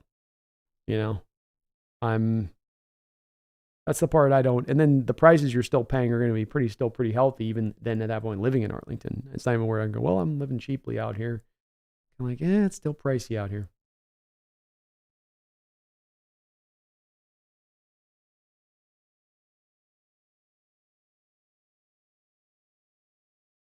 Nap time. My pumpkin seen a mouse. More like she saw her sister and decided that she needs to go attack her and lay down a beat down. She saw the lions laying their beat down. She's like, I got to go do that. Don says Hawks Nest, Norbcad raid. What's up, Norbcab? Hope everyone's well. I rooted for the Lions recently. Soon the Chiefs. I'm kind of maybe, I don't have a real rooting interest in them. Bills wouldn't be bad to see, but cool to see the Lions go through the conference championship. See if they can take it home. Pumpkin saw a mouse, time to get out of the house, Cool Breeze. See, I got to get out of here. 3 months. I got 3 months. He always says Tacoma? Tacoma! Where dreams go to die. I think not. Yeah, I would never, I couldn't do Tacoma. They can clean that city up left or right, and it will still always just be Tacoma.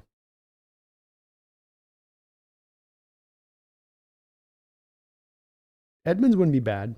If I could find some cheap spots, though.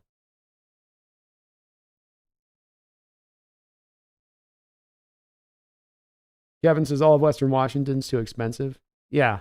I mean, that's, like you say, $1,800 for like a studio. It's like, if I'm in the sunshine 24/7, I'll go pay $1,800 for a studio if that's really what I got to pay. Like, that's Southern California rates. But if I'm in the wet, mostly cold weather with like 2.5 months of summer, I don't know about wanting to pay those kind of prices.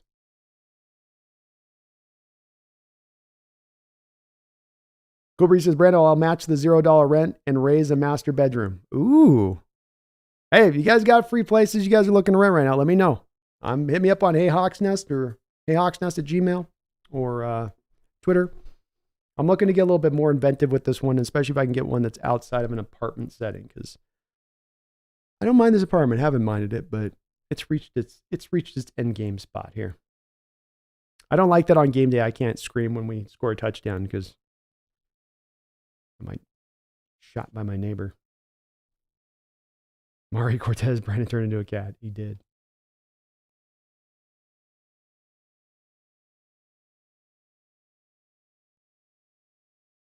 Prime says, wanted to be closer to family, got an affordable house, lots of aluminum jet boat buildings, an hour from mom and dad, only 2 hours from my cousin. It's kind of what I'm maybe going to be able to try to pull off if I can do it here. Depends on if my mom does get off the island there and get down to San Diego, and then get around my brother and my mom, which would be certainly, I think, something would be ideal for me if I can get it to go. But it's all a process, It's a lot of moving parts.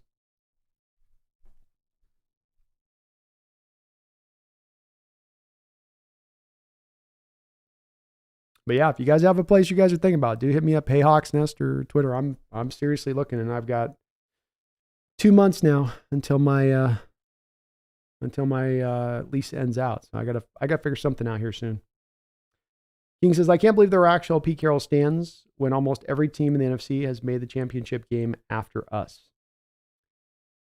Yeah, it's been a spot that's part of what happens and has been their king bomber for throughout a couple of years and talking to folks that are Coach Carroll, folks. And, it's a little bit like the Russell Wilson thing. There's people that have the affinity for Carroll and the love of Carroll, and that they really, really believe in him in such an utter and true fashion that there's really nothing that can dissuade them from that. I think Russ had a bit of that at times from some of the believers of him, and Carroll's had that at times and some of the believers of him. It's just something like I feel like I've faced it at times with this, and it especially becomes to me represented by the fact that when you get into the discussions and talks regarding the Russes or the Carrolls at the end, that you aren't able to get a lot of substance. You get a lot of sometimes insulting and name calling and anger and emotion, but you don't get into a lot of substantive, can't say the word, discussions. And so that's kind of just, it's been an odd thing to see for me from and looking and watching sports through the years to see it. But these two particular individuals in the last few years, especially facing some of the discussion I have at times, it's been something that's been kind of at play there a little bit. I don't think we're likely to see it again, though, in the future, because I just think we had an unusual situation with both Pete and Russ, where you had two guys that had taken you to the mountaintop, had gotten you to a championship, had gotten you multiple Super Bowls. Prime says, Clark County, my house would have been 500 plus with minimalist single dude needs. That's a good part for me, is I don't need much. I don't need tons of square footage. I just need a little bit of privacy, good internet connection, and I'm good to go. King Bomber, only the Commanders, Cowboys, Bears, Giants have made the championship game before us. It's not too many more left, is there, King Bomber? Hell, even the Cardinals made the championship game after us. Brutal. Nicholas says, Brandon, I'm in Mount Vernon. It's not really that bad. Mount Vernon's all right. It's not too bad out there. I guess the pricing would be all right out that area, I think.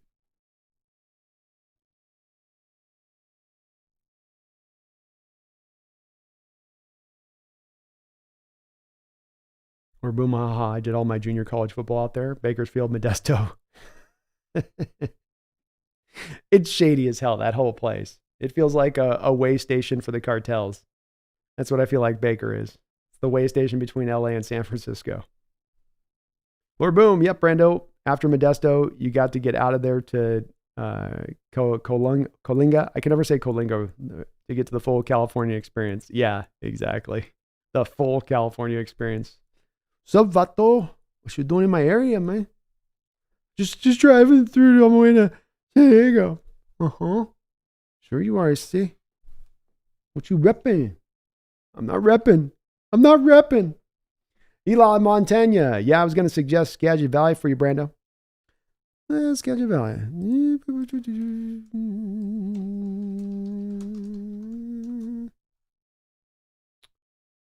Yeah.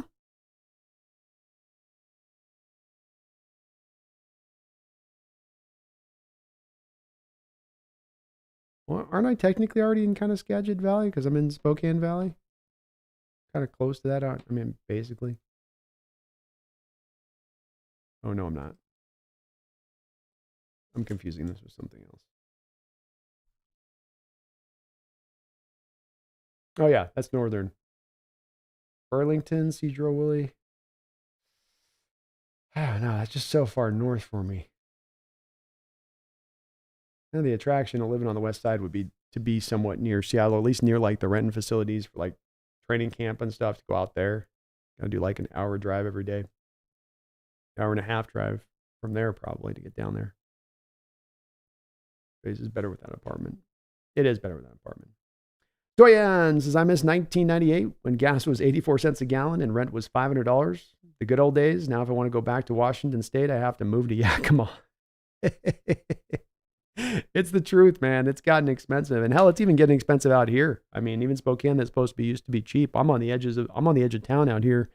And I feel like I'm already kind of paying kind of a fairly healthy price for being on the edge of town. It's part of why I want to move is like, man, if I'm going to pay these prices anywhere, I might as well be in a bit of a better spot. Tommy says, I just become a squatter. I hear that works. Kidding. Hey, you got to do what you got to do. Lord Boom, Brandon, the Homestead is literally one of the nicest beaches in the world in between Waikiki and Kanae. It's not in the boonies. Haha. We're on the coastline, my guy. I'm down with that. I just got to, because I know Lord Boom, sometimes the internet on the Hawaiian side can be a little touchy in certain spots. So I'd have to have the internet, but I don't need much else other than that. Give me a pot to piss in. Little tiny stove. Brian, B, got to make sure wherever you go, you can still watch Hotch games live. Well, luckily, Brian, they've got the YouTube app now. I mean, it's technically 45 seconds, I guess, behind the live action, but my FUBU thing has been 45 seconds behind the live action, according to people in my chat on game days. So I don't think there'd be much change in that. So yeah, I would just buy the yearly YouTube subscription at that point. Call it a day. Maple Valley?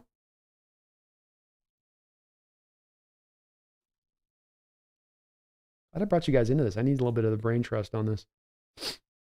I can't figure this out. Yeah, Maple Valley wouldn't be too bad. That's actually kind of low-key closer than you might think to Seattle because you can just jump the highway there.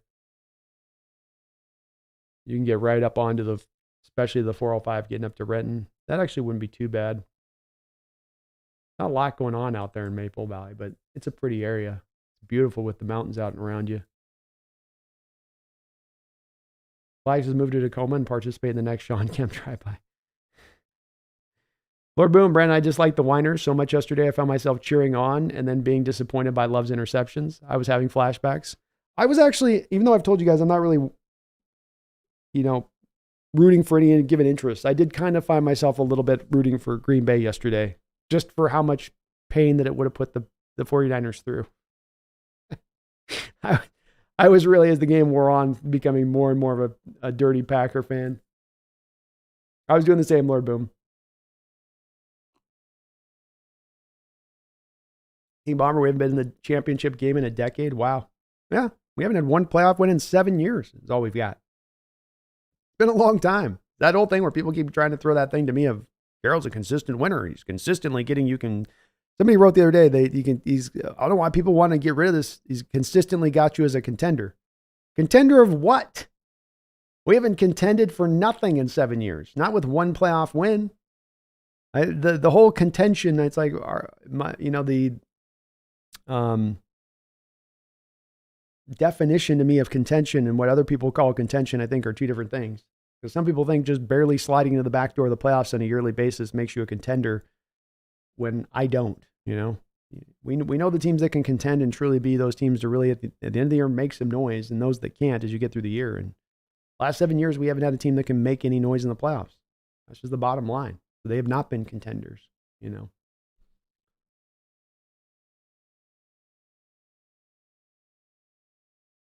Brian says, B, south of Camp Pendleton and north of San Diego sounds perfect for you. Yep. That's the front runner right now, to be honest with you. So if my mom does get off Hawaii and goes down to San Diego near my brother, then I will be down there probably as well. That's probably the most likely destination. I loved living in San Diego. San Bernardino, right near maybe Poway. Into that area wouldn't be the worst spots. It's actually got a lot of ability to get around on those freeways and move around. It's not too stocked up with people. You would think it is, but it isn't down there. They do so much of a better job with their freeway system in Southern California than we do in Washington. Lisa Mack, you can blame Pete Carroll for holding us back. Since 8 years, only one wild card win against the Eagles in 2017. There it is.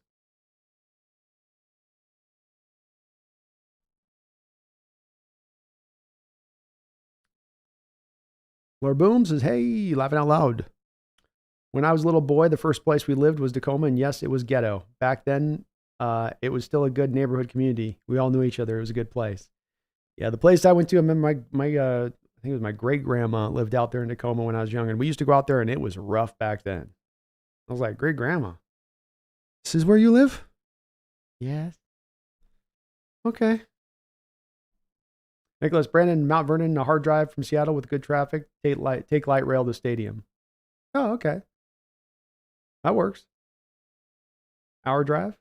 That's not bad. As long as the traffic's okay, of course, Nicholas, right? That traffic gets locked up on that west side, and you are SOL. Huey says, you know, I sided with Wilson in the divorce, but my contention was not that Russ was flawless, but that he had performed at an elite level much longer and more recently than Pete. Pete was dust for years. Yes, sir. Yes, sir. And I'll give you credit, man. You were as ahead of that on the Pete thing. I think you had Russ a little bit still at the height of his powers, even leaving Seattle a little bit, if just add a little extra on it, where I thought you thought he was a little bit going to continue into that, you know, if not find another level of success at that point. But yeah, I think that's I think a lot of your critiques were fair within that. You know, and I have some of the issues as far as over the details of it at times and picking over, but in general terms, I think we agree overall. We just got about the start of the next game here coming up.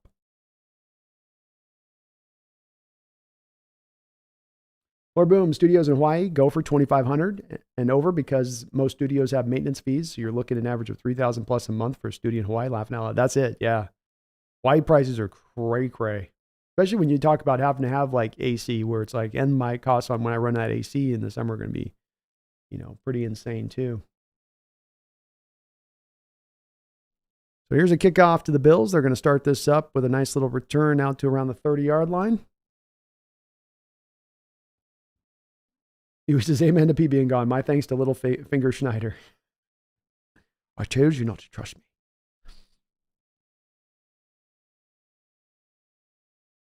Purpose had I was going to suggest Vancouver to Brando because of the rain here in Seattle, but then I remembered it rains like a mother in Portland too. Yeah, exactly. You got to go south to get to somewhere it's actually warm. Tommy says, Pete preached competition for everything except his own philosophies. Even when we went 3-4, it was only 1 foot in. Even when we went to the 3-4, it was only 1 foot in. Fringe, luck, playoff team is not contending. Ooh.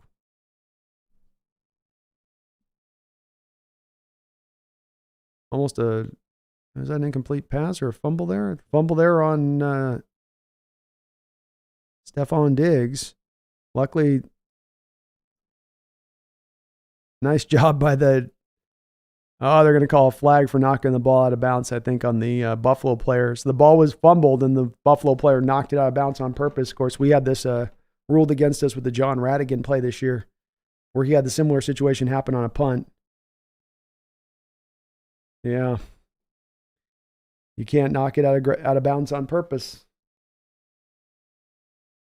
Huey says, B, that's my point with Vrabel. What has he actually accomplished with the Titans other than be competitive-ish? Well, I think it's a bit different with me with Vrabel's spot on this UE2K in the respect of when you look at a guy like Carroll and Wilson through a lot of their time, some of the mistakes that we trace back and point to as far as the mistakes happened at a time when they were in what we would have considered to be a Super Bowl window, a time where you should be contending for these Super Bowls. With the team that Vrabel took over, I don't think he took over some uber talented team when he walked in the door. I think in a lot of times he's maximized out that talent to the utmost. And Huey, when we cover the drafts and looking at who they've drafted through the last few years, and boy, Stephon Diggs got just clobbered. So did the Chiefs player there as he's down as well. So when I look at what he's done there, I don't look at it like he was given a unit that when he gets that unit to the conference championship a couple of years ago, that's not a team that was so talented to go get there. That was a team that was playing over their talent in a lot of ways. That was a team that had, in my opinion, a coaching staff maximizing out its talent across the board. I just watched an episode today and doing some research right now, UE2K, for the Mike Vrabel episode. Go watch the Bussin' with the Boys episode where you have Taylor Lewan and he's talking with Derrick Henry and they have the other guy in there and they're all talking about the firing of Vrabel. And all of them acknowledging that Vrabel came into this year, for instance, without having anywhere near the talent to do anything with this team, you know? And why that's happened, Huey, is because the general manager, the front office, has been failing them recently. Go look through the drafts. Go look at the trades they've made, like the A.J. Brown trade. Go look at how some of the money that they've spent. It's been, and this has also been reported, that a lot of this problem with the Titans organization, even why Vrabel's no longer being the coach there, is not because he's not a good coach or not doing a good job, but because him and the general manager are not seeing eye to eye. And if the general manager is messing up this many picks and not spending money well, and having Mike Tannehill and having Tannehill have the second and the first most amount highest cap hit in the NFL in back-to-back years, Tannehill, then that's that's valid on Mike Vrabel's standpoint to look at that and go, you're not doing your job. You're not giving me the team that I can field out here to go out here and truly compete. And when I look at the talent difference between a Tennessee Titans team to a Seattle team, I see a significant difference in talent level. And I see a guy in Vrabel, if he can maximize out that, then what is he going to be able to go do with this? Now, you talk about that as in comparison to Pete. And I think, in my opinion, UE2K, it's a little bit like John Schneider said last week. You have teams that underperform in Seattle. You've had certain levels of talent through the last few years with Pete going back to 17, and Pete's not maximized that talent. He's not gotten the most out of it. And instead, it's, a lot of times, has gone kind of the other way, where you're left feeling like, man, you should have gotten more out of what you've done here. So there's a bit of a difference in scenarios. I don't think it's apples for apples that he's had exactly the kind of talent to work with here over there at Tennessee that Coach Carroll had to work with here. I think those are two different places. And that's why I have more confidence in him being successful here, is you give a guy that's, sitting in a roster that might be 80% to what we really put out there as far as talent here over the past couple of years, and you get him 20% more talent across the board. With a general manager that's actually competent, right, Huey? With a general manager that doesn't, flip out A.J. Brown and then go draft that kid out of Arkansas who's never going to be anything, who was rough as hell coming out. That was one of those picks that they made at the time. You go, oof, really? You're going from A.J. Brown to that across, you're just doing a flip across the board for that? And we know he didn't like that trade, and he looked smart on the other end of not liking that trade, right? That looked like he was correct in that assessment of not liking that. So I guess it's just the difference in how I view the talent off the board. I think that he's going to maximize it. I don't think that necessarily that was Coach Carroll's game at the end, was maximizing the talent.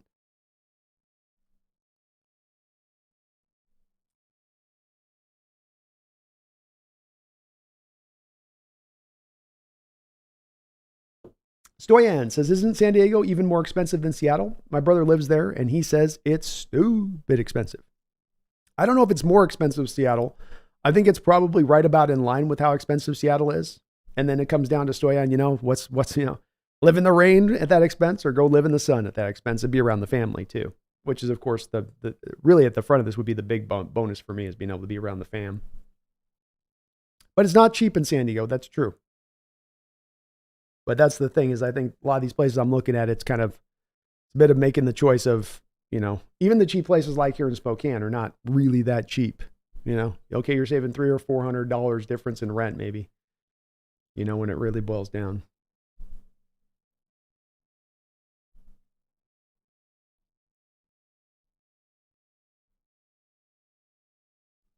He says, I definitely thought Russ had more meat on the bone, especially if he was given a new coach, a better O-line, and a franchise running back. Yeah, we'll still see, man. He may still end up proving you right on this one this offseason. He's in a very good scenario right now to do this, with how he can set up a veteran minimum contract wherever he goes and makes himself super cheap for whatever team does pick him up.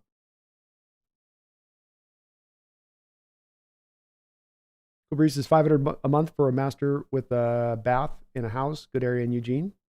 That's not bad at all.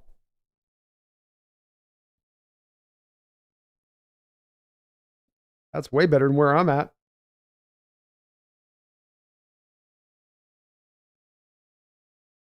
And I will say, yeah, definitely the one thing I won't take a pass on with Vrabel that's totally true is complete certainty as far as, he is a more of a conservative coach, offensively speaking. That's true. 2nd and 7 for the Bills here from the 50-yard line. They've had an interesting opening drive here. Allen going to try to run this around a little bit. A lot of hard nose on Vrabel.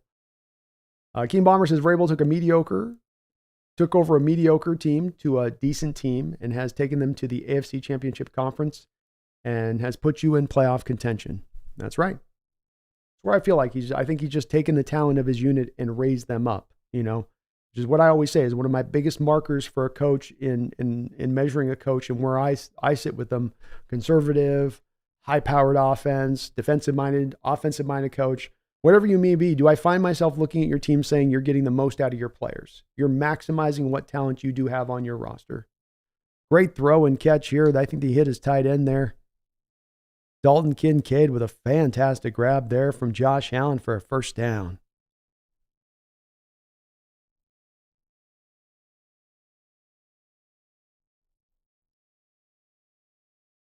Gets a cover 2 look and hits it on an out route. Nice job. Quick snap here by Josh Allen. Dropping back. I like his body language here on this opening drive. Josh looks poised, confident in the pocket right now.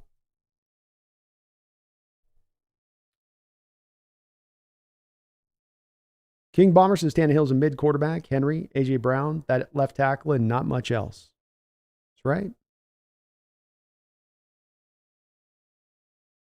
Lisa Max says, Pete Carroll beat Mike Vrabel. I don't trust him as a coach. Well, Mike was coming to that game with a lot of injuries. Let's remember that too. That team held in there with us for most of that game. It took, I think, a final fourth quarter, last second drive for us to go and win that game. So also remember the previous year, or at least in 2021, Vrabel came in with a lot more of a talented team than in 2021 and beat the doors off us, especially offensively speaking. At home.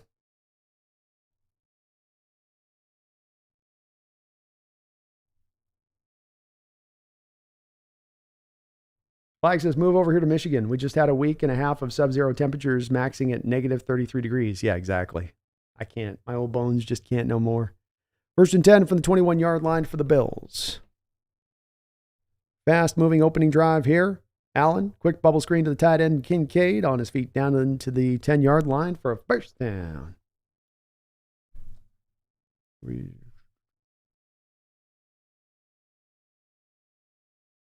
Hans is over here, $25 a month, I would say. 2-bedroom Linwood's $27.50 is a low ball. Yikes. Huh. For Linwood? Eh.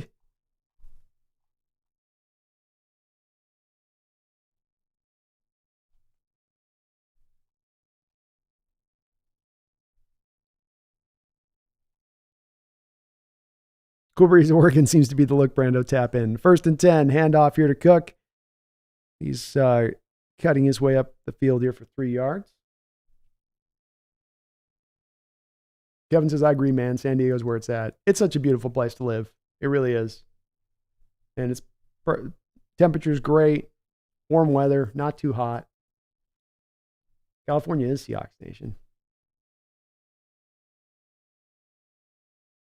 Hans, I'm going to be half a year in Florida next year or the year after. Really curious. Let's see if they're as crazy there as they say. They do say they're crazy down there. My buddy's loved it. He's been living down there, though. He's now talking about trying to go to Puerto Rico. Maybe he doesn't love it that much. Team Bomber going to finish up some work. Going to tune in for the end of this game. Praying for Josh to win this. See if he can pull it off. We'll be here all game. We're going to do the whole game here today.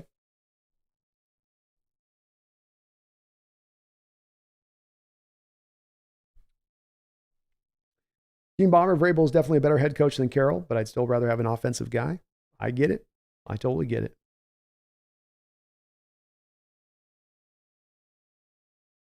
Ball's tipped on 3rd and 8. And a good drive will come to a stop here for the Bills.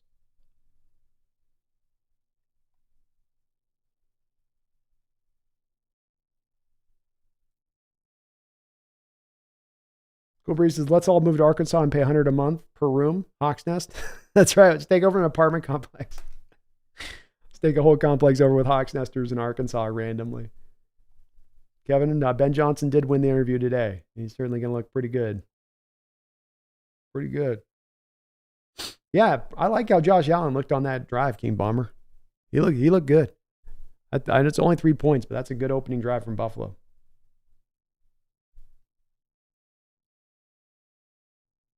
Chris Briggs says that pass defense Tampa Bay was playing in the second half looked familiar.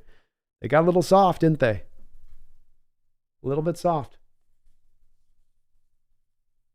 King Bomber says the game this year was so dumb the Titans could have won that with a 3rd-string quarterback, a completely backup offensive line, and nobody's at wide receiver. That's right.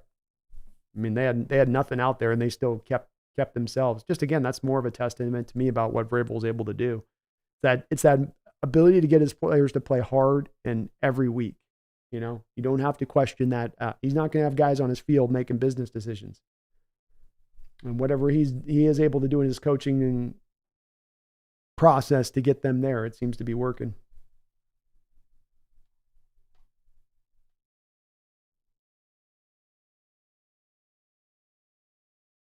least Mac Jody Allen's going to fire in Mike Vrabel the next 2 years. Maybe. It does look cold in Buffalo. Guess I should change my thumbnail here. Hold on. I got a new thumbnail for the Buffalo game, so let's update this Oregon thing.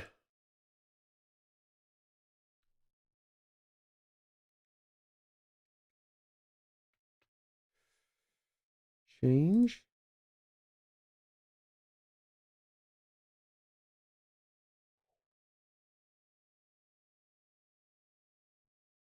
Chiefs at Bills.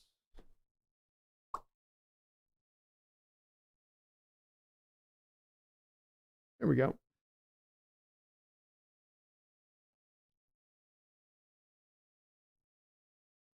Flag Sabbath says Jody will have Vrabel going to the meetings in a banana hammock.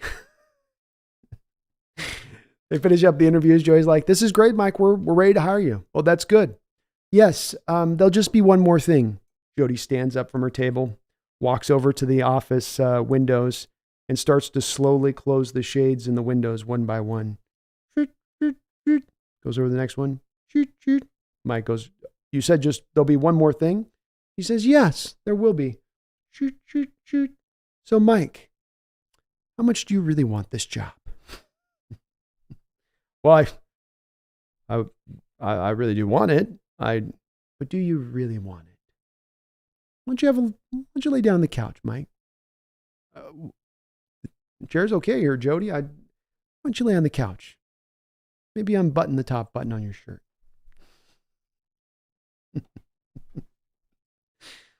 Tom Eaton Dalton Kincaid is a great name. That's a strong name. You got to be a badass if you're carrying that name.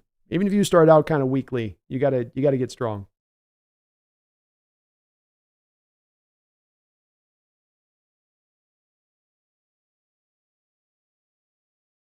Kelton says, if you like Walmart, move here. We got like 6 Walmarts in the area.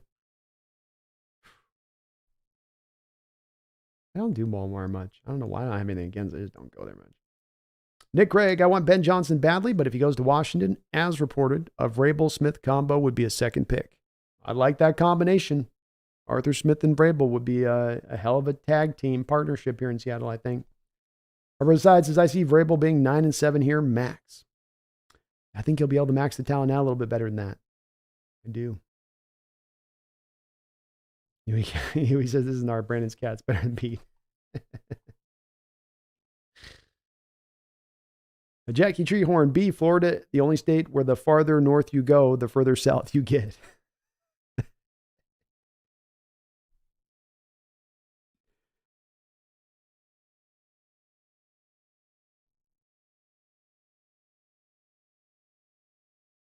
I did hear the new Godzilla is a pretty good movie. All right, we got the Chiefs taking over out here. They got a 2nd and 9 here. And boy, does it look cold. The player's breath is blowing heavy fogginess.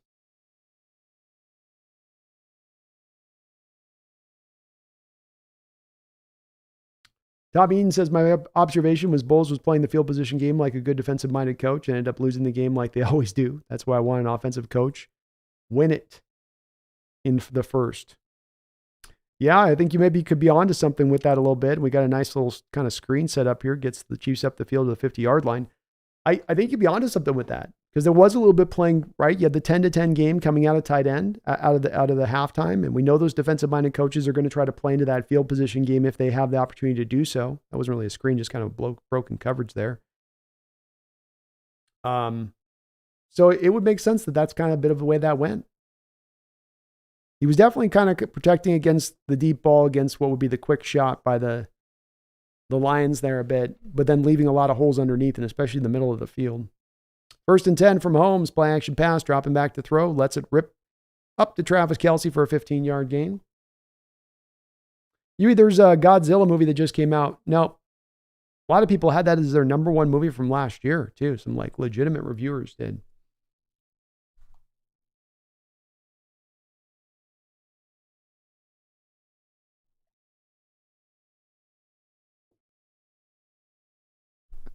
Grug says, I could have gone my whole life without hearing that Vrabel Jody fan fiction. Hey, sorry, man. I'm 4 hours in. I get a little loopy after 4 hours. Cool Reasons, Brandon, we got the best food in the Northwest. Check, notif. I do want some good food. That's something that Spokane sucks with. Their food's horrible here. Horrible.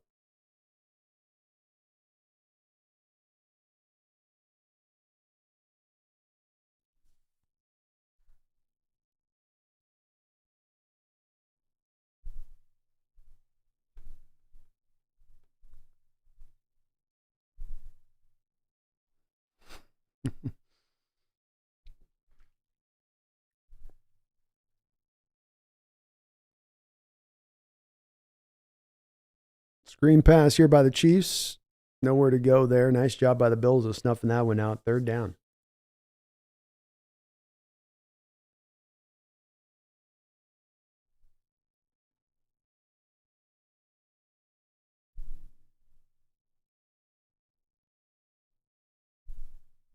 Usually the only problem with moving to a cheap place like Arkansas is that you now live in Arkansas. Yeah, it's like, well, we're here. It's cheap.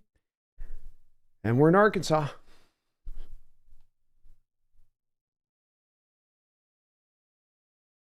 I couldn't do the Arkansas. There's no way. No way. Kelton says, now do a story like that, but it's me and Taylor Swift. Hi, Huey. I hear you like Russell Wilson. Or Keldon. Hi, Keldon. You're into the Niners, huh? Huey, I swear, I don't get all the love for Vrabel and Arthur Smith. It seems insane to me, much like all the Will Levis love. Everyone seems just so meh. I don't get it. I mean, it's a safe pick, I guess, but again, I mean, it's definitely one where it may not be that you see it eye to eye with me on that. I think it comes down to Huey, your evaluation of Vrabel coming there to the Tennessee Titans. Did he have a really good Tennessee Titans team in place? Was that a team that was ready to go out there and compete and get to like conference championships? I don't think that they were built that way when he walked in the door. I don't. I don't think that he's had a really good quarterback there for him. I think a lot of coaching success at times can come down to if you have a limited quarterback that has problems in how he plays the position, and he's had Marcus Mariota, Ryan Tannehill, Will Levis, Malik Willis.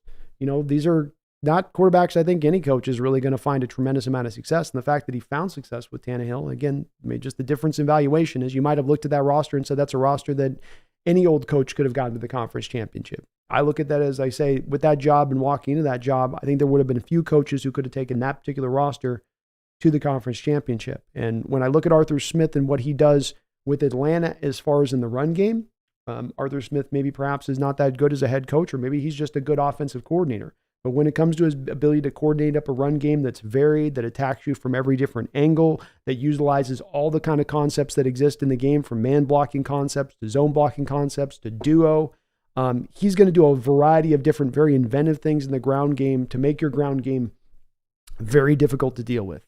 And Jones had some good success there with the Titans again, with having a guy like Tannehill as a quarterback. And again, with Jones, he had a little bit of a thing going on, I think, that you have with Vrabel, where you don't get these coaches, quarterbacks to work with, and there is only so far they're going to be able to take it. You know, he took Tannehill to the conference championship. I mean, would you say, Huey, that there was a lot of coaches that would have walked in there that could have taken that Tennessee team with Tannehill at quarterback to the conference championship? I don't think so. You know, I don't think so. But again, I know that's a little bit maybe the different of evaluation of where you saw the roster of the Titans versus where I see the roster of that Titans team and him walking into it.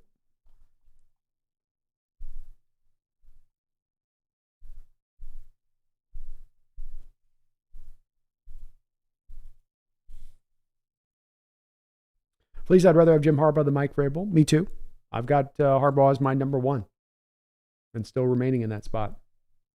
Ben Johnson's number two for me, and then Vrabel's my third. Tommy, John said one of the most important things was keeping the culture here. First, what exactly is the culture? But then does Vrabel jive with that, or is it more of the Patriot way? That is like the opposite. I think that he's got a little, I mean, there's certainly going to be some things that are informed to him from the Patriot way. Let's remember too, he played in Pittsburgh. He played in Kansas City. I don't know if he's exactly taken, you know, like some of the guys that come off of the Belichick tree just try to basically emulate everything Belichick did, and that's their approach. And I don't think that he's exactly that way. I think that he he has I mean, I don't hear about the players not talking anything, but very nicely about him. So he doesn't seem to be a guy that, wears people out with a hard-nosed style, and he's just grinding on guys all the time. But I do know, again, too, if there's people that are reticent on Vrabel, I get it. For one, the offensive-minded coach, I do get it. I just have it from my perspective on this, that I don't think that that's what you're getting necessarily, is the Patriot way brought in here, like guys that so many other coaches out there from Patricia onwards, Mike McDaniels, that were those kind of coaches.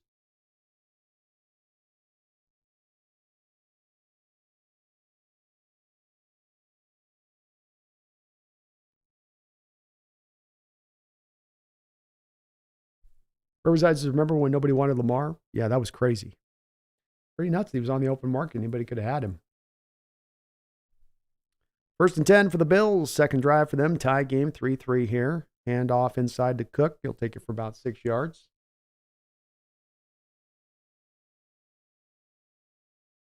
Okay with McAdoo. Kevin, we're going to get a dude named Bet Carroll and just Pete with a mustache. Tommy says, also with Arthur Smith, I watched a lot of Falcons games this year. The offensive scheme wasn't bad. The quarterback was.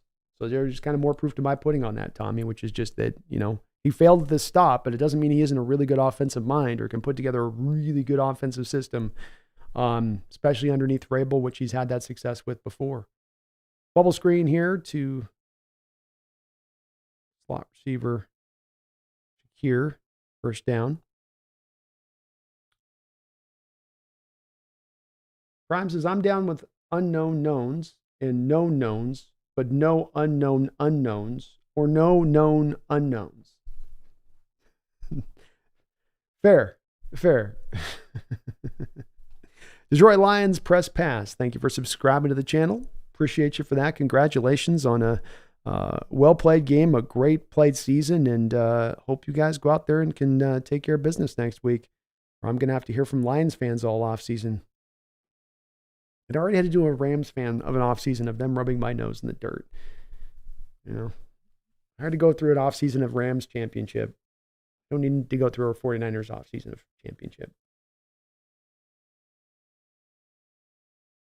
Kevin says, I'm not going to watch Peyton Manning broadcast. The Manning cast?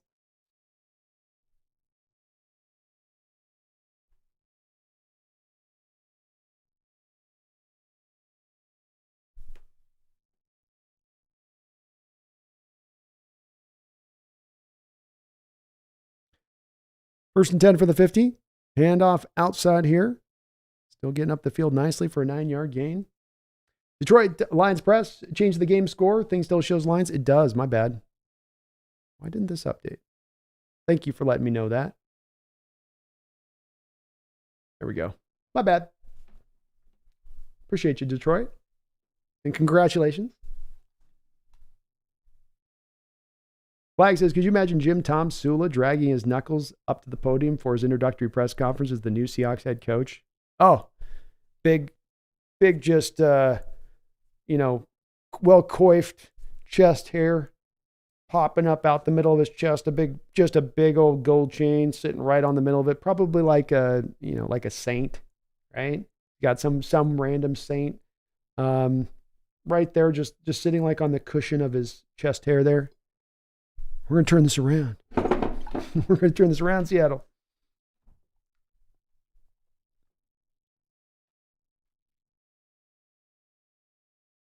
Ollie says, do I think the Chiefs are going to win? I'll go with the Bills in this one. It feels like it's their time here. A little bit. I think I'd like to see more of a matchup of Bills versus Ravens than Chiefs-Ravens. Another run here by the Bills. Good to see them stay committed to the ground game here on this drive, as they do have a tendency to get a little bit too hot and heavy with the passing attack. 2nd down and 4. Already Cook, 4 carries, 19 yards in this game. So strange to see a running back with the number 4 on their jersey.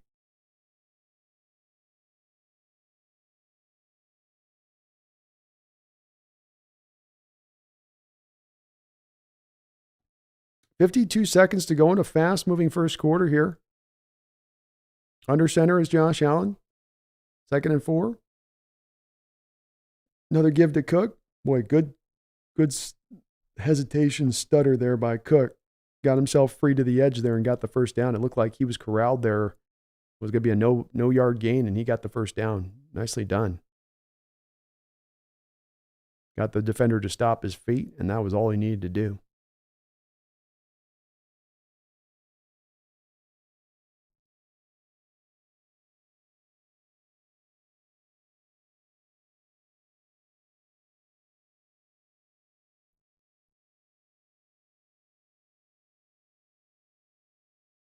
Last play of the first quarter here, probably.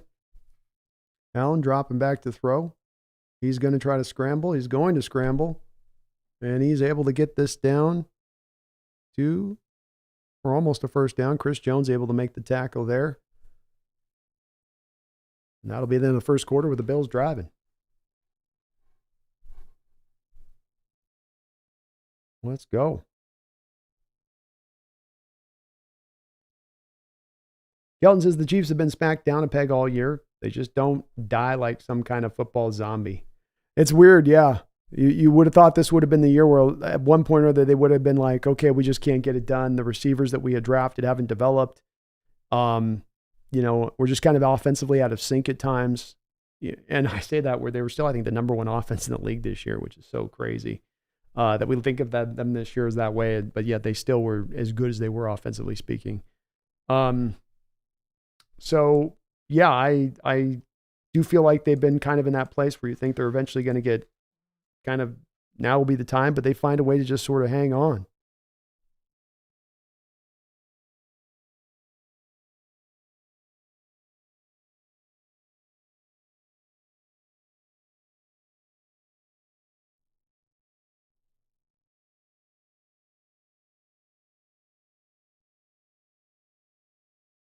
I guess they weren't. Actually, they did have a down year. I was looking at their previous year. I take that back. They did have not a great year offensively.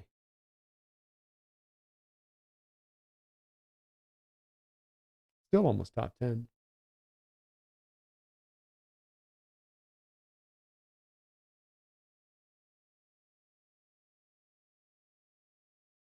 Have I heard the rumors of the new jerseys? Yeah, I have. See if I can bring them up here on this stream for you guys.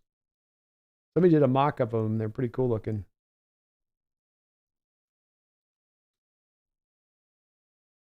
See if I can find it here.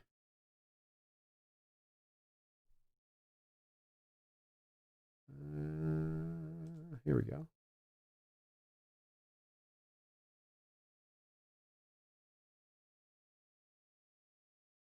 Oh, hell. I'm going to have to do that thing where I got to. Yes, I am. Okay. We'll do this the old-fashioned way.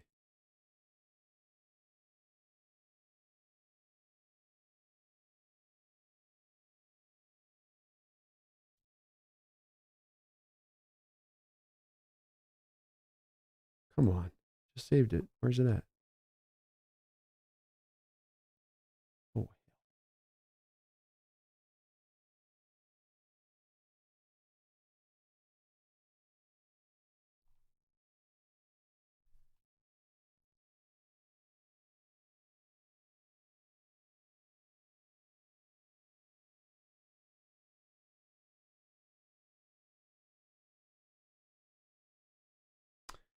So we got a 2nd and 2 here for the Buffalo Bills on the 17-yard line. Handoff inside to Cook. I love the patience with running the ball this drive by the Bills. This is going to bode very well for them if they can keep this going. First down run. So here are your guys' uniform mock-ups for the Hawks. Look at that. Looking pretty sweet to me. I'm digging it. Nice confluence between the old and the new. Still wouldn't mind just going whole hog on the old and just leaning heavy in that direction, but these are pretty snappy too, man. Now, there's not been confirmation of this. That's just what we're hearing. That's what we're hearing. First down run again here by Cook. Bills leaning into that ground game here. which serves to hopefully help to tire this Chiefs defense out and then keep that Chiefs offense off the field.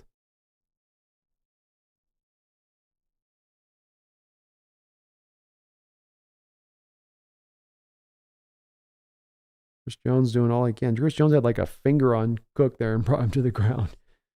2nd down and 3. 8 runs, only 2 passes on this drive for the Bills. Josh Allen's going to scramble this one. Boy, is he hard to get his hands around. Touchdown, Josh Allen on the scramble. He is difficult to deal with. Well done on that drive by the Bills.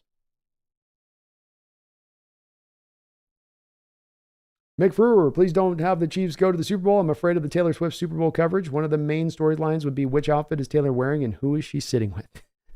Yes, it would get probably a little exhausted. It would. Tommy, I want the Sonics back too, man. Riverside should make the helmets chrome. You can never go wrong with chrome. Shiny and chrome. Witness! Yeah. Josh Allen's a bad dude at the quarterback position. There's just nobody really, there is nobody built like him. Really, there isn't. Make it look easy is right.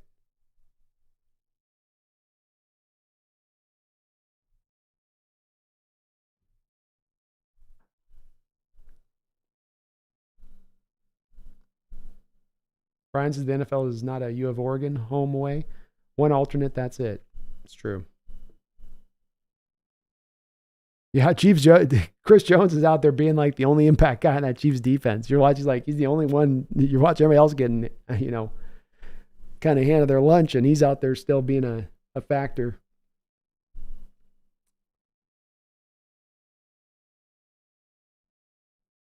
Yeah, I have a hard time with Joe Buck too. Bear with me a little more coffee, folks.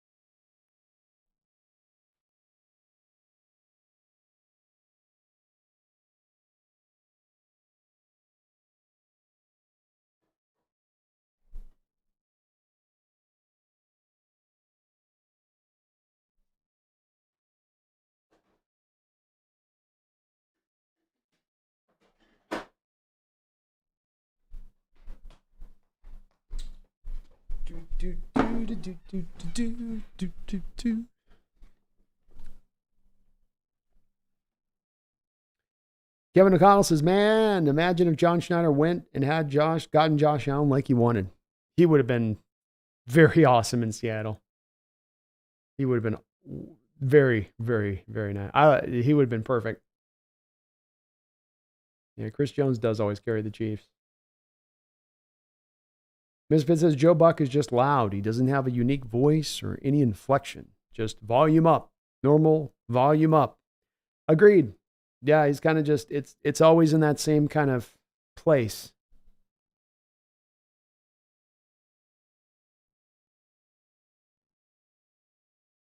I've never been a big Joe guy either on that. Yeah, Collinsworth over Buck too. Maybe not by much, Megan. Yeah, same. Maybe not by much, but I would take one or the other. We're kind of at a dearthy time for announcers, though, aren't we? not a lot of great announcers going like there used to be back in the day. Maybe that's just recency bias, but it feels like that. All right, the Chiefs are going to get back out here on the field now and see if they can make something happen here.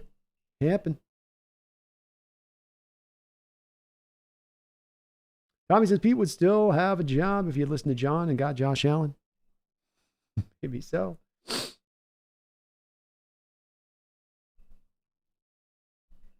Misfits spoiled by Madden and David Niehaus, I guess. Yeah. Hell, even Calabro with the Sonics, right? Calabro was awesome. We've had a lot of good ones through the years in Seattle. And I think that the old school ones kind of make you harken back. There's nothing signature, it feels like, about a lot of the announcers now. They're all just kind of conveyor belt line, you know? There's no real, maybe they're not allowed to have the personality as much. But you just don't feel as much of the personality, which used to be a bit of the part of doing these broadcasts too.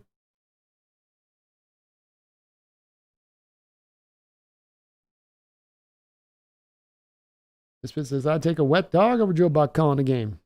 Woof, woof. Huey, Snyder wasn't going to do that. He was just looking for leverage on Russ. He talks a lot of S about it, but he's never been about it. It very well could have been that, just a negotiation ploy. That's true. I don't think that they were, at that time, to your point, serious about moving Russ. But he might have really liked Josh.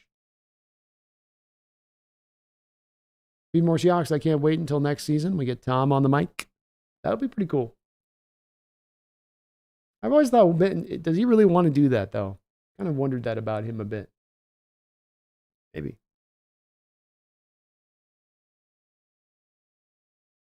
Kellen says, wasn't Russell still having like MVP numbers when Josh was drafted? He was, Keldon. It was a thing where, like he said, a little bit of it, I think, was the contract negotiations where Russ's people were pushing for a high dollar amount and wanting a big hit of the cap, where Schneider was trying to pull that down. And then I think that there was a call he made to Cleveland about trading Russ, but it was just really to try to push the negotiations along more than it was like they were really trying to make the trade happen.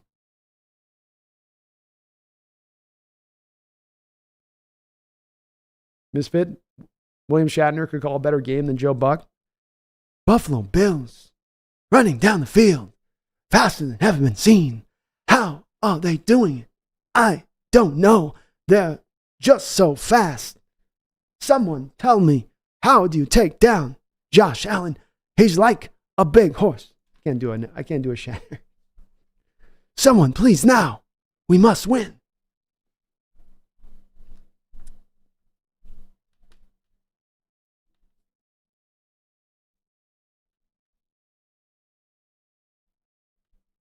Ethan Hawksnest, I just ordered 2 jerseys. Retro edition Bobby Wagner. The second one, my favorite player of all time, Doug Baldwin. In a wolf gray. How about that, Ethan? I'm going to go and frame. That is worth framing on that one. I love it, man. Hell yeah. Hell yeah. Those are great picks. Yeah, Calabro was amazing. Howard Cosell. The Kansas City Chiefs. Sitting high on the hawk. Top of the stack. Can they finally be unseated by this plucky upstart of a Buffalo Bill team in the frigid temperatures of upper New York? Hey, just give me some style. Give me a little bit of, And Calabro, no one called a dunk like Calabro in the NBA history. No one. Nice pass down the field to Kelsey. Big play, gets the Chiefs right up the football field.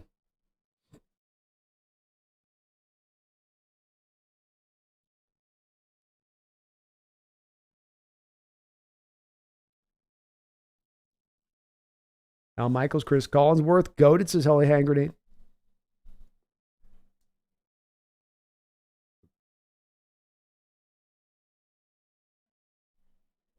Ethan says the retro jerseys aren't going anywhere, so if they end up doing a jersey change, they don't have to retire any of them. Let's hear by the Bills. Mahomes throws it on up. We got a flag in the secondary. Looks like defensive holding maybe in the secondary on the Bills. Megan says, had a friend tell me that Vanilla Ice wrote the hook for Ice Ice Baby. The Queen fan in me was not impressed, and we're no longer friends. Well, you've got to show Megan, of course. There's the ridiculous clip of Vanilla Ice back in the day trying to explain how it's a different beat. I mean, you can go find this on YouTube, Megan, and send it to your friend. And he's like, no. He goes, Queen's one is dun dun dun dun dun dun dun, and ours is dun dun dun dun dun dun. Okay, so it's completely different. It's a hilarious clip of Vanilla describing the whole beat, and he does the two trying to show that they're different beats, but they sound even the same when he's trying to sell the interviewer on the fact that they're not the same hook at all. Yeah, the proof on that one, you win that argument, Megan, because Vanilla's paying money to Queen's people for years for that. So every time that song's played, Queen's getting a bit of a juice from it, a little bit of a bump. Nice job of getting pressure there on Mahomes. Little left-handed throw out of bounds there. Just to get up near the line of scrimmage. 2nd down and 10 here. Deep into Buffalo Bills territory. Last 4 games.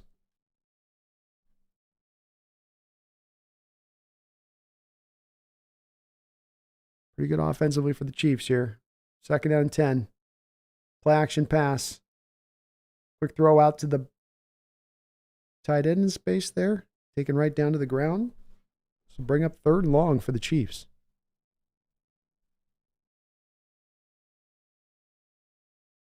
Yeah, Greg Olsen's, he did a little bit better last night than he normally does for me, Flag. He normally really grates on me. He was pretty good last night. But he's usually not good. Megan says, just sprayed coffee on the table. Thanks, B. If you haven't seen the clip, check it out, Megan. It's hilarious. It's Vanilla at the height of his stuff with all of this going this way and the hair all that way. And he's like, no, it's totally different. 3rd and 6. Nice throw by Mahomes in between 2 defenders there. Strong catch by Rashee Rice. He comes up a little slow. That one hurt. He paid the price for that catch, but he made it. Keith Jackson. I love Keith Jackson, Pete. Brian. Niehaus, Pete Gross, all great. Holy Hand Grenade says, don't worry about Greg Olsen. Brady will take his job. Be hard for Brady to be much worse. Right? Boom shakalaka. Jonathan Vilma? I get a chance to catch many Vilma games. First down throw to Kelsey in the back of the end zone. Just missed.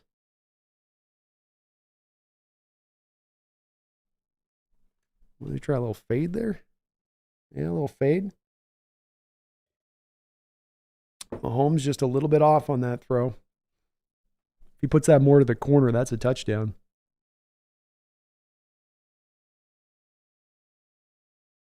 Second and goal.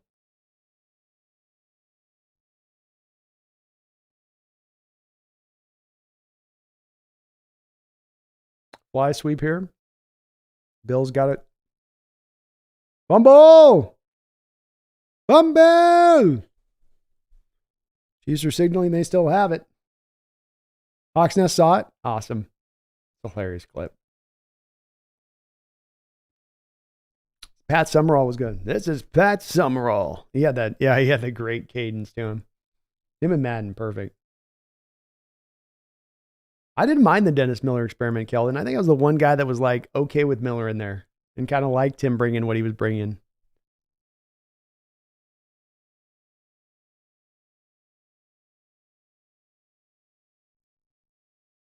Third down and goal here. Mahomes looks to take a shot. Another little bit of an overthrow in the back of the end zone. Like Kelsey didn't give his receiver a chance to really make the play there. That was Marquez Valdez-Scantling he was trying to work it to and didn't get it to go. So 4th and goal here. Reed will probably have to take the points. Boy, he had a little bit of separation there. If Mahomes puts that out away and low, he might give Scantling a bit of an opportunity there to really make the catch. I know he's got somebody threw a snowball on the field. Wow. What if a fan hits a guy with a snowball mid-play? Do you guys know what happens on that? Like if a fan hits a guy like that and he's going to make a catch and he gets hit like in the face of the snowball, is that fan interference? Never seen it happen before. Hawksness, Brian May did say that it was the same and that Queen was paid for the use of it. Yeah. That was the easiest settlement in the world for any judge or jury to, let's hear the two bits. Do. You can play them over the top of each other at the same time, and it's like case closed. Mark Sanchez is growing on me too, Brian. I do like him.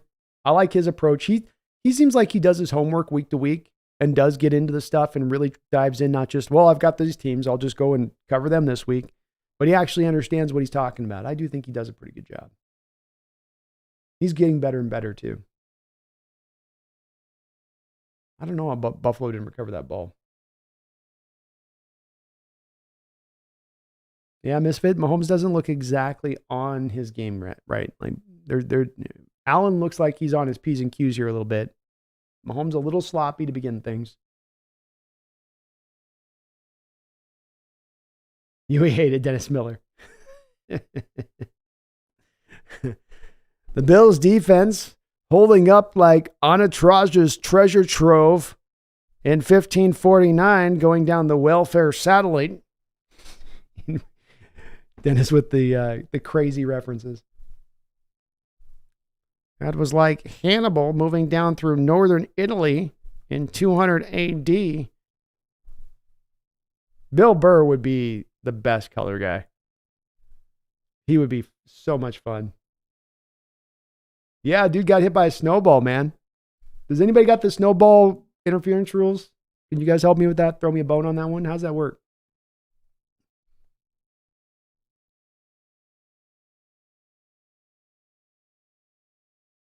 Yeah, Summerall probably did go a little long, but he did have an iconic voice. Bill Burr and Shane Gillis. That would be a great combination. Gillis played football too, so yeah, that'd be awesome to hear them. Hans says the police were there last week for the snowballs. Don't know what the outcome would be. Somebody just got thrown out of the stadium for that one, I'll tell you that. I'm sure they've got like spotters. They got like sniper spotters for the snowballs. B274, Bill. He's got an active one in his hand right now. It's hot. He's got a hot one and he's peeled back to throw it. Get to him now. I don't care if you got to jump over the... Get to him, Bill, now. I'm telling you, he's about to throw the damn thing. It might have a battery in it.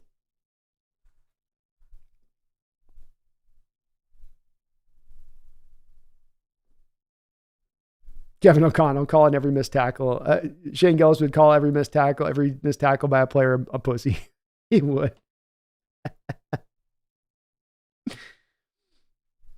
Bill Burr and Cat Williams to replace Troy and Buck. Oh my God.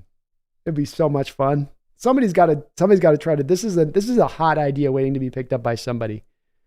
And if I was tell me that if I have like the ratings of this year we've got Greg Olsen and whoever, or I can have, let's spend $500,000 and bring in Bill Burr for this one. Tell me that you wouldn't have the numbers going through the roof. Bill would be into it. Kelton says, yeah, I think Miller was a bit too highbrow for the audience. Yeah, probably a little bit for the NFL audience on that one. Some of those references weren't being picked up by them on that one. Nicholas says, that fan banned for life and going to jail, what would happen be? Well, that last one was because he hit that guy. They threw that. That was an accurately thrown snowball. Cat Williams would be too real. And he broke the internet a couple weeks ago, didn't he? Hans says, what's worse than Greg Olsen is watching games in Dutch and dumbing down everything. That would drive me crazy, Hans.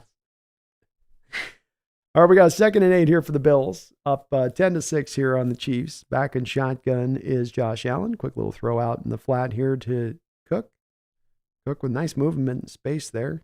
Cook doing a good job being elusive in this game. They give him the first down spot.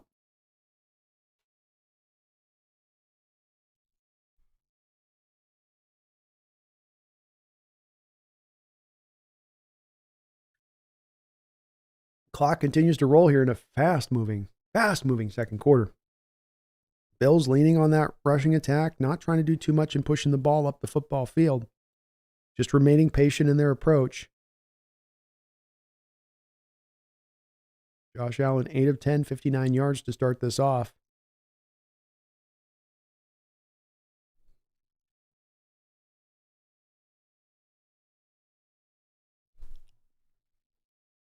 First and 10. Pitch play outside to Cooks. Not much gain there.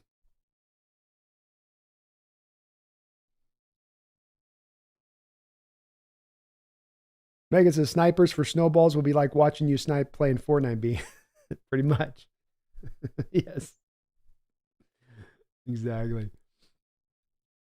Misfits' says Cat would have to be allowed to use the N-word if he was the guy. Or they'd have to have a dump button guy right next to Cat, Misfit. So every time the N-word came in, they just doop, doop. You know? Or do it like, make it even funner. Have it like they do on the, where they take the R-rated movies and they, oh, nice throw there by Allen on a deep ball and a 9 route, but great coverage out there. Got his hand in there. Nice throw. Put it right on there. Gave his receiver a chance. Just couldn't reel it in. He's got to make that catch. 16's got to make that catch. Sheffield, you got to grab that one, bro. It can't hit you right here on the arm, and the corner never gets his head turned around. This is playoff football, baby. You got to catch that. But they'll do it like they do it instead of the dump button. You just have them say the word, or it's like, like you get the Die Hard yippee ki yay. It's like yippee woe to doodle or something, whatever word they put in to insert in when they do it for made for TV, where they got to cut that stuff out. Do it for Cat instead of have them say fluffy tigers instead of the N word. Brian says the NFL rule. Hit by a snowball, 15-yard penalty to the home team. Ooh. Okay. That would have been like an auto first down there. If Fan had hit the chief player there on that overthrow to Scandling, then could be an interesting thing to kind of monitor as we go through this game. Where do you even get that snowball too? They've like cleared it all out of the stadium, it seems like. Short punt picked up on a hop here by the punt returner for the Chiefs. Oh my goodness.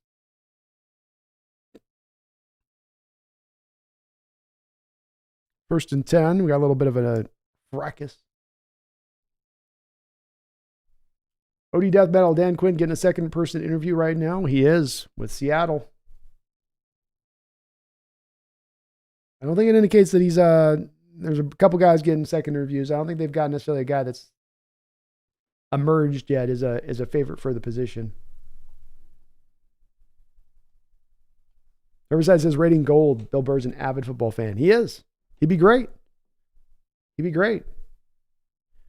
That's where, like, NFL, in my opinion, on this whole announcer thing, they always got kind of just the boring, same old approach. Like, take a little bit more of a forward-thinking approach with it, because there's more there to be maximized. This one says Ben Johnson should be on a private plane as soon as possible. Bridge of all the money just for him. Yeah, he's definitely going to be in play. You got to wait for him, Misfit, until after the playoffs. That new rule, NFL rule, that if you have a coach that's with the playoff team that you won, you got to wait until after the playoffs to interview him and because they didn't want to have these coaches midweek and they're trying to plan and prepare for playoffs, taking trips across the country to go interview and then try to get back, and it's sort of distracting them from doing what is truly their job to do right there. Which, so I get the NFL having those kind of mandates come down, but it also means it's going to slow roll this process just a little bit. Tommy says, do you think we can give Canellis an interview now? More info for John. Not super into it myself. I think, Tommy, they would have announced an interview with him initially here if there was some interest, because of the fact that they've interviewed every other person in the NFL that's available for a head coaching job, it seems like.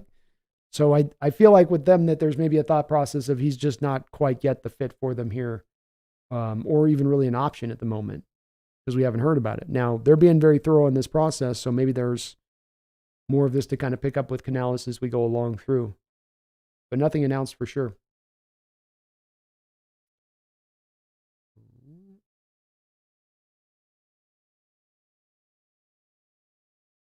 Will Valdez, I hope the Lions knock off the Niners to go to the Super Bowl.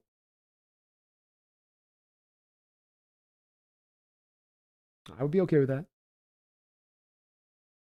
Greg says Cat Williams would get banned from commentating, exposing NFL owners, coaches, and players' secrets.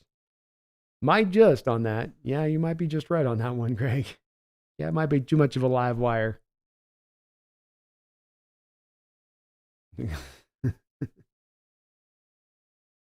Tommy says, John in the second Quinn interview. So back in the first one, you said you were going to run Pete's defense. You were kidding, right?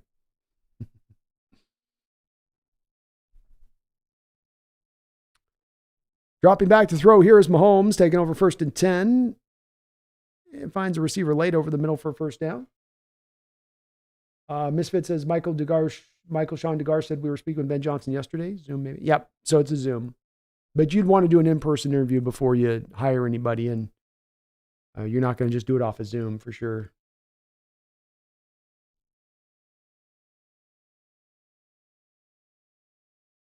First and 10. Chiefs at the 486-yard line. Handoff.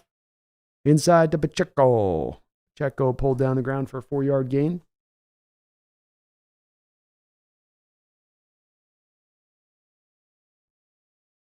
Oh, are they saying he's fumbled it?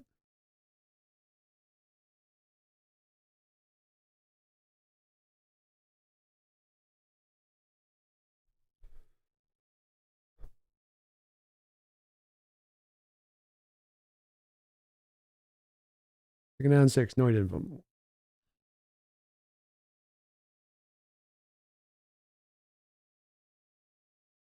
Another handoff inside. Just to Clyde Edwards-Helaire. Still on his feet, still going up the football field all the way down to the 22-yard line. Nice run there by Clyde. Chiefs have been leaning on the pass here, but finding some room now running the ball.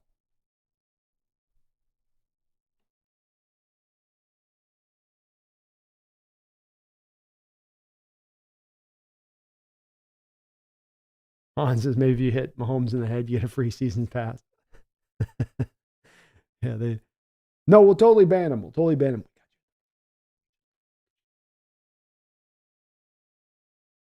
First and 10 now. 4:15 to go in the second quarter.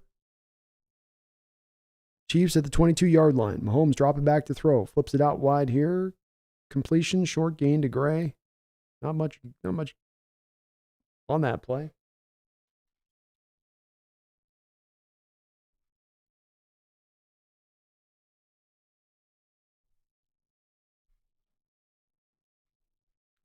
Tommy says, I feel real good about our head coaching, whoever it is. I feel like with all these interviews, he's going to be one that stands out and blows them away. Going to be great. IMO. It's a great point, Tommy, and this is where I feel as well in this. Second down and 9. Dropping back to pass here is Mahomes. Wide open Kelsey's. They just decided to not even guard him there. Out in the back of the end zone for a touchdown. You might want to guard that guy.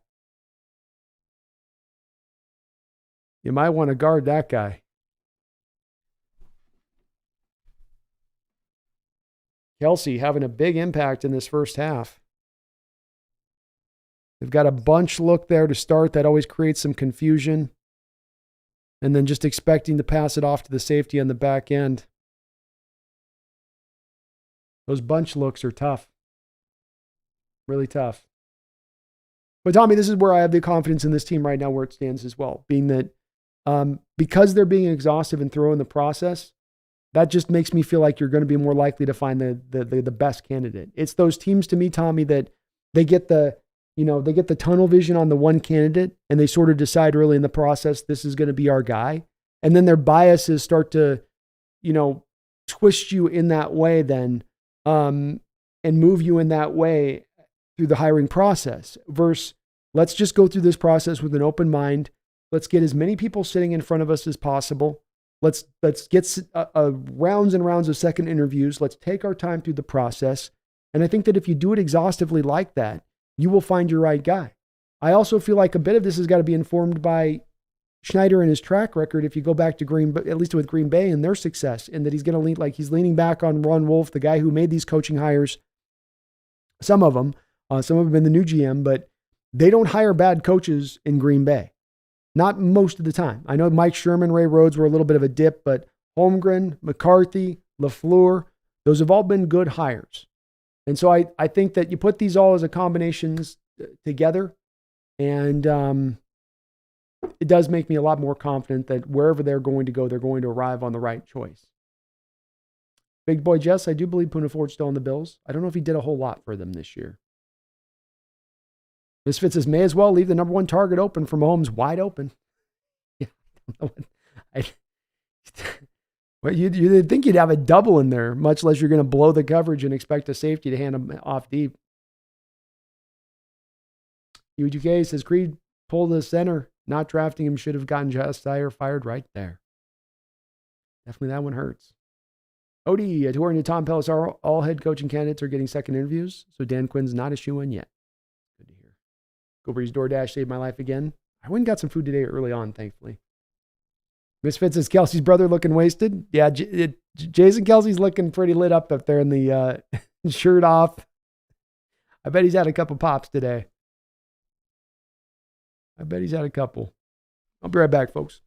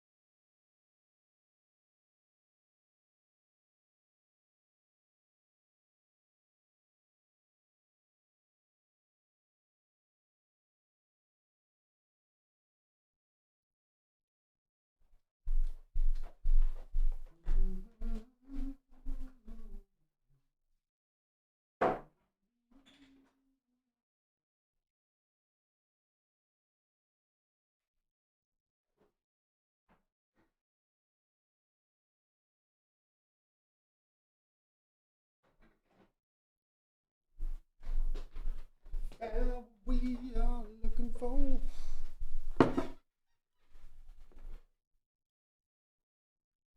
Hans says, oh, wow, Taylor Swift's in the game.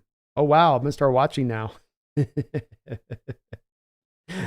got some Swift flash going on in the chat. I get that. All right, Josh Allen taking over 3:31 to go here in the second quarter. Comes out passing here to Cook. I will say the Bills' offensive attack, though I did like a little bit of the commitment into the running game here. There has been a little bit of a conservative nature bent to it here as the second quarter is wound on. I'm sure there's a bit of a purposeful approach to that. And they have run the ball pretty effectively, so you can't deny that. But that's been a little conservative here. Misfit, I have tunnel vision for Ben Johnson, not going to lie. You're not alone, man. And understandable, man. He's a great candidate. Great candidate. And he put on a show today with that play calling. Another run here to Cook. He'll get the first down. Sure, the Bills would love to just bleed this clock out, not let the Chiefs have another opportunity. Nicholas, I don't really want Quinn either at this point. I'll take him, but, you know. Kelton says, y'all know that was Dan Quinn's defense that lost 25-point lead that Kyle got him. Yeah. One of the parts in there. Flag, catch y'all later. Go Hawks. Johnson 2024. Thanks for the great stream, B. Thank you, Flag. Appreciate you. Johnson or bust with many of you folks. I get it. I do get it. He's awesome.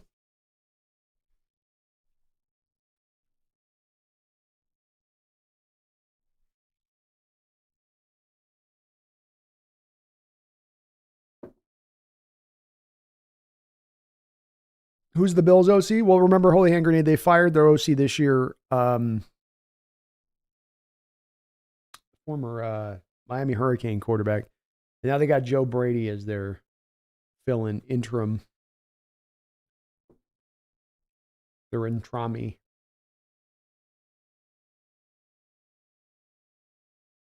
We're going Flag.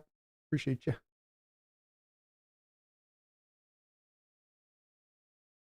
Hans, Jason Kelsey looks like a bear. He does look like a bear.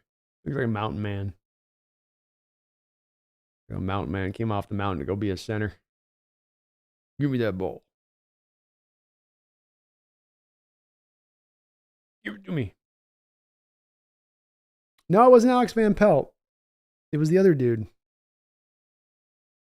going to bother me. Hold on.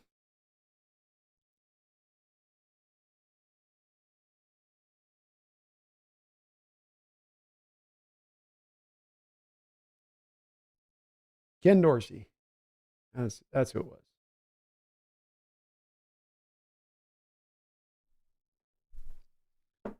Mr. Dorsey. Mr. Dorsey, I presume. 13-10 game. Boy.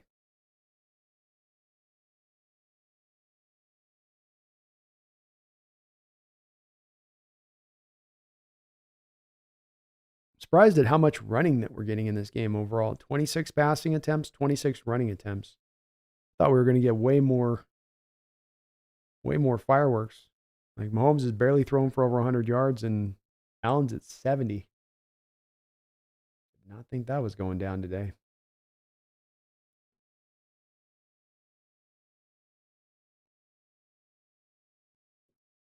That was a surprise.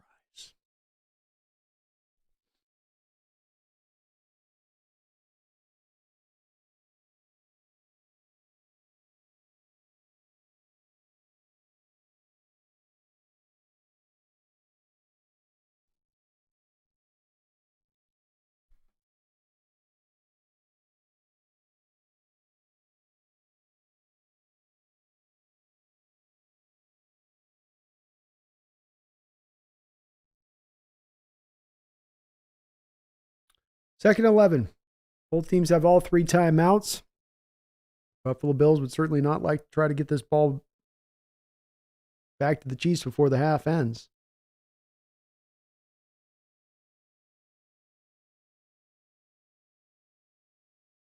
Whew. What a throwing route there by Stephon Diggs and Allen. It was covered, and then Diggs just stopped and started, and Allen just threw him open with an absolute fastball. Nice catch by Diggs. Catch that ball out away from him. That ball is coming in with some heat. 1st and 10. Bills at the 48 in their own territory. Press coverage look from the Chiefs. A lot of guys near the line of scrimmage. Check down to the back. Nicely done by Allen. 2nd down. The prop bet's looking bleak right now, Misfit. I need these guys to bolt this half, find some more yards here. Especially Allen. Give me like 50 more yards here, Josh. Oh, escapability there. Flips it away just as he's about to cross the line to the back. Latavius Murray. Nice little bit of improvisation from Allen. He's done that a bit this half. Good job keeping his eyes up. Looked like he was going to just go and try to scramble it. He had early pressure. He was able to get away from the early pressure there.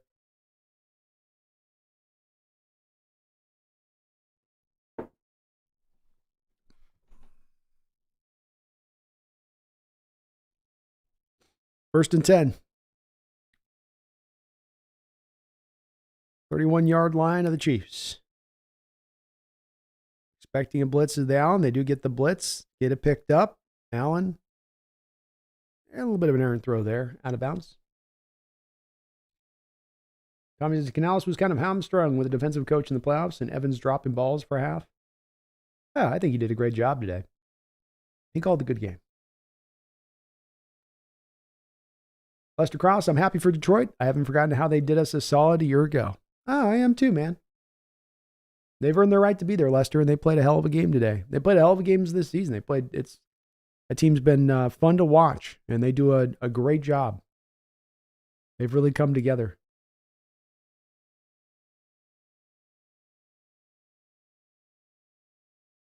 What is my cat getting into? Allen out here scrambling around, still on his feet, down to the 11-yard line.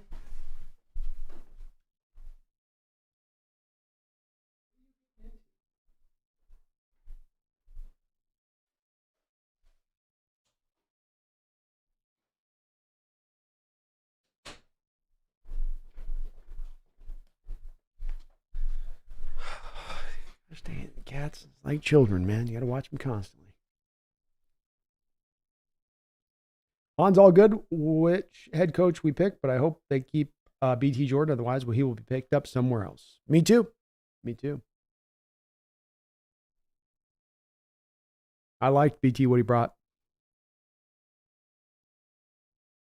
Allen is a tank. Allen is a tank. He's so hard to deal with. He's just so big and just also elusive at that size. More elusive than he has any business being.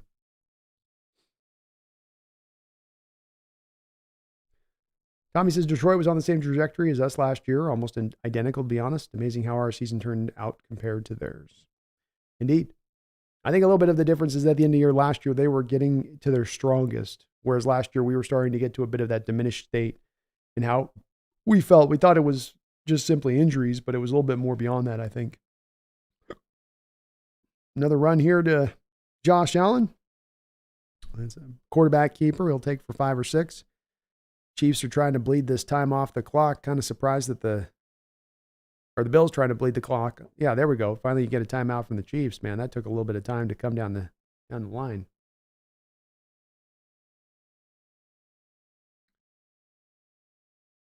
Misfits says it's like Cam Newton, except an amazing thrower of the football too. Exactly. Yeah, but a guy that actually can throw it. You know. I think his improvisation and ability to play off script's better than Cam too. Like Cam was more of, once it got to off script, it was about him using his legs and trying to turn into a runner. With Allen, it's a little bit more of that creativeness to his game. The Lions also gave Seahawks fans hope every season when Geno plays well against them.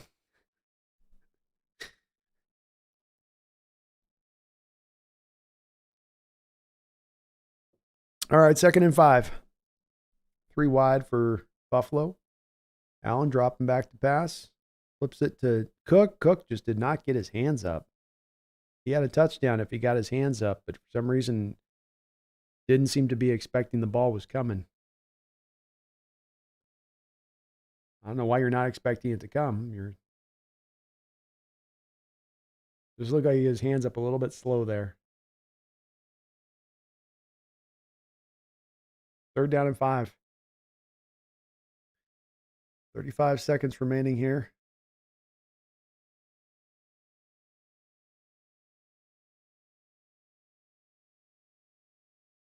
Empty set. Allen and shotgun. Dropping back to pass. Whistles it on in there. And they're going to say it's a catch. Let's call a timeout. Let's call a timeout.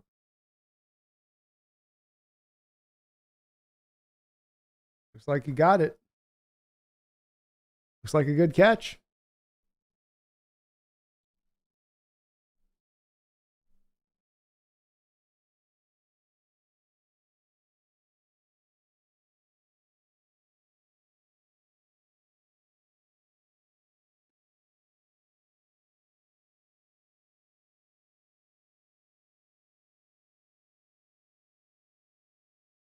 Yeah, that's a great catch there. I think you got to keep that. That looks good to me.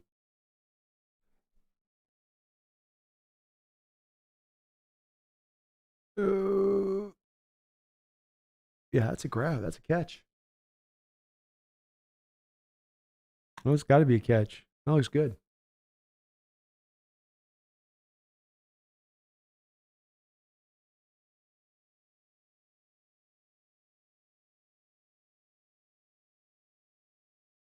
All day.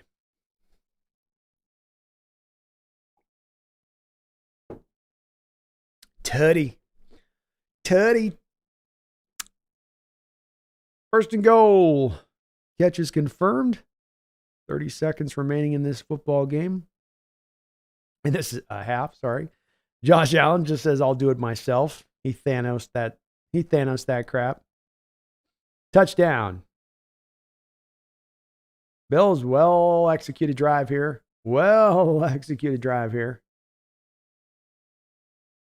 And what's more important here is they got the Chiefs to bury a couple of timeouts and 26 seconds left, so not a lot of time for the Chiefs to come out here and do much.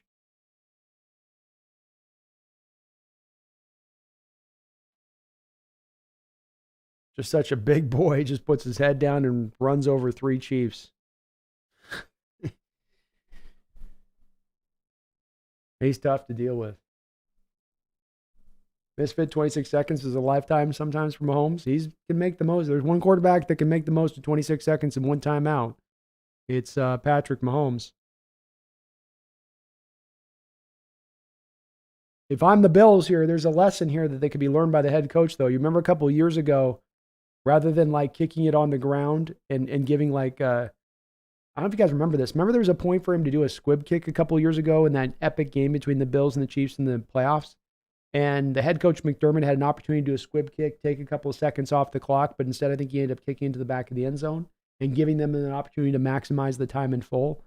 Let's see if he's learned his lesson on that and actually does a squib kick here, forcing the Chiefs team to at least eat some seconds off the clock.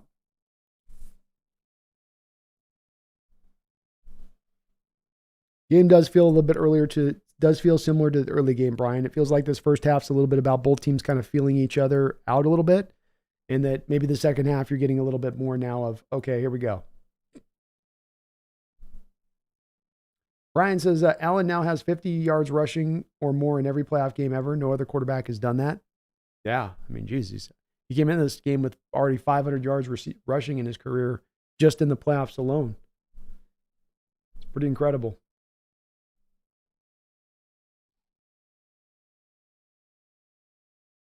Yeah, kick the ball inbounds and you kick it. To me, you squib this. You squib this because you want the 4 or 5 seconds you can eat off the clock. That's very important at this point.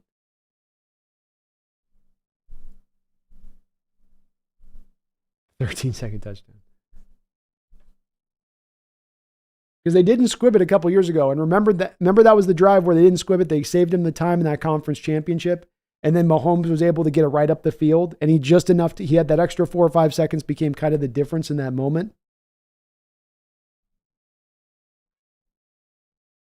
Definitely inbounds us. You just squib it up. You accept the fact they'll get it like the 30-yard line, but you're going to get an extra 5 seconds off the clock to get the 30 versus the 25 if you just boot out the back of the end zone. Or even if it's at the 33, 34. If you get that 5 or 6 seconds, it's still more important in my opinion. About removing the amount of plays that you give Mahomes here more than it's about maximizing the field position.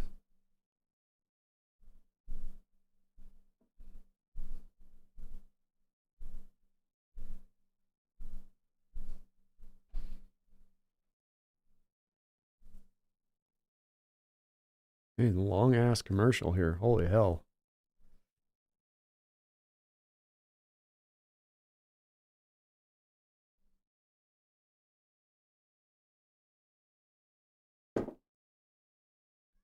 Come on, kitty.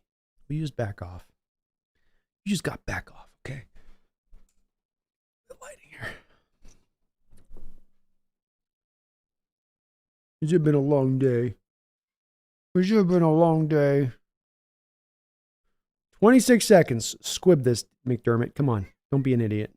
And well, there we go. He kicked it up. That's good. That's just as good. I'll take that. You do have to cover the kick, though. See, he just kicked it up in the air. You squib it. Don't kick it up in the air because then that allows for more of a traditional return.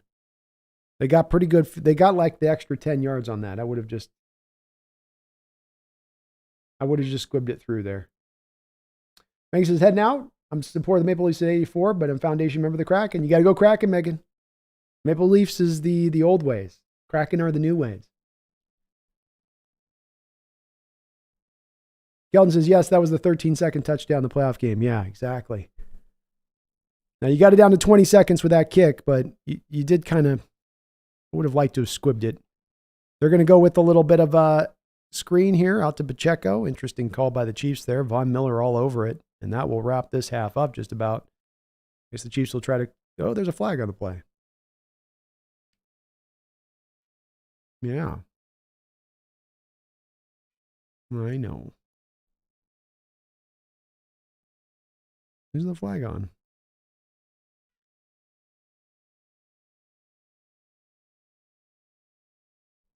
Dual flags?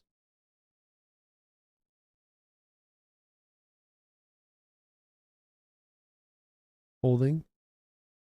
Offense declined. Holding. Offense accepted. All right. That'll probably.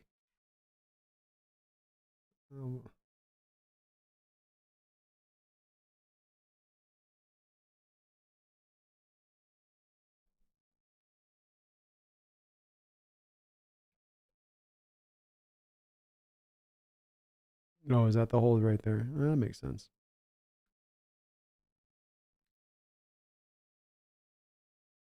Cool Breeze has signed Blake Schnell. I think they're trying to find a way to make it happen. Yeah, Miller made a nice play there. Great recognition on him feeling the screen. And the Mahomes and company are just going to go ahead and sit on this play and call this a day. Boy, some chippiness here.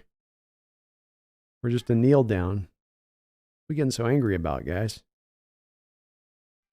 Save it for the second half. Save it for the second half. All right, so the Bills take a 17-13 lead here against the Kansas City Chiefs on the back of a final 2-minute drive there executed by Josh Allen and company. Well done by them. See how this goes. Ethan, Tech World, imagine Pacheco running on a treadmill.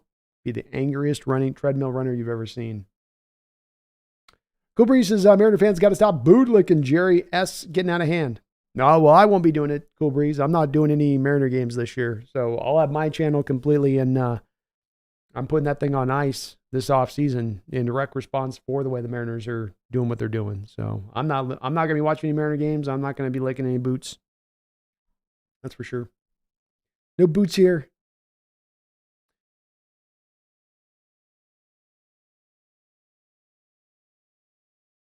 Cool Breeze says Jerry could simply step down and make a statement, and he would have 5 offers, at least 5 organizations. Potentially, yeah. Team Bomber Deshaun Desai was fired today. Not a big shocker. Not a super big shocker considering having his defense taken from him mid-year, basically. I don't know if I'd want him back in Seattle, King Bomber. I guess if you got to go if you brought in a defensive coordinator like Jairo Evero, then maybe a guy like Sean Desai would work great with those guys, maybe having a bit of a track record there and how to run the scheme. So it's possible, but it would just sort of depend on who you're bringing in as a coach at that point.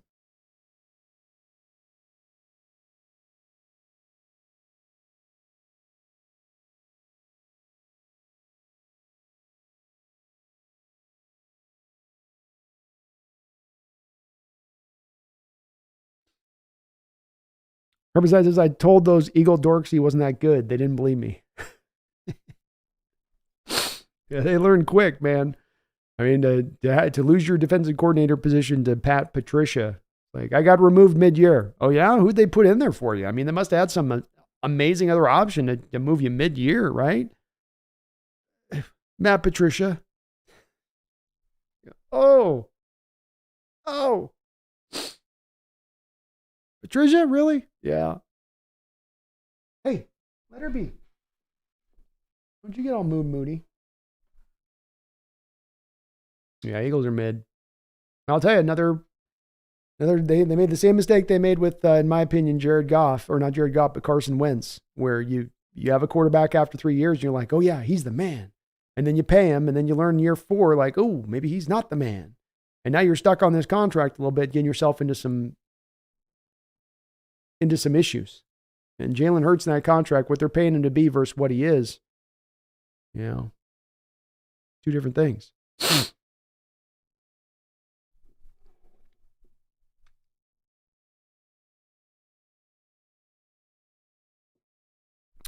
Cool Breeze, Brandon, don't shy away from Mariners content. We need people to bring attention to how bad the ownership and GM is. I would do it if I thought that it could make a difference, or that there was an opening there for that to happen. I'm not convinced, Cool Breeze, that the ownership isn't going to do just whatever the hell it feels like doing, and it doesn't really care what fans say or what a guy like me would be saying on my YouTube channel, because they know the fans are going to show up. You know, Cool Breeze, they know they'll be. I mean, I love it about us in the Pacific Northwest, and that we are faithful. We're not bandwagoners. We don't need you to be great to show up. I mean, that Mariner Stadium is filled up for the past 20 years, and they've gotten to the playoffs once. But they can count on that $2 million of attendance. You know, I can go on there and rail on them all day, and it's not going to make the least bit of difference, because they're happy turning their profit. They're happy in their lane, and it's unfortunate, but, you know, I don't really want to watch a team that's not trying to compete. I don't want to cover a team that's not trying to compete. I mean, that's why I watch sports, is for the competition and for the attempt by your particular team to try to go out there and be great, not be good, not be a consistent winner, It's about trying to reach for the stars, reach for greatness. And if you're not doing that as an organization and franchise, and quite frankly, you haven't been doing it for 20 years, it's hard to bring me on board, Cool Breeze, to breathe. I thought a couple years ago when I started the channel up that they were going to start this process where they started to embrace it and understand it. And instead, they've doubled back down onto their cheap ways. They claim poverty at every turn while they got $2 million in gate attendance. I just, to me, it's made me check out. And the brand of baseball that they put on the field last year on top of it was not a particularly entertaining or fun brand of baseball. Your guys strike out all the effing time. You can't score a run. You can't manufacture a run. You can't play good baseball as far as you're hitting. And back, just it's awful all the way around to me in watching it. And I got better things to do. I'll stay with the football channel, which is much more exciting at this point and will bear much more fruit.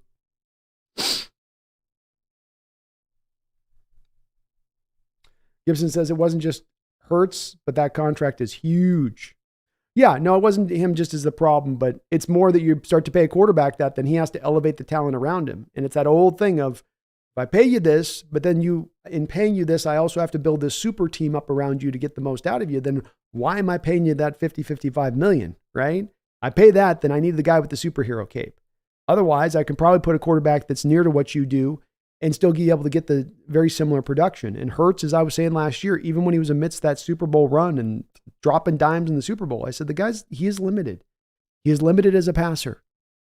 And it doesn't mean he's a bad quarterback, but it also means you can't be looking at him in the view of a guy that you're going to pay in that $55 million range, because it's going to then hinder your ability to sign those A.J. Browns for $25 million a year.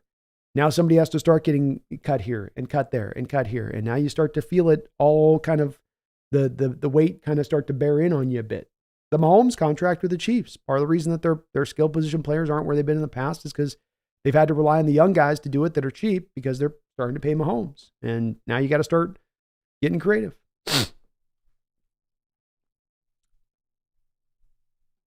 Cool Breeze says the Mariners salary floor should be 185 to 190 million, not 140 million. Shaking my head. Yeah.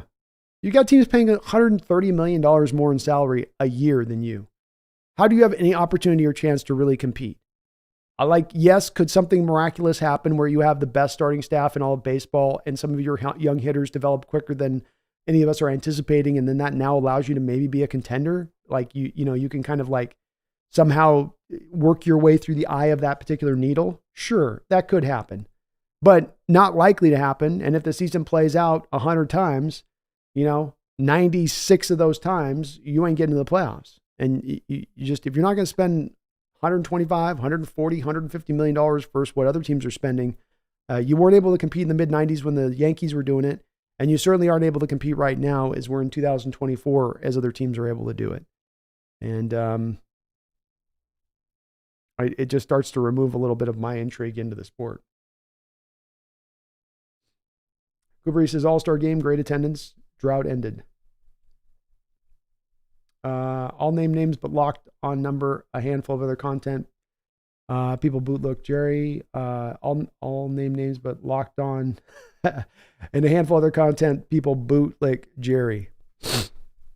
Yeah, and maybe I do need to be the one that comes on there and just starts dropping, anger bombs on my channel there, Hans, because it'll just be or Cool Breeze, it'll just be a bunch of me being toxic, kind of. Because I'm kind of fed up and angry. I've been watching this for 25 years, 30 years, So you get to the point where you're like, I've watched 3 decades of this crap. I've had enough. And I don't really want to dress it up as anything other than what I see it as being. And with the Mariners organization, that's their approach and that's the way they want to go about it. So be it. But I ain't gonna call it something that it ain't. Maybe I'll do a video or two on it at some point here. But it's definitely gonna be background, and I'm not gonna be streaming the games. I'll tell you that, like I did last year.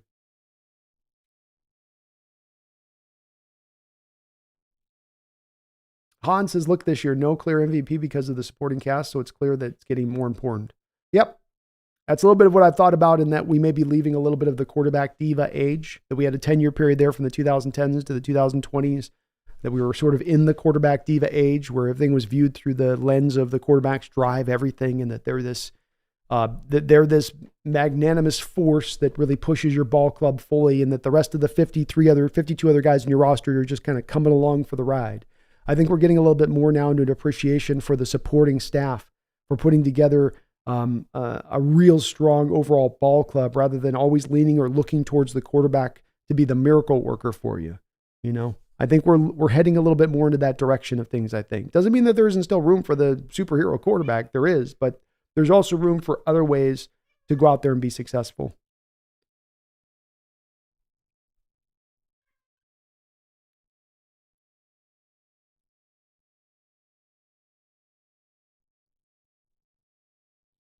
Ethan says, Hawks Nest.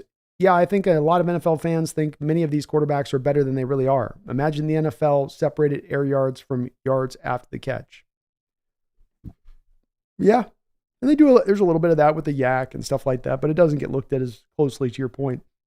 Yeah, I think it's one of the places I see from fans that they will they will often make this deal where they just make the determination that the quarterback really drives so much, and it is a big important position. Don't get me wrong; you make the point that it's the most important position on the football field, but it's gotten a little bit overraised up, in my opinion, beyond really considering the other positions and how they factor it, especially the quarterback position and how it relates to like the offensive line and the success within that. It all is interconnected a little bit at times. And there are those rare quarterbacks that can kind of overcome, that don't need those factors, that can do it on their own. But like you say, there's a lot of fans that think those kind of quarterbacks grow on trees, that there's like 15 of them available, that every draft there's 4 of them available. You just have to commit to drafting one of them. And I'd argue that that's not the case. They're fewer and far between. It's much more easier path to go to trying to build the complete team than looking for the superhero quarterback. Gibson says, that's what I like about the Eagles' approach, trying to build overall.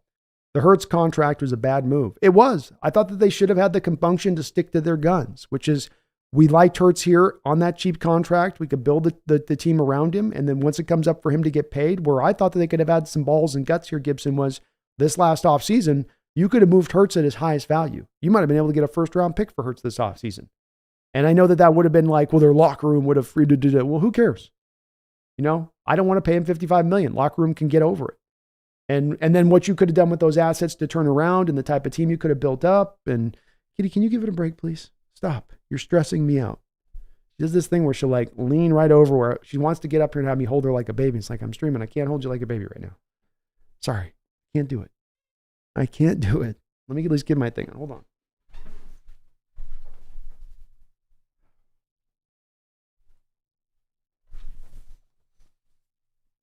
Okay. Okay, Pumpkin. Come here. I know. Try to keep the cries to a minimum. Please keep the cries to a minimum. Okay.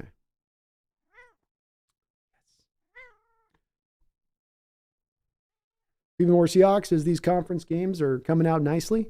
They are indeed. Yes, sir. Yes. Remember the time. If the Mariners don't wake up looking at their division rivals winning the World Series, this team is telling everyone not to that us seriously. So I'm turning off from this. Supersonics return ASAP.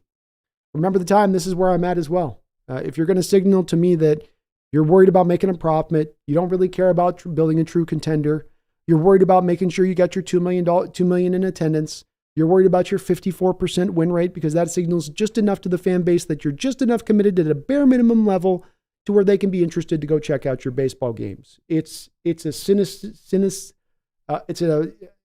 is the place that's really built out of. And I'm not going to support it either. I'm not going to sign up to that either as something that I want to spend my time on. You know, I'm not going to watch your 3-hour baseball game so that I can watch half your lineup strike out every other time they come up to the plate.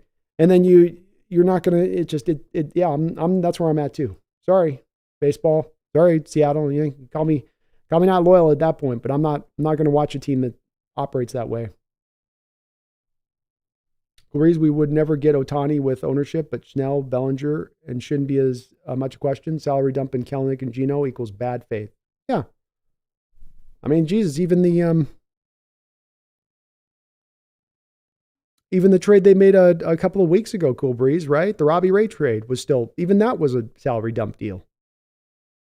I mean, they're showing you where they're showing you where their cares are at. They're showing you what matters to them.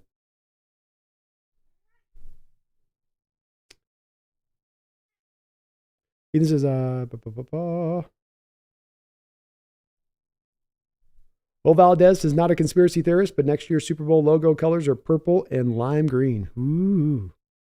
Woo! Let's go. Maybe it's a thing, Will. And I'll tell you this, I'm going to feel a lot better about those colors if we see San Francisco and Baltimore in the Super Bowl.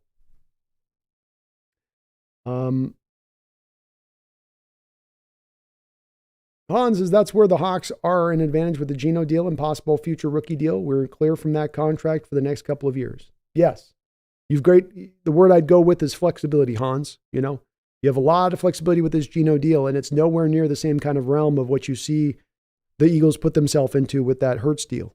Nowhere near. And I think that Geno's a better passer of the football, a better throw of the football than Hurts, a better processor on the field behind the line of scrimmage.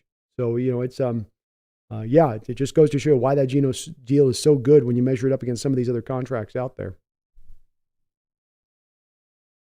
Cabrice is also Schnell's begging to be a Mariner. How often does that happen? Pay him. Not very often. And he seems to want to come here big time. So see if they can pull it off. All right, we got the start of the second half here. Mahomes and company are going to take over here. Beautiful throw by Mahomes to Marquez Valdes-Scantling. He pulls in a nice contested catch. Very well done on his part. Very, very well done. Almost just about a one-handed catch there. Nice job. Marquez didn't even have a lot of separation on that route. Just Mahomes put it in a perfect spot.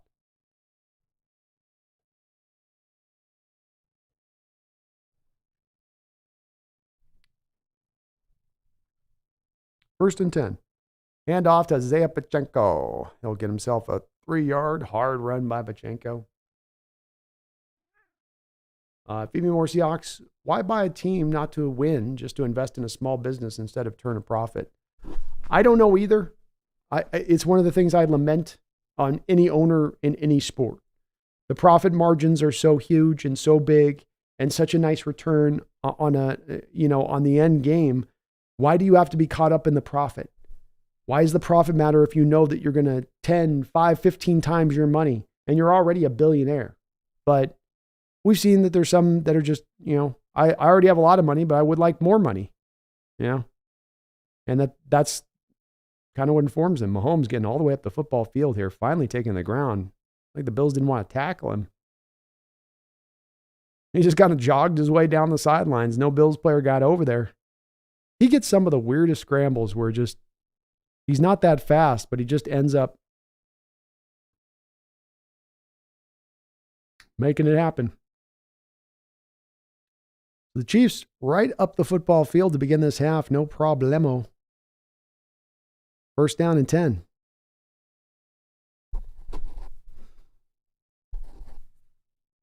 I think we must have had a injury here.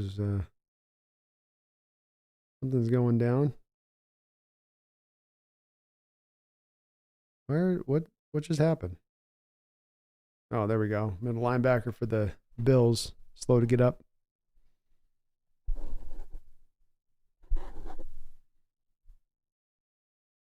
Ooh. God, he twisted his foot bad. Ow. That looked painful.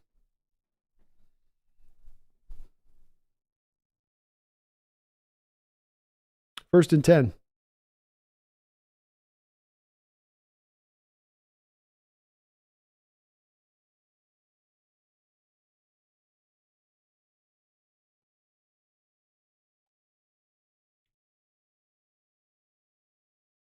Handoff inside, drugged down to the ground there. Nice plays by Von Miller.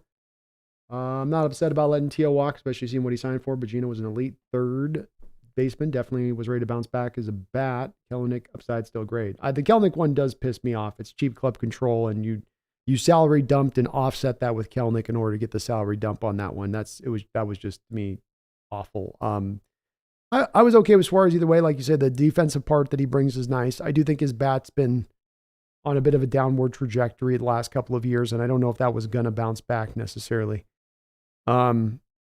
But it's also about, if you're going to let these guys go, what's the replacement there? And if your replacement's worse, then it's shitty. Lord Boom, so what I'm saying, Lord Booms, B, so on topic, do you think the 49ers pay Brock Purdy money, Mahomes money, and let go 2 or 3 superstars on that team? Or do they let Brock Purdy go because of how limited he is?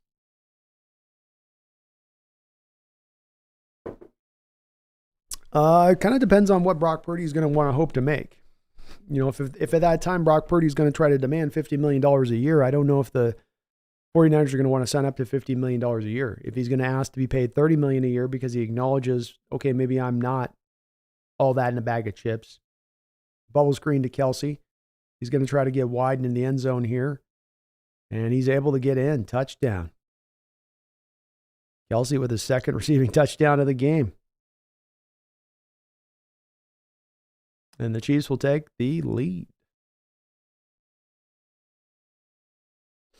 Victoria Brown. You know, my team is going to the Super Bowl. You got Minnesota Vikings, Justin Jefferson. So I don't know. Who's your team, Victoria? I think, Lord Boom, it's going to be the difference between the two. You want to be paid $30 million, we'll pay you. You want to be paid $50 million, we're not going to do that. I think Shanahan's going to be aware of what Purdy is and what he isn't. Ooh, I think he got in. I think Kelsey got in on that. Looks like the elbow took the pylon out before the knee came down. Willie Gay out for Brian for the Chiefs. Well, looks like the Bills also lost their middle linebacker, who's also the backup, of course, to the guy they lost mid-year, Matt Milano. Gilbert says Geno trade was bad. Kelnick trade was bad, plus salary dump. Ray trade was salary dump. We spent small on Garver, and Rayleigh was a mid-addition. Yeah, accurate. All right, so the extra point kick's going to come up here for the Chiefs. Going to try to take a 2017 lead. Bang! Up and through. So quick, fast drive here. Helps out my prop bet. I'll tell you that. Following along at home. Brandon's prop bet today. I had Jahmyr Gibbs, more than 78 yards receiving and rushing. Got that. Mike Evans, more than 8.5 targets. Got that. Amon St. Brown, more than 7.5 targets. Got that. Now I need Josh Allen to throw for more than 225 yards, and I need Mahomes to throw for more than 254. This must happen.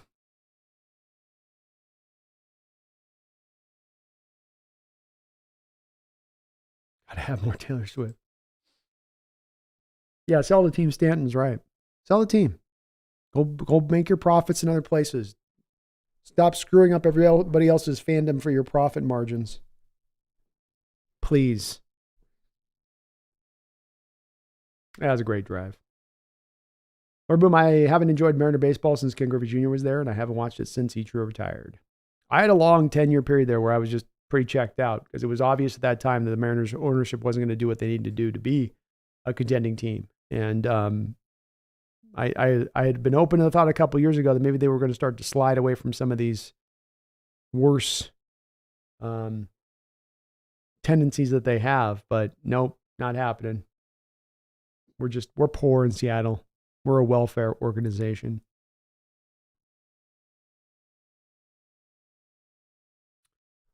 Ethan says the most frustrating thing about the Mariners last year was the strikeouts. Oh my goodness, sometimes I wanted to throw something. It was crazy.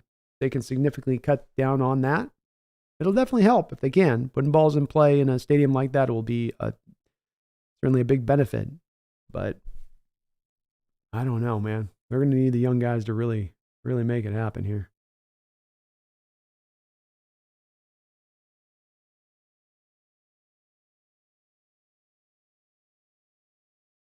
Yeah, they have no linebackers, feed me. The Bills are lean.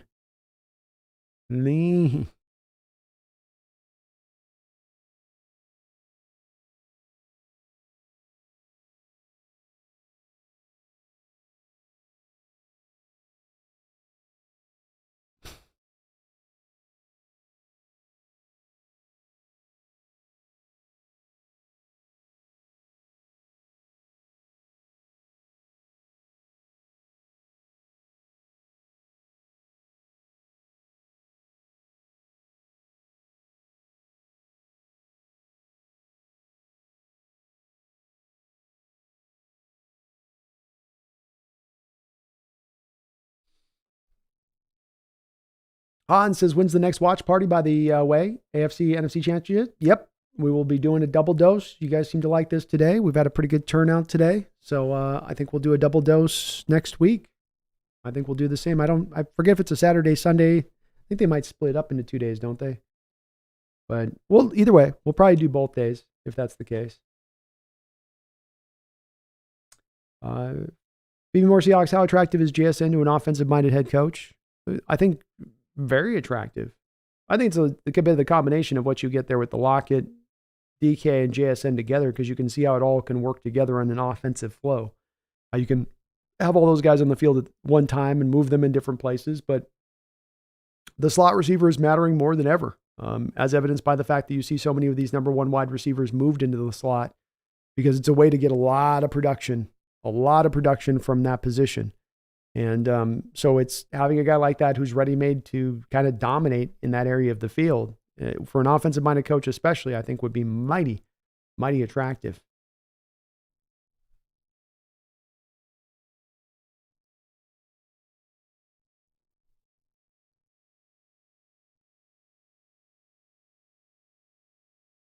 Breeze says, watch the new guy strike out just as much this year. 85 home run plus how many RBI? It's possible. 2nd and 8 here for Josh Allen and company now under center. And off here is to Cooks. They've definitely felt like they can run the ball today. They've run it pretty well with Cook. A nice little gain there for him, 7 yards, almost close to a first down. Cooper says, watch if they don't go to she will be. Nicholas says, I had to turn the game off. I can't watch this rigged ass S anymore. 3rd down and 1. And Brian, yeah, the Casey's taking advantage of those light linebackers for Buffalo. We'll learn a lot about linebacker value this playoffs. Look at how it helped the Niners out last night with Greenlaw and Warner. Oh, that's got to be a first down there. First down. Roquan Smith and Queen with the Ravens. And then you're feeling a little bit with both these linebackers on either side being light for both the Bills and Chiefs. You lose a little bit of impact on both sides when you're missing either. Nice strong run there by Latavius. Might have been Latavius there. They got that in for a first.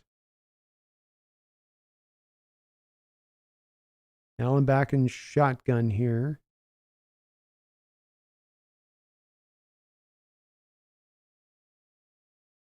Little throw just out to the flat to Cook. Josh being patient here. Being very patient. The Hawks, hey Brandon, hey 12s. Any important news on Schneider and the coaching search? We've got a second round of interviews with some of these guys. Jairo Evero, Mike Kafka, Quinn, Patrick Graham, and Raheem Morris, but nothing we're not led anyway where there's nobody that they're leaning to or reportedly that's become a front runner for the position. It's still definitely, I think, somewhat early in the process here. Cook with another run up the middle and another good run. Bill's doing a good job staying patient.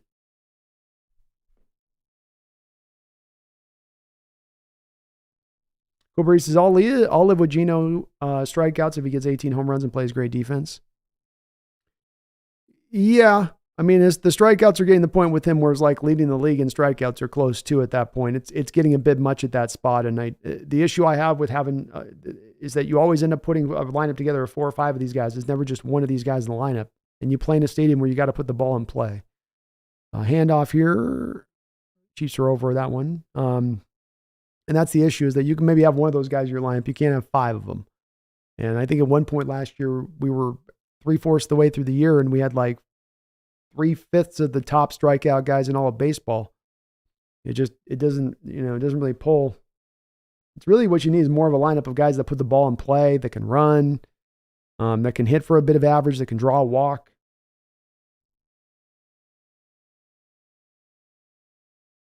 Second down and 9. Bills still heavy discrepancy between them out there running the ball and passing it here in this game. And boy, it's just a lot of throws out to the flat. kind of an interesting attack here from the Bills and what they're trying to do. We do have a flag on the play. Lord Boom, if there's ever a Seattle versus Minnesota Super Bowl, I'm there. That would be me and my best friend's dream come true since we were kids. Just don't play each other much. Well, it'd be, of course, impossible too, Lord Boom, because Minnesota's in the NFC. Ooh, hands the face on the Chiefs. Be more Seahawks. Would we get an angry stream if we hire Patrick Graham? Yes. I will be pretty supportive of just about any coaching hire that they make, but that would be one that would send me off. That one and Raheem Morris would be two in particular that I would have a big problem with. I would have a very, very, very big problem with either of those two hirings. You can do better than those. Chiefs have no run D. Certainly looks like it's getting exploited right now. They've got 8 guys up around the box here, and still Cook is getting now another 9 yards on this run. They can't do anything to stop it at this point a bit.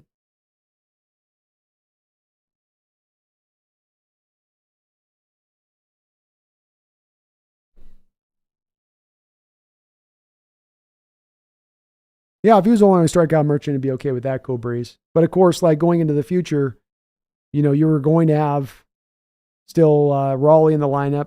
He draws a heavy amount of strikeouts. So Julio gets his share of strikeouts. Those guys weren't going anywhere. If you brought Geno back, that's immediately right out the gate, probably 3 guys with a high strikeout rate. Another run to Cook, man. Bills are just going to keep hammering this. So that's the issue, is that you didn't have necessarily a lineup that was going to go into the future removing those guys either. It's like even a guy like Ty Francis' strikeout rate's gone up in recent years, last couple year or two. Chiefs like the face mask. None of those guys deserve a second interview, says Nicholas. No, probably not. Certainly aren't going to get Seahawks fans excited if one of those guys is the guy. Play action pass. Josh Allen, a little bit of broken play. Turns the broken play into a gain of 4 yards. Nice job by Josh.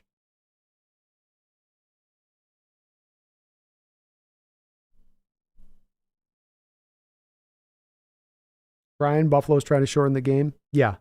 There's a bit of this of, we're going to protect our defense. We're going to try to lean on this. They're definitely not as kind of letting it all hang out sort of offensively as you sometimes see with Buffalo.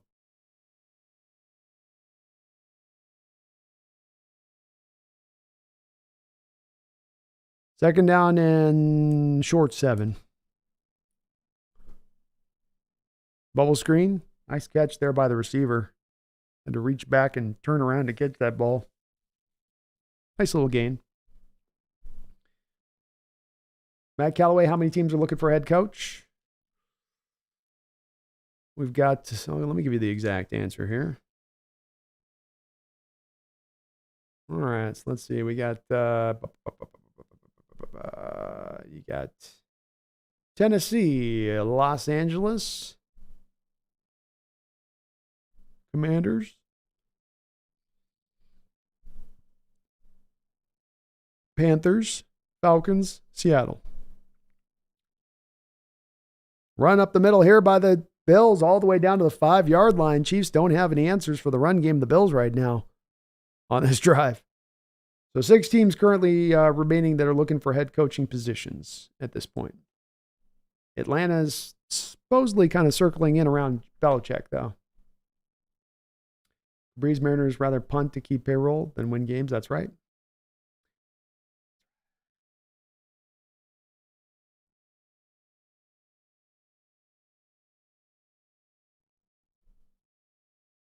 First and goal. Hand off again inside. Snuffed out right there by the Chiefs defense. Addicted says I'd be okay with Quinn, but does he have the contacts for a good OC and DC? When it comes to defensive coordinator, probably. I think there's some pretty rich contacts through the league. When I looked at his hires with Atlanta, he hired Kyle Shanahan as an offensive coordinator. That was a good hire. He then hired Steve Sarkisian behind Kyle Shanahan. That was a good hire. Then he hired Dirk Cutter. Maybe not so much as a good hire. But his first 2 offensive coordinators were kind of plucked from him. So that was probably hard to get 3 hires in a row right like that. We saw Vrabel have the same problem. Vrabel hired LaFleur. LaFleur gets hired by the Packers after he has a good offensive coordinator gig there with the Tennessee Titans. He hires Arthur Smith. Arthur Smith then gets hired after doing his job. So it is a little bit of a, man, do you have a Rolodex of 20 different offensive coordinators you can go to, and each year your guy's getting hired out? I think you probably get down that third and that fourth camp it gets pretty tough. Cool Breeze says, make a M's video, Brandon. This chat is my bait. Well, if I do, I promise you, it'll probably not be super pause. It'll probably be that, I don't know about what we're going to see this year.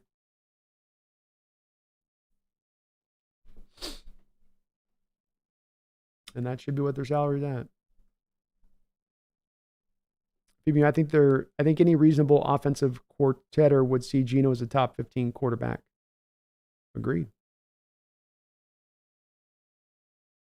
I don't know. I think you got to make that argument at this point. Hans Burton's a right as a guard, right? Burton? I think so.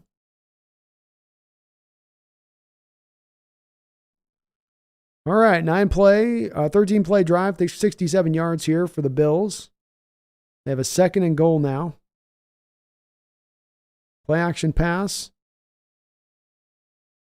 Allen rolling out, trying to extend this play, throws it away.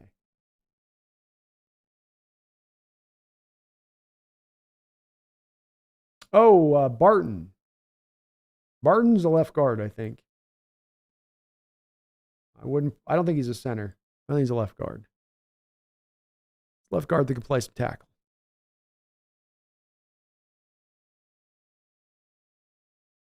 All right, 3rd down.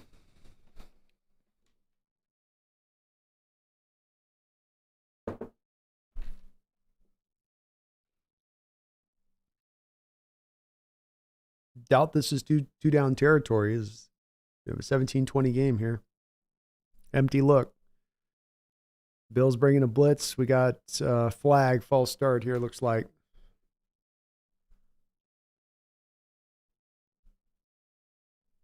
I like the top 10 quarterback. Cool. I'm with that. Delay a game there for the Bills. Riverside says McDonald spanked Ben Johnson, Bobby Slowick, Shanahan, Kyle McVay. It's a no-brainer. Odd they can't. Odd that he hasn't gotten a lot of. He isn't getting much noise coming to Seattle right now. Riverside. Strange enough. They haven't even asked him for an interview yet. All right, 3rd and goal here. Let's see if ballsy Allen lets it rip here. He's got a 2-high safety look. 4 wide. Flushed out of the pocket. Let's it go. He makes the catch. Touchdown, Buffalo Bills. What a beautiful throw rolling to his left. Threw a seed in there to Shakir. Coming back on the play against Snead. Touchdown, and the Bills take the lead.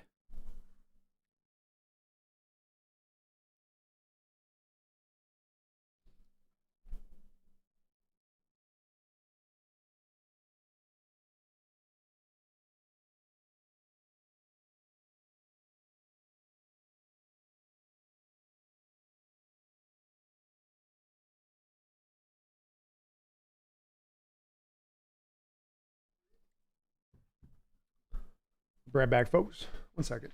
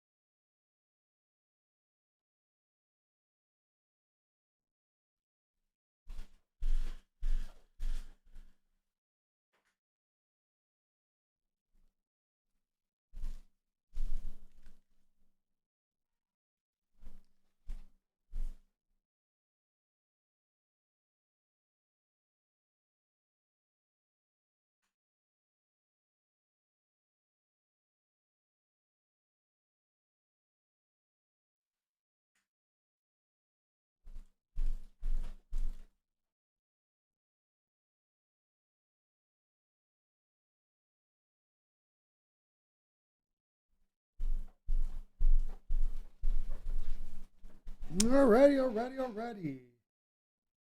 Just lost something here.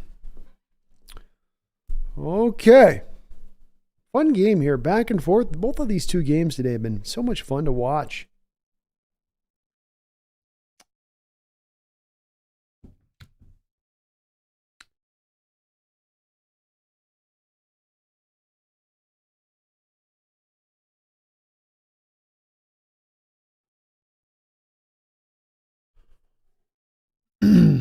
All right.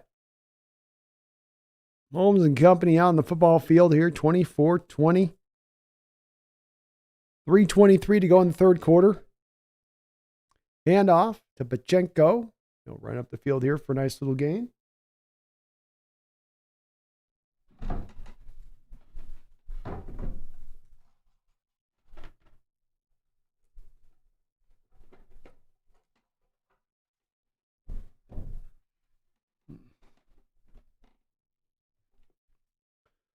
Chiefs, their last basically 4 drives outside that last drive at the end of the half, they've been scoring on. So they've had some success here against this Chiefs D. Chiefs bringing a blitz here on Mahomes. He finds Kelsey out and a out route there for a first down. Jason Schumacher, I do think Jody's selling anytime. I don't think Jody's selling anytime soon, or would have kept Pete, I think. I think it's possible there, Jason. It is. I think this is an indicator a bit that there's not an intent to sell in any sort of near certainty. I've long predicted I think it's going to be probably at least a 4-year, maybe even a 5-year process to get it done. And Jody's indicated this too, with a little bit of referencing how long it is to try to settle out these trust matters. 1st and 10 here to Pachenko. Nice run, still on his feet. Nice 12-yard gain there by Isaiah. Hans, I don't get it. Seahawks have the 12s. No team has the 12s, so Seattle should be the easy one. We already have an edge on the opponents.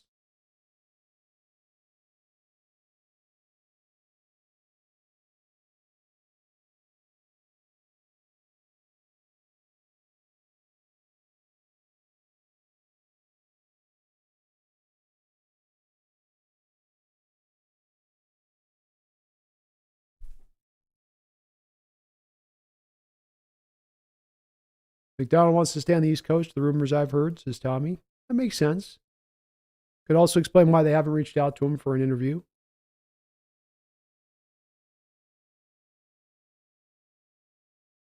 I mean, I'm a West Coast guy. I can't knock a guy for being an East Coast guy.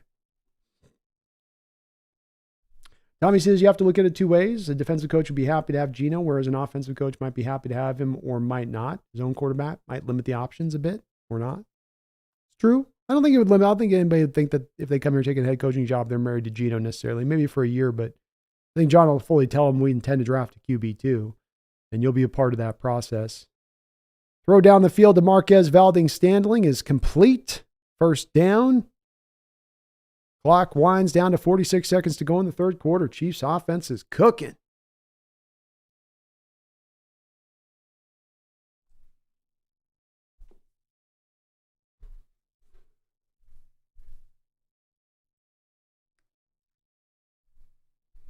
The Bills have yet to force a punt. That's not a good day for the Bills defense when that's the case, that's for sure. Chiefs at the 16-yard line here, just trying to limit this to a field goal. Handoff inside to Pacheco. Wound down for about a 3-yard gain. Cool Breeze, she will sell to a group fronted by herself. That's where I think this is going, Cool Breeze, is I think that she puts a collection of local folks together and then she buys the team that way. Yes. I think that's absolutely what she's going to look to do.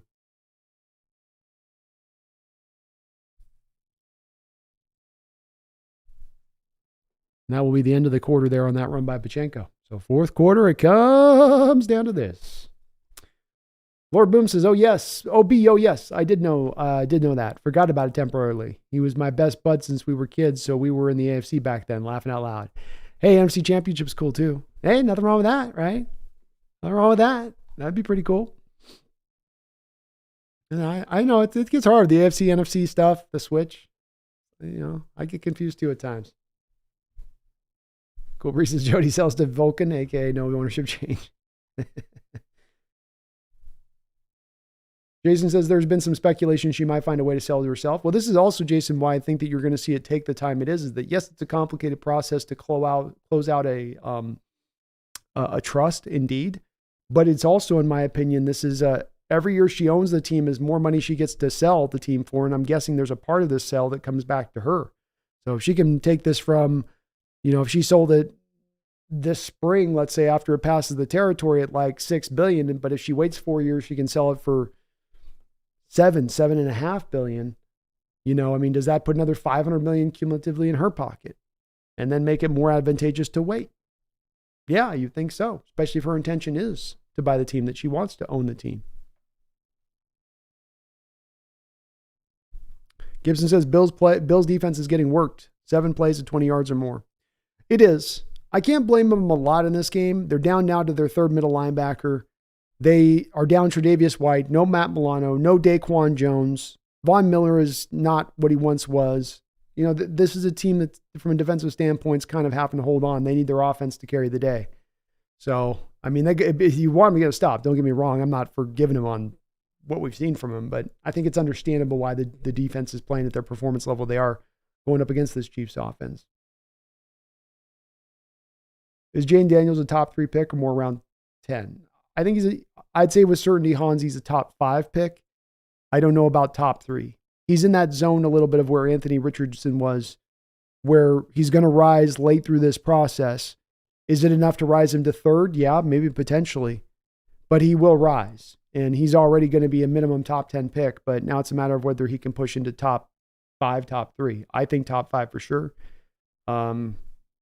I don't know about top 10. Herbicide says Penix isn't going to get it past the Broncos. I could see it. That'd be a great fit with Peyton there.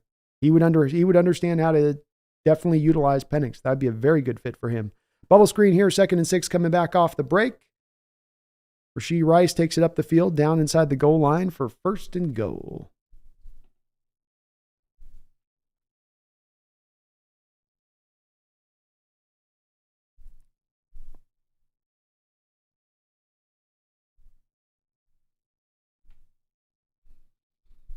Cool Breeze says, imagine if Jody announced she was selling 25 to 26. Options galore. Oh, yeah. Hand off to Pachenko inside. Touchdown, Isaiah Pachenko. Back and forth game. How many lead changes? We got 5, 6, 7 lead changes in this game. What a game. As advertised. Buffalo fans shaking their head, going, man, Josh is going to have to, we're going to need hero ball here to make this happen. Blocking schemes very creative by KC. A lot of good pulling multiple guys to one direction. Getting you some eye candy to the outside, coming back in on the carry. Yeah, I think Jaden will be top 5. I think top 4 feels right for me with Jaden. To me, it's only a matter of, is there going to be a team that's going to be sold on Harrison Jr. like Cardinals to go take, something like that. That's more of what it is to me, of the team like that might be okay at their QB situation, but at least top 5. If you have a conviction about a quarterback, you make it happen. Yep, you do. And his tape's going to be so impressive when teams really dive into it through this offseason. Jordan Von Miller does need to turn back the clock.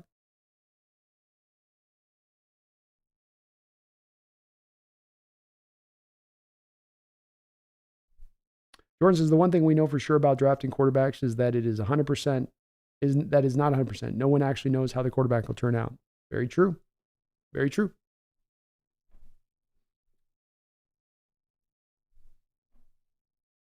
Kansas City Swifties running its scripts as LT. I guess they are. I suppose they are. So I feel extra point kick is up and good. 27-24 Kansas City Chiefs. Vic did I so wish Harbaugh would come here and drag his OC and head coach here, but that's never going to happen. He'll be in LA. I'd bet on that. I think they're the front runner for him, but I, like you, would love to see him most with him here. I think he'd be the best hire. Nicholas, I'm so over KC. Yeah, I'm ready for somebody else out of the AFC, aren't you? Misfit says Penix may be older and have medical contend with. He's often available in mocks at 16. He might be there, but again, like the processes that I think that takes Jaden Daniels to top 5, I eventually do think that the process will take Penix into the top 12.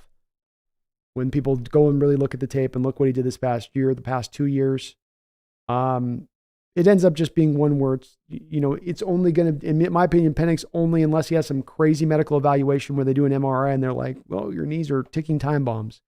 Anything absent that, I think it becomes kind of an easy process to see how, if you see these quarterbacks naturally start to elevate themselves through the process, how that's going to happen here. Take Anthony Richardson. This time last year, Anthony Richardson was looked at as like, okay, I think he's going to be like a first-round quarterback. 13 starts at the college level, really young, so talented. But then you went through the draft process and just raising, and you end up and he's in a top 5 state.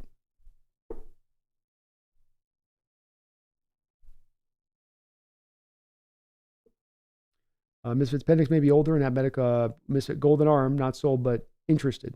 Watched a lot of UW this year. Yeah, I don't think I would like him here myself, Misfits, as a fit for Seattle. I think that he's a guy that's got to go to a place with a good offensive line that can pass protect, with a coach that's committed to operating an offense on time, on script. A lot of 3, a lot of 5-step drops. A lot of stuff scripted up precisely for the QB in a lot of ways. That's a guy like Peyton to me with the Broncos, but he's not going to be a fit for all places. Nick, thoughts on Cooper DeJean? When I went back and watched Cooper DeJean last year, I felt like Iowa had him moved into too many places. It was hard to project where his upside was going to be, or where his top end was going to be, or where his right position at the NFL level was going to be, which was also then making it hard for me to place where I would put him in the draft. This past year, they put him out as a true outside corner. They let him rock as an outside corner, and he was outstanding as an outside corner. So while his picks looked down this year from the previous year where he had 5, I think he actually had a more impressive season this year than the previous year. He's a first-round corner. I have him right now. I have him ahead of Kool-Aid McKinstry. Terrion Arnold is really pushing Cooper in my mind to being maybe a first-round. I have him a second-round guy, but he might creep up into the first round. Terrion Arnold from Alabama. And then that would put Cooper DeJean. He's somewhere between 2 and 3. As an outside corner for me. I think you got to project him out as an outside corner at the next level. I don't think that he's a safety. But it was very smart of Iowa and best for his draft stock to just put him into one position this season and let him roll from that position. But he's very twitchy, great footwork. Stop and start is tremendous. He'll run a real fast 40. I'm sure he'll run like at least a 4.40. Great ball skills. A real rugged kind of defender. He'll tackle and all that stuff as they've played him at times. Strong safety, free safety. They've played him as a Sam linebacker. He's been moved everywhere. Good player, fun player, unique player. All right, Josh Allen taking back over from the 25-yard line. He's going to take it himself here for about 7 or 8 yards. Nice carry on his part. John Hobbs. Hi, good peeps. What's up, John? Misfit, I really wanted Richardson early, late college season. Then we nearly had a chance to draft him. Nearly. Would have been interesting to see where they would have gone if he would have gotten down and dipped down to where they were at. Addicted to Hawks. I like Cooper DeJean on a Brat or Coney dog. Oh my God, that was terrible. Growing. Oz is good meat. Oz not too gristly. Misfit says your Penix points all make sense. I'd much rather prefer a mobile quarterback dual threat. Me too. With where our offensive line's at, that's where I think you got to kind of go with. It'd be great if you could put him that offensive, but I think with Penix, it's also, and you having watched a lot of his games this year, it's not just with Penix and getting him the offensive line to give him the clean pockets and allow him a lot of time to survey the field and be at his best to throw darts all over the football field. It's also about the fact that when you get him trying to roll off script and you get him throwing off platform, his accuracy kind of dips down tremendously at that point. A 3rd and 5 here for Allen back in shotgun. Chiefs showing a blitz. Got to throw this. Ball's tipped up into the air, incomplete, and that's a big stop by the Kansas City Chiefs. Quick turnaround at that point. You're bringing the pressure. You got pass rushers in the throwing lanes at that point. And you're trying to get the hot route read off here if you're Allen. Karlaftis does a great job coming off the edge.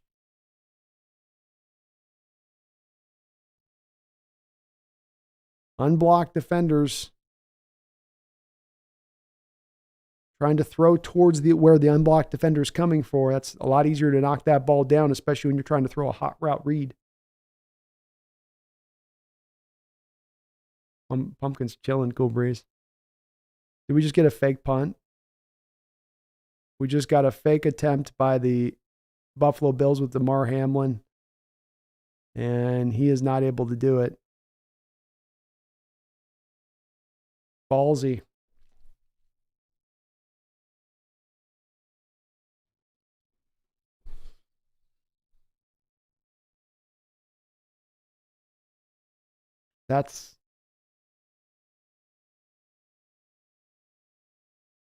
I know you don't trust your defense, right? You haven't drawn a punt all day. I get that.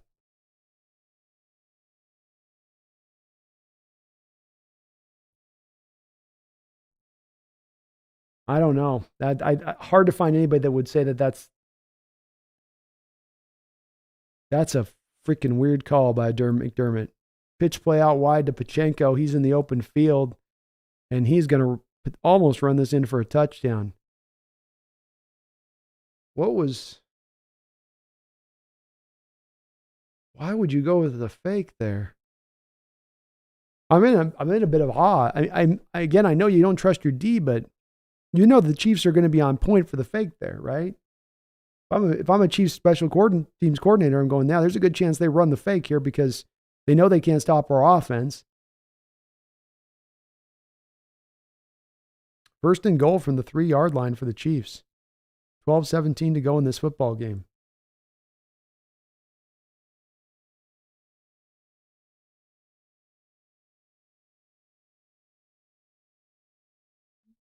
Ball's potentially fumbled. It looked like maybe the ground caused the fumble, though. They're going to say he stopped at the 1-yard line. And this is probably going to be challenged, I would estimate, from McDermott. Oh! Yeah, it's going to be challenged. It's bang, bang, though. I'll tell you that. It is close. He's spinning down to the ground, and the ball gets punched out right as it's bang, bang, and he's hitting the ground.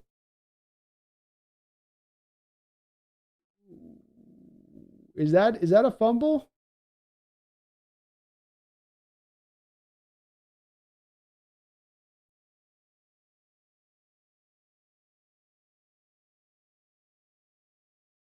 It's got to be fumble, right?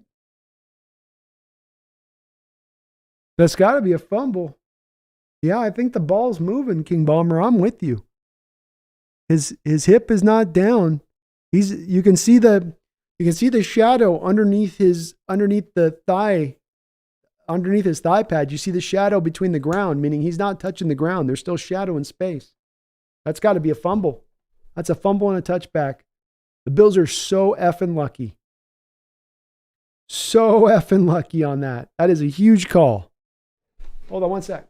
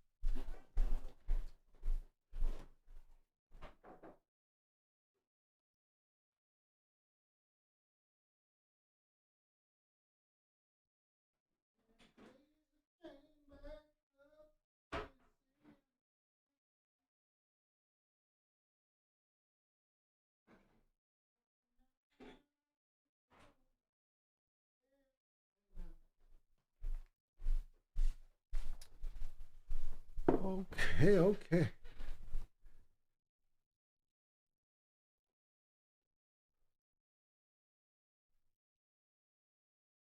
Oh, come on. You got to call us a fumble.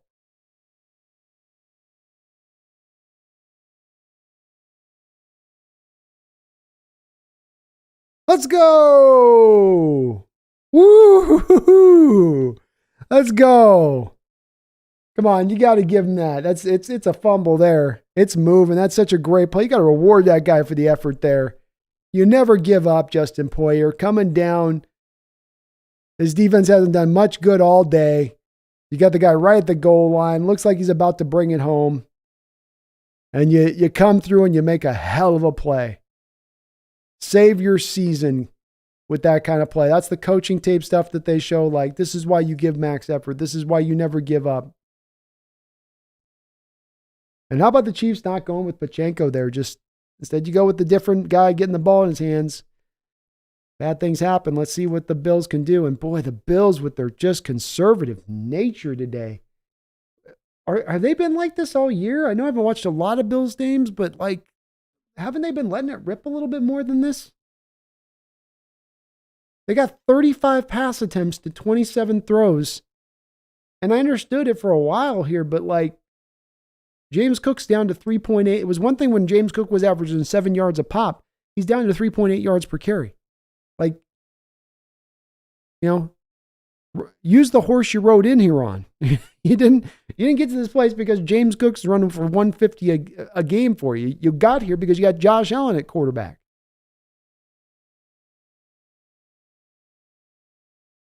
And still, like, just everything's a 2 or 3 yard throw here.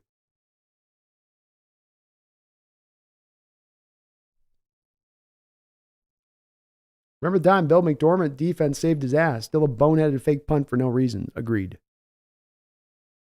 Still not a smart play.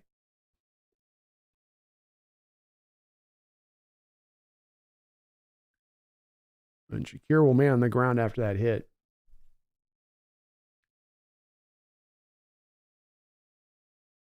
Big Hawks. Geez. The Bills player's been following the CJ Pro side workout routine for strong bones in her ligaments. I don't know why they didn't run with Pachenko. I was just running the same thing, Adrian X. Why wouldn't you just go with Pachenko there?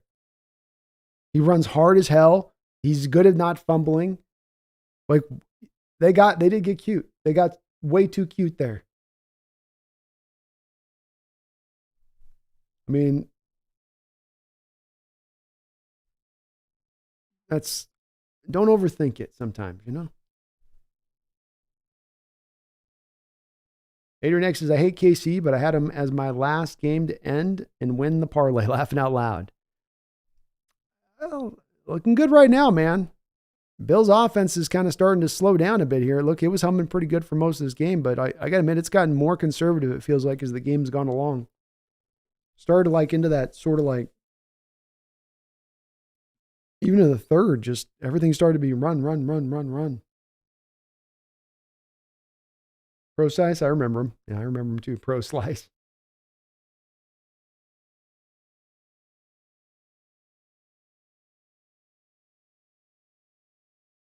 I don't understand why you wouldn't have an offensive attack today built around letting Allen be your guy. This has seemed like you built this more around we're going to run the ball today to get this done. And I don't know why you came into this game against the Chiefs thinking that the way to go and beat the Chiefs is going to be is running and pounding the ball. I understand using a bit of it and trying to control some of the clock through this game and trying to do a little bit of, hey, let's keep our time of possession in the right territory and space. But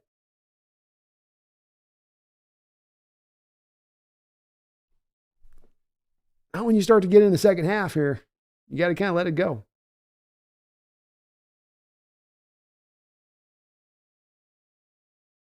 TGSG says the game doesn't matter anyway. It's a Ravens 49ers Super Bowl. Haven't you heard? That's right. I've heard that. I have heard that on a couple different levels.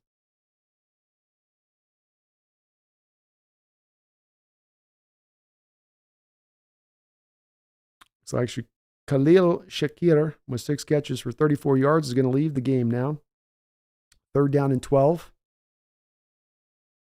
5 for 9 on third down conversions today for the Bills with an average of 7 yards to go. Chiefs showing a blitz, bringing the blitz. Allen dropping back to throw, letting it rip deep. What a catch! Oh my God, what a catch there. Sheffield get it? No, they're saying no catch. It looked good. Did he not get his hands underneath it? Let's see. Oh, yeah, no grab. Looks like it bobbled in his hands on the thing, unless that thing stays in the air. Let's see. Boop. No. Touched, bobbled, no catch. Good call. Close. Very close.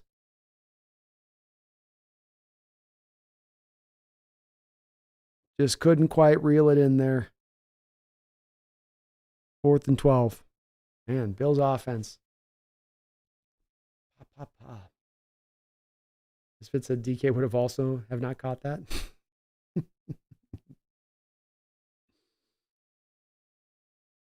All right, here's the punt. This will go out of bounds at the 42. Ugh. Not so good. That's the guy with the bad hammy, I think, though, right?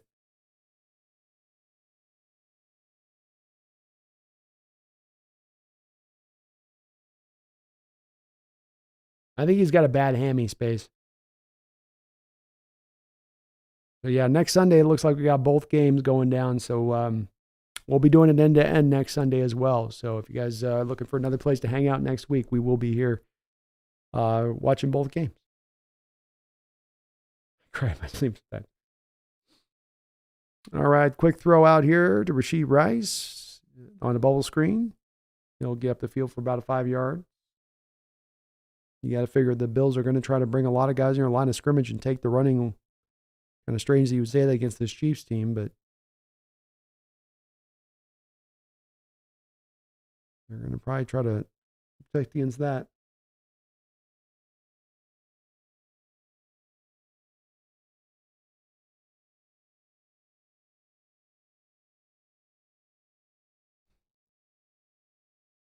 Pitch play outside here to Pacheco.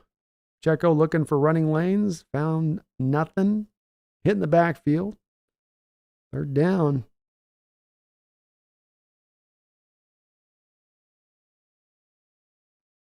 Costa Rica sports fan, I swear if we get another Chiefs-Niners Super Bowl. Yes, please no. No! Third down and 6. 9:38 to go here in the fourth quarter.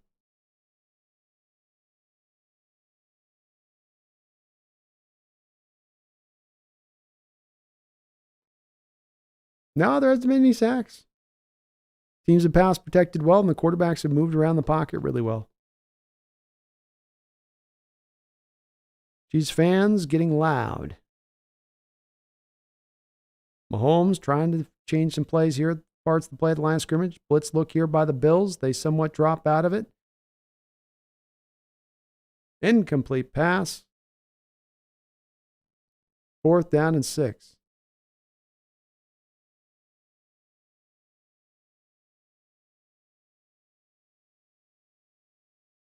Wow, that was a late flag. Got a very late flag.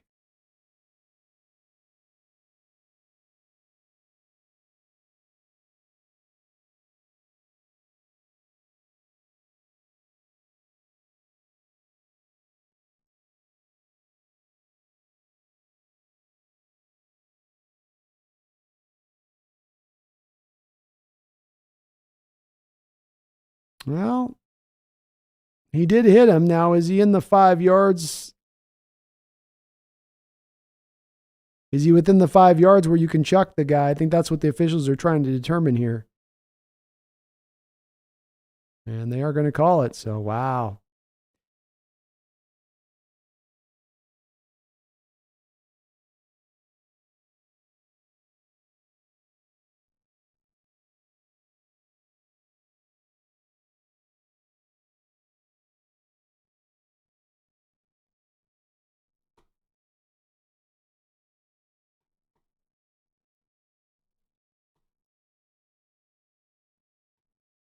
Andy Reid would be fun to have a few beers with Addicted. And I think Gino would look pretty good if he could eventually get them that great line like you talk about. All right, 1st and 10. Looks like the Chiefs are going to call a timeout here.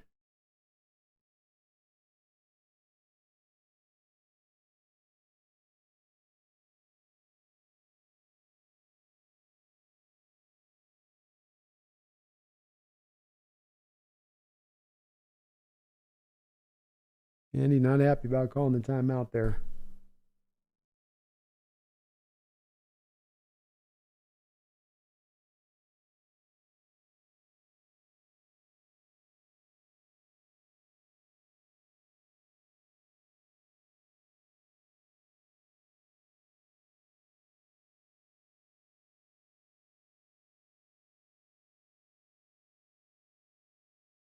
First and 10.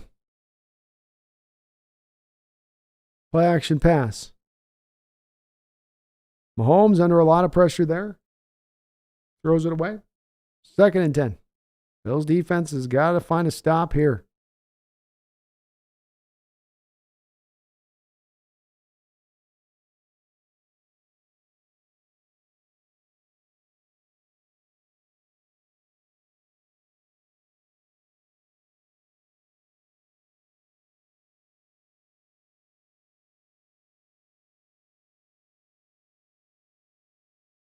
Second and 10. Bills at the 50-yard line. Mahomes signaling out his calls at the line of scrimmage here. Ooh, a little bit of an errant throw there. Nice job in coverage by the Bills. 3rd down and 10.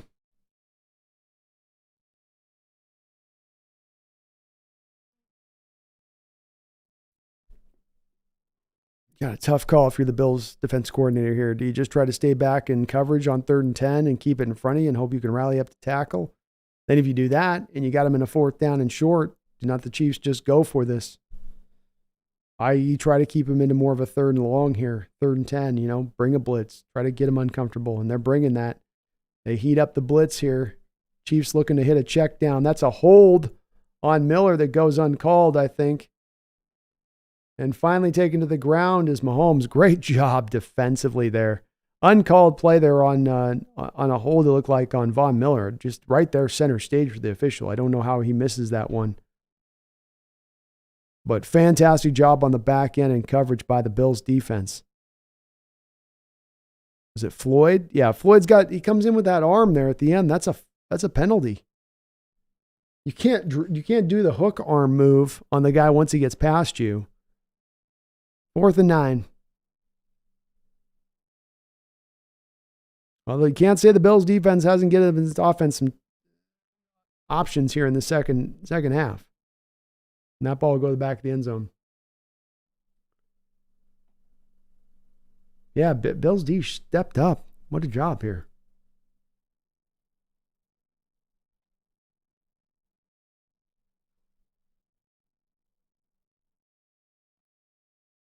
Gibson says I would drink with Reed. I think the time he is done will be considered one of the GOATs, if not already. Yeah, I think so too as well. Hard not to look at him in that respect with what the job has done both with the Chiefs and the Eagles. It's like 2 coaching careers. Pretty impressive.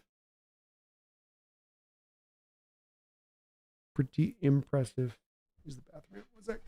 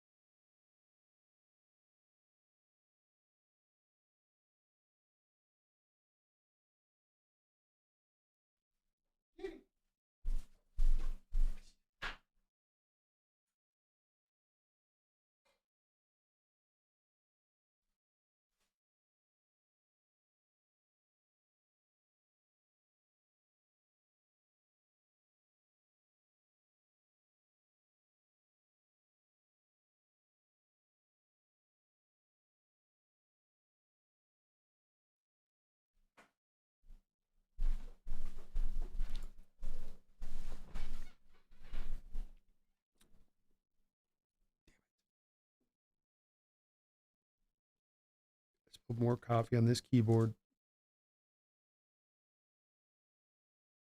Almost time for a new keyboard. I've spilled so much on this one. That's gross.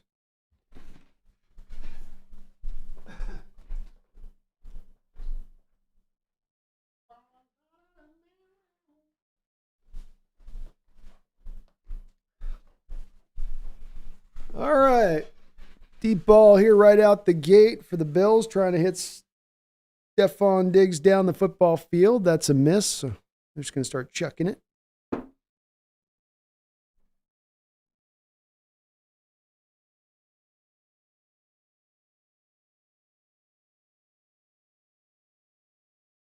No worries on Spoiler. I know sometimes people are ahead than I am on it.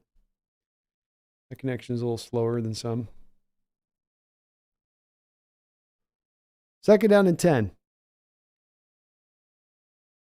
Bills on the 20-yard line in their own territory. 8:16 to go in this football game. Back to throw is Allen. Well, you do feel a bit of a difference with him, too, and just maybe the Chiefs and some of the pressure looks they've given or the coverage looks on the back end throughout the course of this game from defensive coordinator Steve Spagnuolo. But it does seem like they have definitely given him some bit more troubles than how he started. He was so poised and a bit under control and plan of attack to start this game off in the first half. You do feel like you've got a little bit of a different Josh Allen on top of that. I mean, the conservative play calling hasn't helped at times either. But he doesn't seem to be necessarily seeing things as clearly post-snap in what they're doing to him. Empty look for them now, 3rd and 3. Blitz look here from the Chiefs, double A gap pressure. They're bringing it. Hits him out on a bubble screen, well timed up there by the Bills. The ball's fumbled. They're going to say he's down. Knox still on the ground.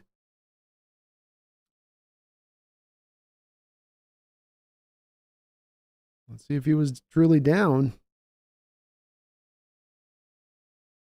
And yes, he is down at that point. I believe, right? I think he's down. It's got to be down there.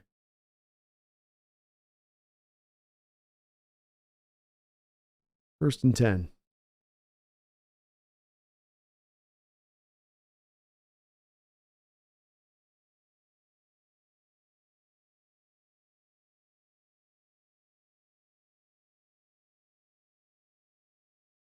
Are the Bills going to have anyone healthy next week? Maybe not. It's been a bit of a mash unit here as this game's gone along, and they're already a little light. First and 10. That was a great call by the Bills there, anticipating the Chiefs blitz there on that play.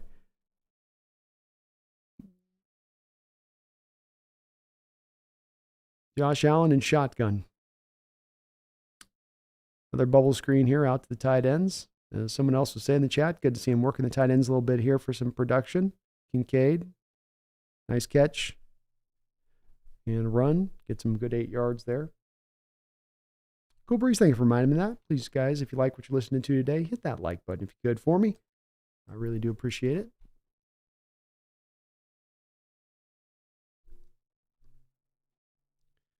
Second down and 2.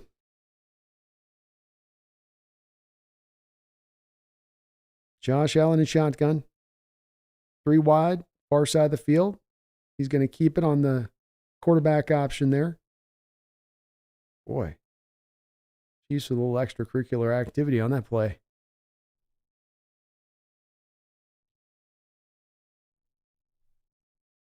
I think the Hawks is Brandon Mash Unit. Wonder if Hawkeye and Trapper John will perform medical miracles after the game. Na, na, na, na, na, na. Na, na, na, na, na, na. I saw somebody on Reddit post a great meme about that where they said if you heard this song when you were a kid, it meant it was time to go to bed. When you heard this song on the TV, and it was so true. Whenever you heard that song, you're like, oh, it's bedtime. First and 10 now. Josh Allen back in shotgun. Ooh, throws it in there to Gilmore. He was trying to throw it kind of low and away from the defender. Gilmore still got smacked on the play. Incomplete, 2nd and 10. Ethan Tech World, Brandon, what was your favorite movie from last year?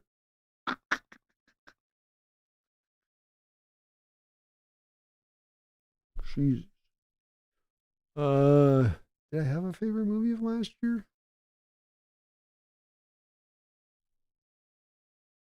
It's a pretty bad year for movies.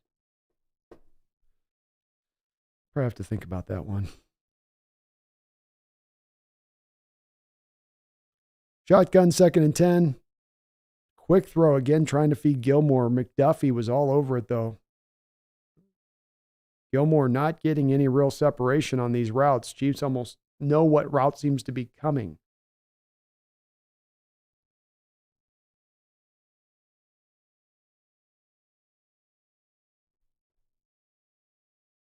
I don't know what my favorite movie would have been from last year. I'm trying to think about it. What was it? Was there any good movies last year? God, it felt like a hellacious year for films. I feel like I got people like posting John Wick 4 as their favorite movie from last year. It's like, that's kind of where we were at, you know. Allen's going to try to run this one. Fumble! Fumble! Oh, Chiefs get it. Chiefs get it back. Oh. Oh. That thing was bouncing all over the place. Allen trying to will himself to the first down. Ball fumbles out there. Chris Jones coming from behind. Chris trying to bear crawl his way to the fumble. Just couldn't get there in time. And finally, Brown, I think the center for the Bills there, fell on it. 4th and 3. No surprise here. Bills are going to go for it. Offense is going to have to get it done at some point. And hard to trust the defense even with the last couple of stops they've had. 4th and 3. Dropping back. Hits his running back out of the backfield. He's got it. He'll get up the field for a first down. I think that Shakir back out after an earlier injury. Nice little play call there. Chiefs were not even trying to play the back out of the backfield there. So just let him take the swing route. I guess he's kind of lined up in a, that's a great little orbit motion there into the backfield. You kind of create two guys in the backfield, creates confusion for the Chiefs. Good play design. 1st and 10. 4:46 to go in this football game. I wouldn't be surprised that the Bills are going to try to 4-down territory and maybe use the running game here a little bit to try to bleed the clock, or bubble screen like this, which has worked pretty well as well. The bubble screen for him here has almost been like the running play. Cool Breeze says, my tequila's gone. Y'all pray for me.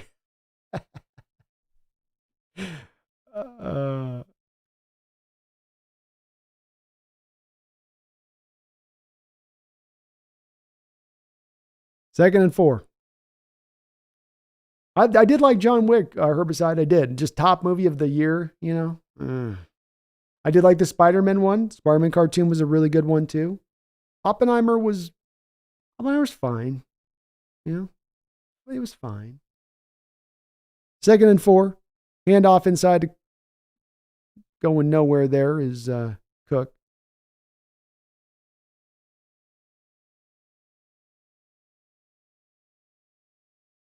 I think I like Spider-Man the best of those that you mentioned there, Herbicide. But again, I think it's just one of those years where there wasn't a clear movie that, maybe like was Dune last year? Maybe Dune?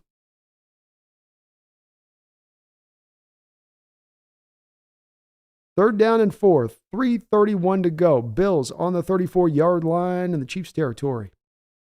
Cook will line up in the backfield. Trips to the far side. Nice throw. Good decision making there by Mahomes, or by Allen. It's Sherfield there for a first down. He's fallen off his back foot there. Bad snap. Regathers the ball and finds his receiver. 1st and 10. And if I am the Bills here, I am looking to also bleed this clock and score. I do not want to give Patrick Mahomes any time left on this play clock. I might even run this out of first down and just get it down to the 2-minute warning. 1st and 10. Just what they're going to do.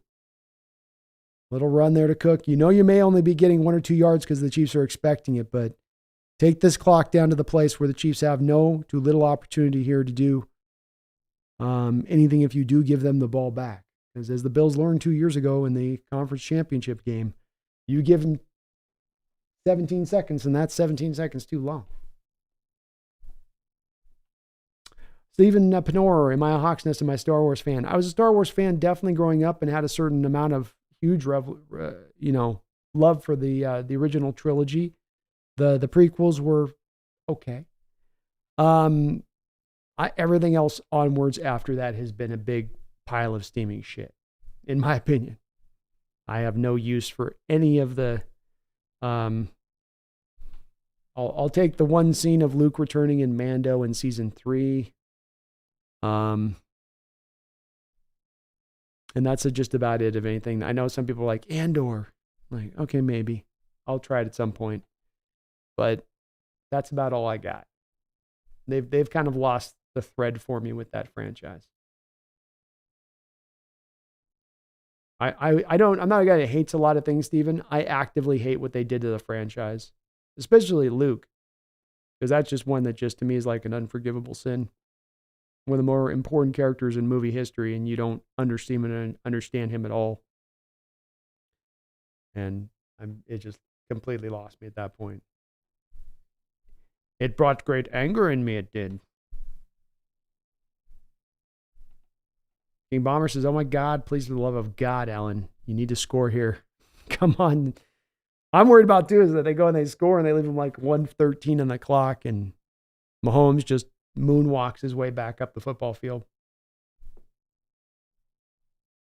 Cool Breeze is tequila, then beer. I'm the winner. It's clear. That's how it goes, man. Or, it depends where you're from. There's always a different iteration of it. Cool Breeze movie sucks since 2010. IMO. I don't know if it's tech or whatnot, but writing seems trash too. It's what you have is a lack of care for the story process. Everything's now a bit more conveyor belt and just get it out. And little things don't matter, just getting the overall deal out. And so what that leaves you is a lot of stuff that stops to making the little details in full is what makes the movie experience. And you specifically pointing to the writing is a big part. Absolutely. Where you understand that the stuff's being lazily written. I was trying to be a screenwriter in my early 20s, and I rewrote scripts hundreds and hundreds and hundreds of times over. What you're watching a lot of times with these movies and anything you're watching entertainment-wise, you can be streaming, you're feeling like you're watching the first draft or second draft of something being pumped out. There's just not the same kind of level of care to detail, the care for making quality art. Instead, it's not looked at as art, it's looked at as this product. And the second it becomes product instead of art, then you got a whole different way in which they're building stuff. But I agree with you. I think that the craft itself has lost so much in the last 10 to 15 years. And it's sad because we don't get original stories. We don't get as much of the, instead now everything feels a carbon copy of everything else. Everything looks the same as everything else. And the dialogue feels the same in every movie, 2nd and 9. Empty look here for Josh Allen. He lets it rip. Man, boy, what were they running there? Four verts. Gibson, you got to be careful with tequila. Josh, hit the drag, man. Oh, Josh, you had the drag wide open, buddy. He got his head determined. He wanted to get down the field with it, and he had the just drag sitting right there. Okay, well, put yourself in a distant. Well, yeah, you're going to go for the field goal here if you don't get it. Yeesh.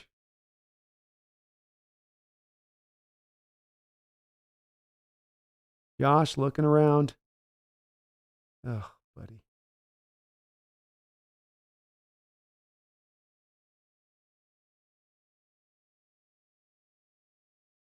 Call. You got to take the points here, and you hate doing it if you're McDermott. Well, you got to just take the yards on third down, second down. Boy, he had a couple openings there to throw it. He just got tentative with the ball. It's a little bit like Josh in this half. He just hasn't had the same poise and setup, and it's almost like he's trying to avoid throwing the interception. Like they've told him, don't throw a pick this week. This is not an easy kick. Yeah, and he misses it. Oh, Jesus.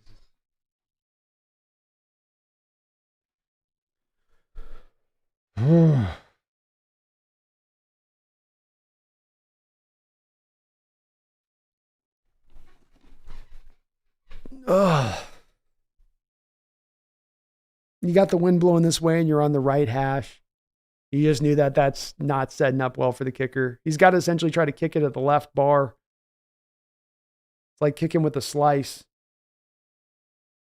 And you got to put the wind turns it into a slice. Yeah, the wind, when you saw the wind whipping at the top of the bars, and you saw him on that right. Remember with the kicker, those right-footed kickers, they always want to be on the left hash for the most part, wherever the wind's blowing. You put them on that left hash, and then you have the wind pushing this way as well. And it's not a short kick. It makes it just a little bit tough. Handoff inside to Pachenko. Dude, 9 yards. That's the worst outcome there on first down.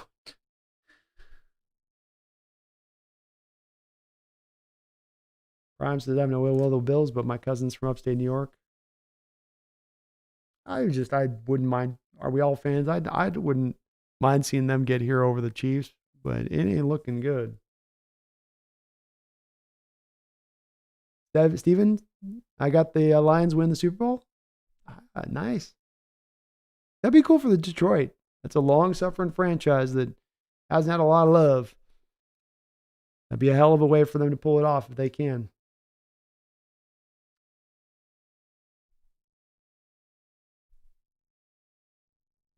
Yui, I felt like, interested to your thoughts, I felt like Buffalo got really conservative in the second half of this game. And I say it a lot of times, that's a first down run by Pachenko, and that's game over.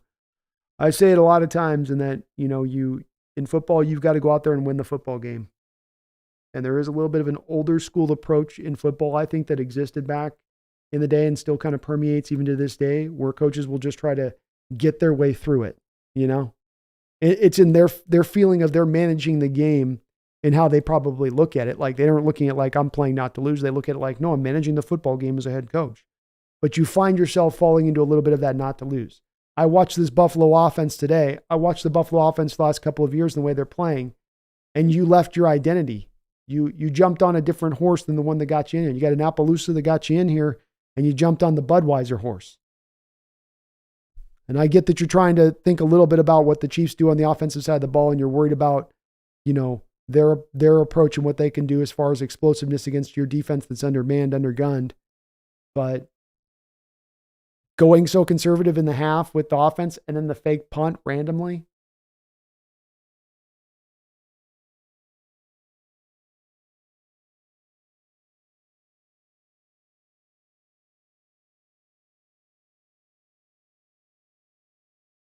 Ravens have the home field advantage next week. Tommy, how big is the Bills' window after this? I think you have Josh Allen where he's at in his career and as good as he is. I think you've got as much of a chance as ever. Injuries hit them this year at really tough, at really prime spots in their defense. And I think that definitely undercut a little bit of what they were able to get done. It does become probably a little bit too much of leaning on it needing to be on Josh Allen's shoulder or nothing for them offensively speaking. They probably are going to eventually have to make a choice here on what to do with Stephon Diggs, and maybe even this offseason. And so it's, they're going to have to make some smart moves. Miami's coming on strong in that division. If New York gets themselves their quarterback situation ever right, they're going to be tough to deal with. So, they've been able to get by on the division not being as good with a couple of teams in the last couple of years too. So it's open, but they got work to do. Biggest sell job by the Bills ever. You're in a division title game. You end up throwing the ball 39 times. You end up running the ball 39 times. How do you walk into this game from a Bills perspective and say, we run the ball enough to run a 50-50 split in this game? We're so good. People know us so well as a Buffalo Bill team and how we run the ball. We're going to run the ball 50-50 in this game. I think that it's kind of an asinine approach. You knew Josh Allen was going to have to come in here. And like I said, there's few quarterbacks that could be the hero guys. There are few quarterbacks that could put the cape on. He's kind of one of them. And he might throw a couple picks in this game. If you play him, just let him play his typical loose and free self. But you know what? He might just go and win it for you too. defensive-minded coaches, conservative natures. I have hammered it over and over again. It's not just a matter of that they're defensively driven. It's that they will allow that defensive-minded approach, and it informs everything else in how they coach. It just has some defensive coordinators can get out of it, but you see how it'll inform them in every which way. I feel like McDermott's fingerprints were in on this game. He's got an intern, called him an intern. He's got an interim offensive coordinator there in Joe Brady because he already fired one guy. So you can't tell me he's not in there saying, I need that. He's probably saying my defense can't sustain two typical Josh Allen interceptions this week. Is what he's probably said. So you're going to have to run a lot more conservative attack. And then that starts to inform everything. And now your offense is less explosive. And you walk out at the end of the day scoring 24 points instead of maybe now they'll put up 34 points, 37 points.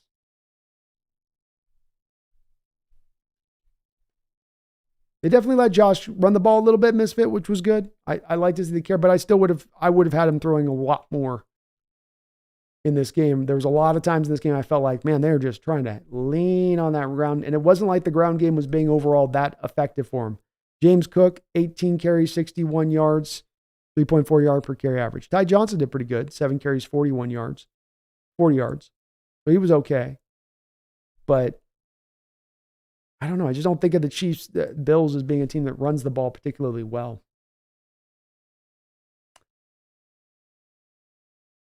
Dennis Wilson, I wouldn't want to face the Ravens either. They are a monster. Space 6 straight AFC championships? Nah, Ravens will get it done. I think Dox Andrews will not be healthy for the Ravens game. He's out for the year. 185 yards passing. Jeez Louise. Oh, Andrews is playing Huey? Okay, let's go. That's a big Benny for the Ravens. Bomber said, this is why I don't like Mike McDonald. I get it. That's always the one part with the people that say no to the DC. No pushback here. No, yeah, I get that. I see it so often in these defensive coaches that it's almost like they're unaware of it. It's like a subconscious tick.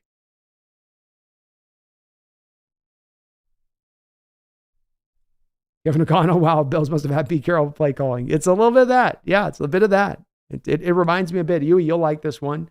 I mean, doesn't it not remind you a little bit of the Cowboys game in the playoffs a couple of years ago? Where, you kind of didn't figure out until you were into like the third quarter to let Russ get out there and go, and then you're just throwing it all over the place. Steven says, Hawks Nest, man, you're really awesome at calling games and having a journalism vibe. What is your history with football reporting, or whatever have you done? Very impressive. Well, thank you, Steven. I appreciate that, man. I've tried to improve with this over the last couple of years, and hopefully that does show. I don't have any reporting background, to be honest with you. I've got a little bit of a writer's background, I'd say, but not anything as far as a reporter's background, though. I will say in doing this, I'm trying to take at times pages from what you would have a reporter do or try to do in the way I operate, for sure. So it's definitely the intention to hopefully speak like one, talk like one, kind of act like one a bit, but no background, no formal training. I do have a dad that was a radio DJ, so I learned in doing, he was like a morning radio host guy. So I'd go into the office with him. I'd be in the other sound booth, but I definitely had a lot of growing up listening to Dad in the booth and his little techniques of the trade and stuff. I've certainly pulled a few things from him. You remember the amount of mistakes made on both sides of the ball cost them? It did. Bills like the Green Bay Packers. Two games very similar in that these teams that lose had their opportunities to win. They had their chances. How funny Buffalo's in.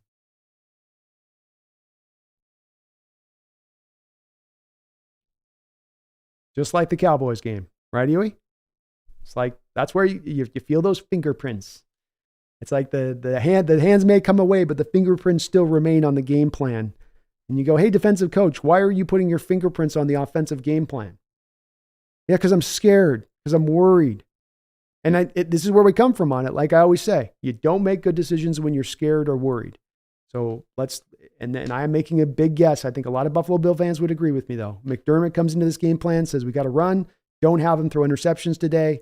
Tell him to use his legs as much as he wants. But I need him to not be throwing any of these kind of, no crazy Allen throws this week, no crazy interceptions. My defense can't sustain that. My defense can't handle that. Like, oh, okay. It's, protect my defense. And I think you're into that protective state. You're into that fearful state. I'm worried I'm scared if we give Mahomes 2 interceptions, he's going to just take us out to the woodshed. It's like, well, did you play this season with Allen back there with a fear-based mindset about what the other offense was going to do to your defense at that point, no matter how bad at times your defense might be playing because it was undermanned? No. But you do so right now because of the specter of Mahomes in front of you and Andy Reid. Can't do that. Can't operate that way. But they have a penchant for it on this side of the ball. Cecil, I think you're right. Ravens will take care of this Chiefs team. I don't think this is as good a Chiefs team as they've been in recent years. They've done a great job of staying alive. People call them kind of the zombie team this year. They are a little bit of that. But I think next week it comes to the end. I hope Lamar goes off, says Big Hawk. Yeah, me too. Big Hawks, Brandon, I do trust you for my football news 1,000 times more than any of the local Seattle hacks. Maybe press coverage will be better with Carroll gone. It's possible. I don't think the new guy's going to get as much of a free pass at times as Carroll got. And I certainly say that I would hope that they would start to step forward at that point. As I say, I think it's a bit of their job in that point to come in there. I don't expect them to be adversarial on a weekly basis with the head coach. But, there's somewhere you can be between adversarial and giving a free pass, right? There's like a happy medium in there somewhere. Braden Philbrook, how you doing? Good to see you in the chat. Dropping in. Ben Garrett, Allen comes up small again. I don't want to hear he's better than Mahomes anymore. Oh, no, I would never say he's better than Mahomes. Mahomes is by far and away your best quarterback in the sport.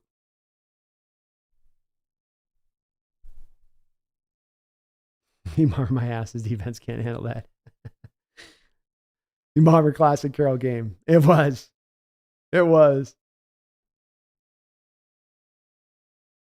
They should have got Key Bomber. They should have gotten this game, but they instead got super kind of fearful with their approach. I think. We're gonna hear a lot of Bills fans saying that. I think in this game, like, why did we step out of character in this particular matchup? Don't do something different than what got you there.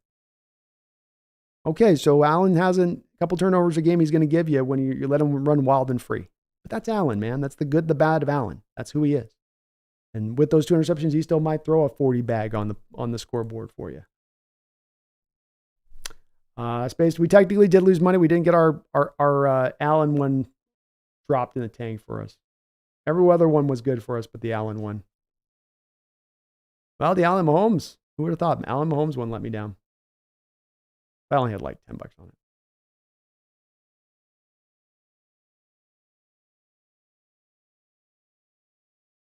Steven Miranda, he got there more than Gino. Bahaha. I think Alex Brandon totally agree. You are balanced. I sadly feel local press or lapdogs. Kind of rough for me to say, but how I feel.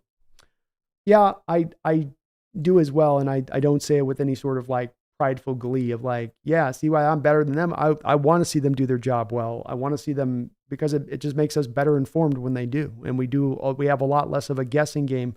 And very often through these last couple of years, I'm asked questions at times that has to be a bit of an educated guess rather than me having some kind of person at the media point who's been able to kind of track down an answer in regards to specific questions. And maybe we'll see a bit of a different changing of that as we go forward, where Carroll had earned with the pelts on the wall that he had the right to be able to say, media, don't you come at me hard. I've got a reason for why I do it. I don't want to deal with that part of it. And that was the okay way to go. I don't know. Even the Hawks Nest, what if Mike McCarthy came to the Hawks? Think that would be a good fit for us? I'm a very anti-Mike McCarthy guy, Stephen. I've heard a good collection of stories here and there. Just doesn't seem like the most driven of coaches to me. He just kind of seems like a guy that's happy to be there. I think he's done already the best work of his career. I think his best days are behind him. There's a Green Bay connection there with Schneider if he was to be let go, but I think at this point, Jerry Jones would have let him go if that was going to be the intention. You know, you don't want to be late on these coaching searches. You want to have already undergone your process if that's what was going to happen. So the fact that didn't occur and that Jerry quickly went back and said, okay, we're running back again with McCarthy. means that they're going to stay with him. Part of also with the hiring of them with McCarthy is I think that my opinion on this, Stephen, is pretty close to aligned to what you would see league-wide in the view of McCarthy. Not that he's a bad coach, but that it wasn't the exciting hire. It's a hire that the Cowboys have to make. When you look through the Cowboys hires, minus a Bill Parcells in there that you've had, but ever since Jimmy Johnson's left, you're having to go grab guys that are going to have to be okay with Jerry Jones above them in the personnel decision-making, above them in his relation to the press, and always going off half-cocked about this or that. And that means you're not going to get the most desirable candidates. My point of this being, Stephen, is that why would they not fire him now, even though a lot of people were kind of clamoring for it, is because who's the next guy you're going to bring in here to deal with that situation? I get the 80-year-old Jerry Jones making personnel decisions, or his son, if not him, or a combination of both. And so this leads them to be kind of stuck. This is why, Stephen, for years they stayed with Garrett. Cowboy fans wanted Garrett out of there for years, but they hung in there with him because they don't have better options. Because you got your stupid ass owner operating as a general manager. And that's dumb on a lot of different levels. And the fact that 2024, we still have owners who think this is a good idea. It's just the hubris, the ego, But no, I don't like Mike McCarthy. I think that you could do better as a hire. That would feel so retready to me. Triple retread. Being more Seahawks, you and Jesse should collab for the NFC Championship game. We can help them understand Purdy is not him. I think Jesse's going to be pretty busy this week. He's got probably a multitude of shows cooking up. As once again, the Niners get to go deep into the playoffs. So good for those content creators. So nice for them. Well, my team misses the playoffs. And Purdy did get lucky, LT, on some of those dropped interceptions. I don't know if it's the fact that he just throws the dead duck instead of the spiral, and it's harder to reel in for those defenders. Boy, he gets his share of dropped INTs, does he not? Space, I thought the Bills were going to win too. He says, Bills were right to be fearful of too much Josh, but don't buy a Ferrari if you don't like to go fast. But the key to their loss was the defensive coach's defense wasn't up to par versus the weak Chiefs. Yeah, I mean, definitely they were able at times, the Chiefs, to kind of just motor through your defense. I think you kind of knew that coming in, though. This is where you got to inform your process, even if you're a defensive-minded head coach. And, hey, I'm down Daquan Jones. I'm down Matt Milano. I'm down Tre'Davious White. I've got a defense beat up in other areas of it as well in addition to that. I'm not going to be able to lean on my defense today as a strength. I'm going up against Mahomes, a guy that has shown he can go through my defense fairly easy before. So I've got to lean on my offense. They're going to have to carry the day for us, which means, like you said, got to let that Ferrari get out there and go fast at that point. It'd be a bit different if maybe you had a couple of these other guys back into the fray and you were a little bit more healthier than you are defensively. Steve Miranda, Packers, lucky Purdy didn't go off last night. I don't know. He just didn't play. He just had a little bit of a struggle in the rain. Glove on, glove off. You could see the grip wasn't right on some of those throws.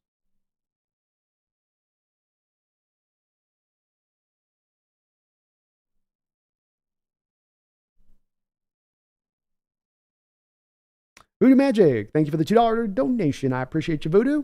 Thanks for the long stream. Hope to see you on Twitch. Well, thank you for reminding me that too, Voodoo. We will probably be on Twitch tonight. I might be streaming tonight. I have to get a couple guys on playing. So I will be streaming a lot on Twitch in addition here on the YouTube channel.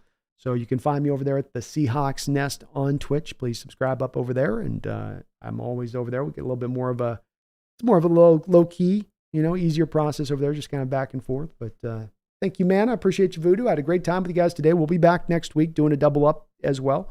So we'll be back next week doing both games early and late. Ole Kincaid played well. Yeah, kind of, especially from the receiving crew. Alan, I think the Ravens are going to win the Super Bowl as well. Drunk, I can't imagine the Lions win the Super Bowl, but if it happened, it would be pretty cool for that fan base. They've been long suffering enough, Steven says we're going lion hunting. Best of luck, Steven. Huey says you can definitely win as a defensive coach, as your head coach, but the defense has to be elite. Amen. Amen. I think he's got to, and the more he's willing to let the offensive coordinator do his thing without coming in and trying to have his 2 cents, the better as well, in addition to that, if I may add an extra.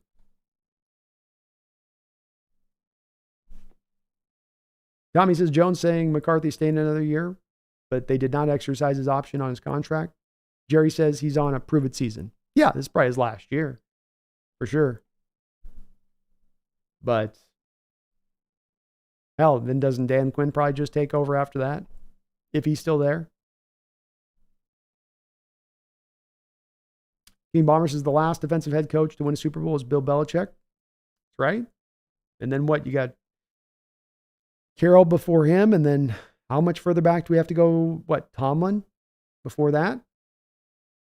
Alan says, evening B and all ride or die 12s. What's up, Alan?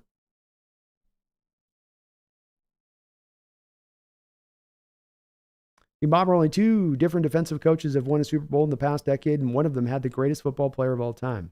So unless you have Tom Brady, you can't win with a defensive guy. Great points. Great points. Steven says, Hawks Nest, okay. That makes sense. Didn't know that. Dan Quinn would be the best. It'd be insane. In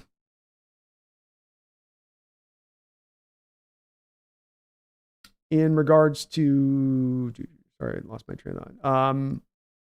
Yeah, Dan Quinn's been, I think, kind of circling around that job just a little bit. I think that's one of the reasons. I've wondered if that's part of the reasons he's not taking another head coaching job, is that he's got he just knows with McCarthy, Stephen, it's a matter of time. I've gotten a bit of an instinct that Dan's kind of in the deepest, darkest recesses of his mind, he's kind of thinking that. But yeah, it makes it a hard factor. If you look at some of the head coaches that have come through there, like I say, absent Bill Parcells, every other coach that's kind of come through there has been right? Has been just kind of really? That's what you're going with, Jerry? And I think it's just that these coaches don't want an owner who's not a general manager. I wouldn't want it either. You know, you can only imagine the wild ass things that Jerry does and his son does at times, probably in their process. And they're not all bad, but there's just enough of a wild child in there that it throws you off.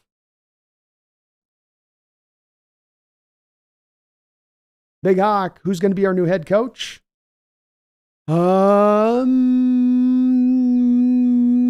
Vrabel. How about that? King Bomber.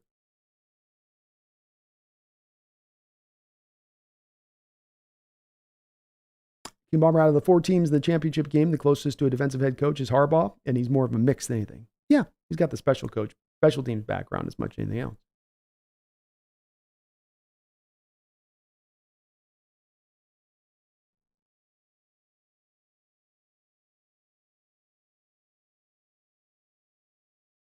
Here says when 49ers made Super Bowl last 2 times, that was on a strength of defense. I think that was where the bigger part of their strength lied, that's for sure. Still led by an offensive-minded guy, though.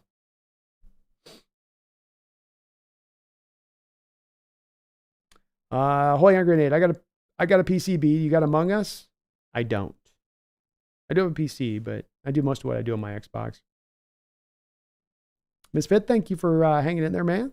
Long stream.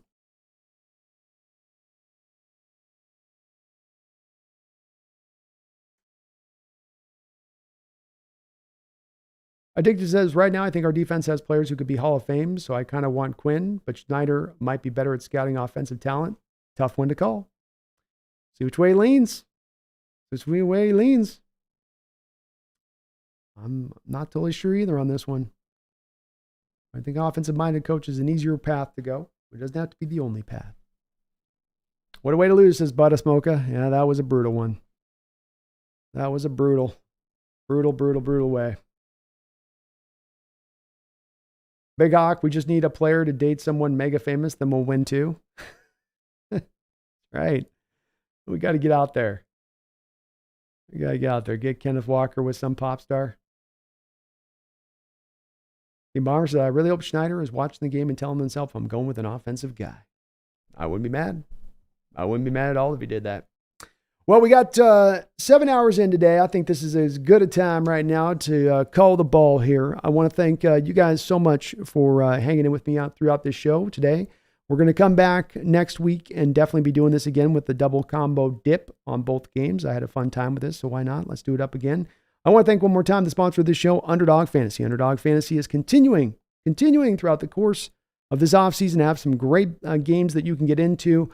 Everything from hockey to basketball, baseball is coming up soon. You want to get in on any? You want a weekly underdog? You want to do not weekly, but you want to do a weekly fantasy? You want to do a daily fantasy in any of these sports? You can do it anytime. And when you use my code right now, that's going to be NEST. You can right now be able to have them match you up to $100 of your first deposit on me.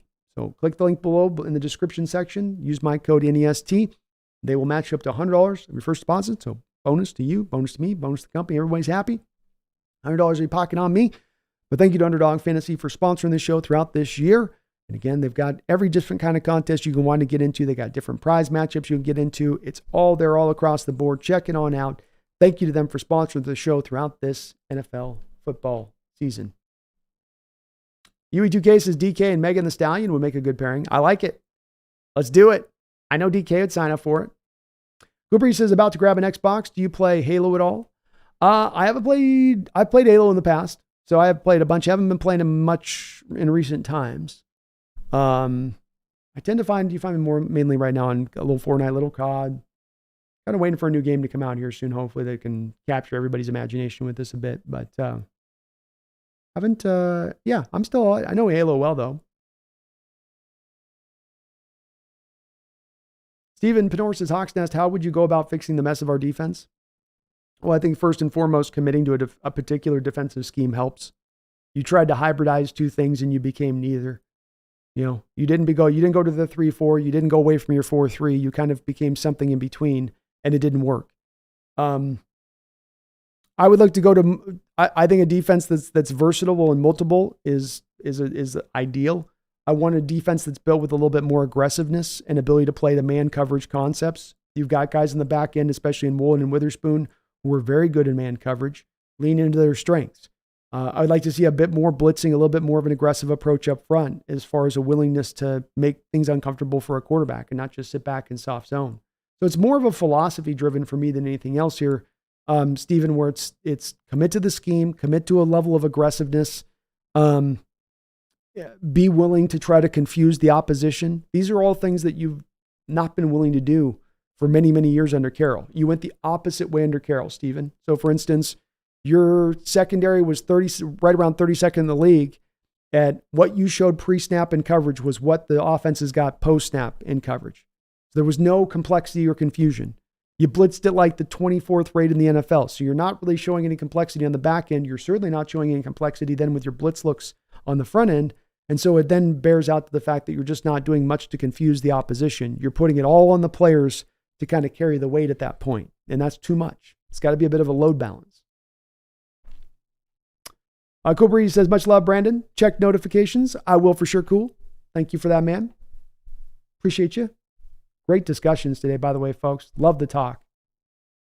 Spaces, what's your Twitch channel? I tried to find it. You're under the Hawks Nest. It's the Seahawks Nest on Twitch. If you want to look, guys, down in the description section, I actually have it linked, or at least the username down the link down in the description section for the Twitch channel over there. Also, the Twitter page and all that stuff is down in the description link. So you can find it down there as well, Space. But the Seahawks Nest.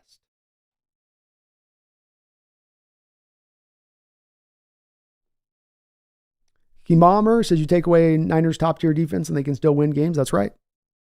And that's what happens when you got that offensive mind like you're intimating about, kind of lean back on. Go Hawks, Allen. Go Hawks. Holy hand grenade. I got COD on PS5B. Crossplay is the thing now. I'm down. Hit me up. I haven't been doing much COD lately. This recent COD's kind of blown me out a bit and then I just didn't enjoy it that much. But I'll probably pop back into it. I've been doing a little bit of a Fortnite mode, but I'll probably, I swing around on the different games with that, to kind of keep it changed up. So I'm down. Look me up on that. I think I'm actually Claws of Cain on COD. Something like that. Claws of, with the O instead of with a 0 instead of an O. I'm down. You can find me under YT Hawks Nest on Xbox. You can friend me up over there too.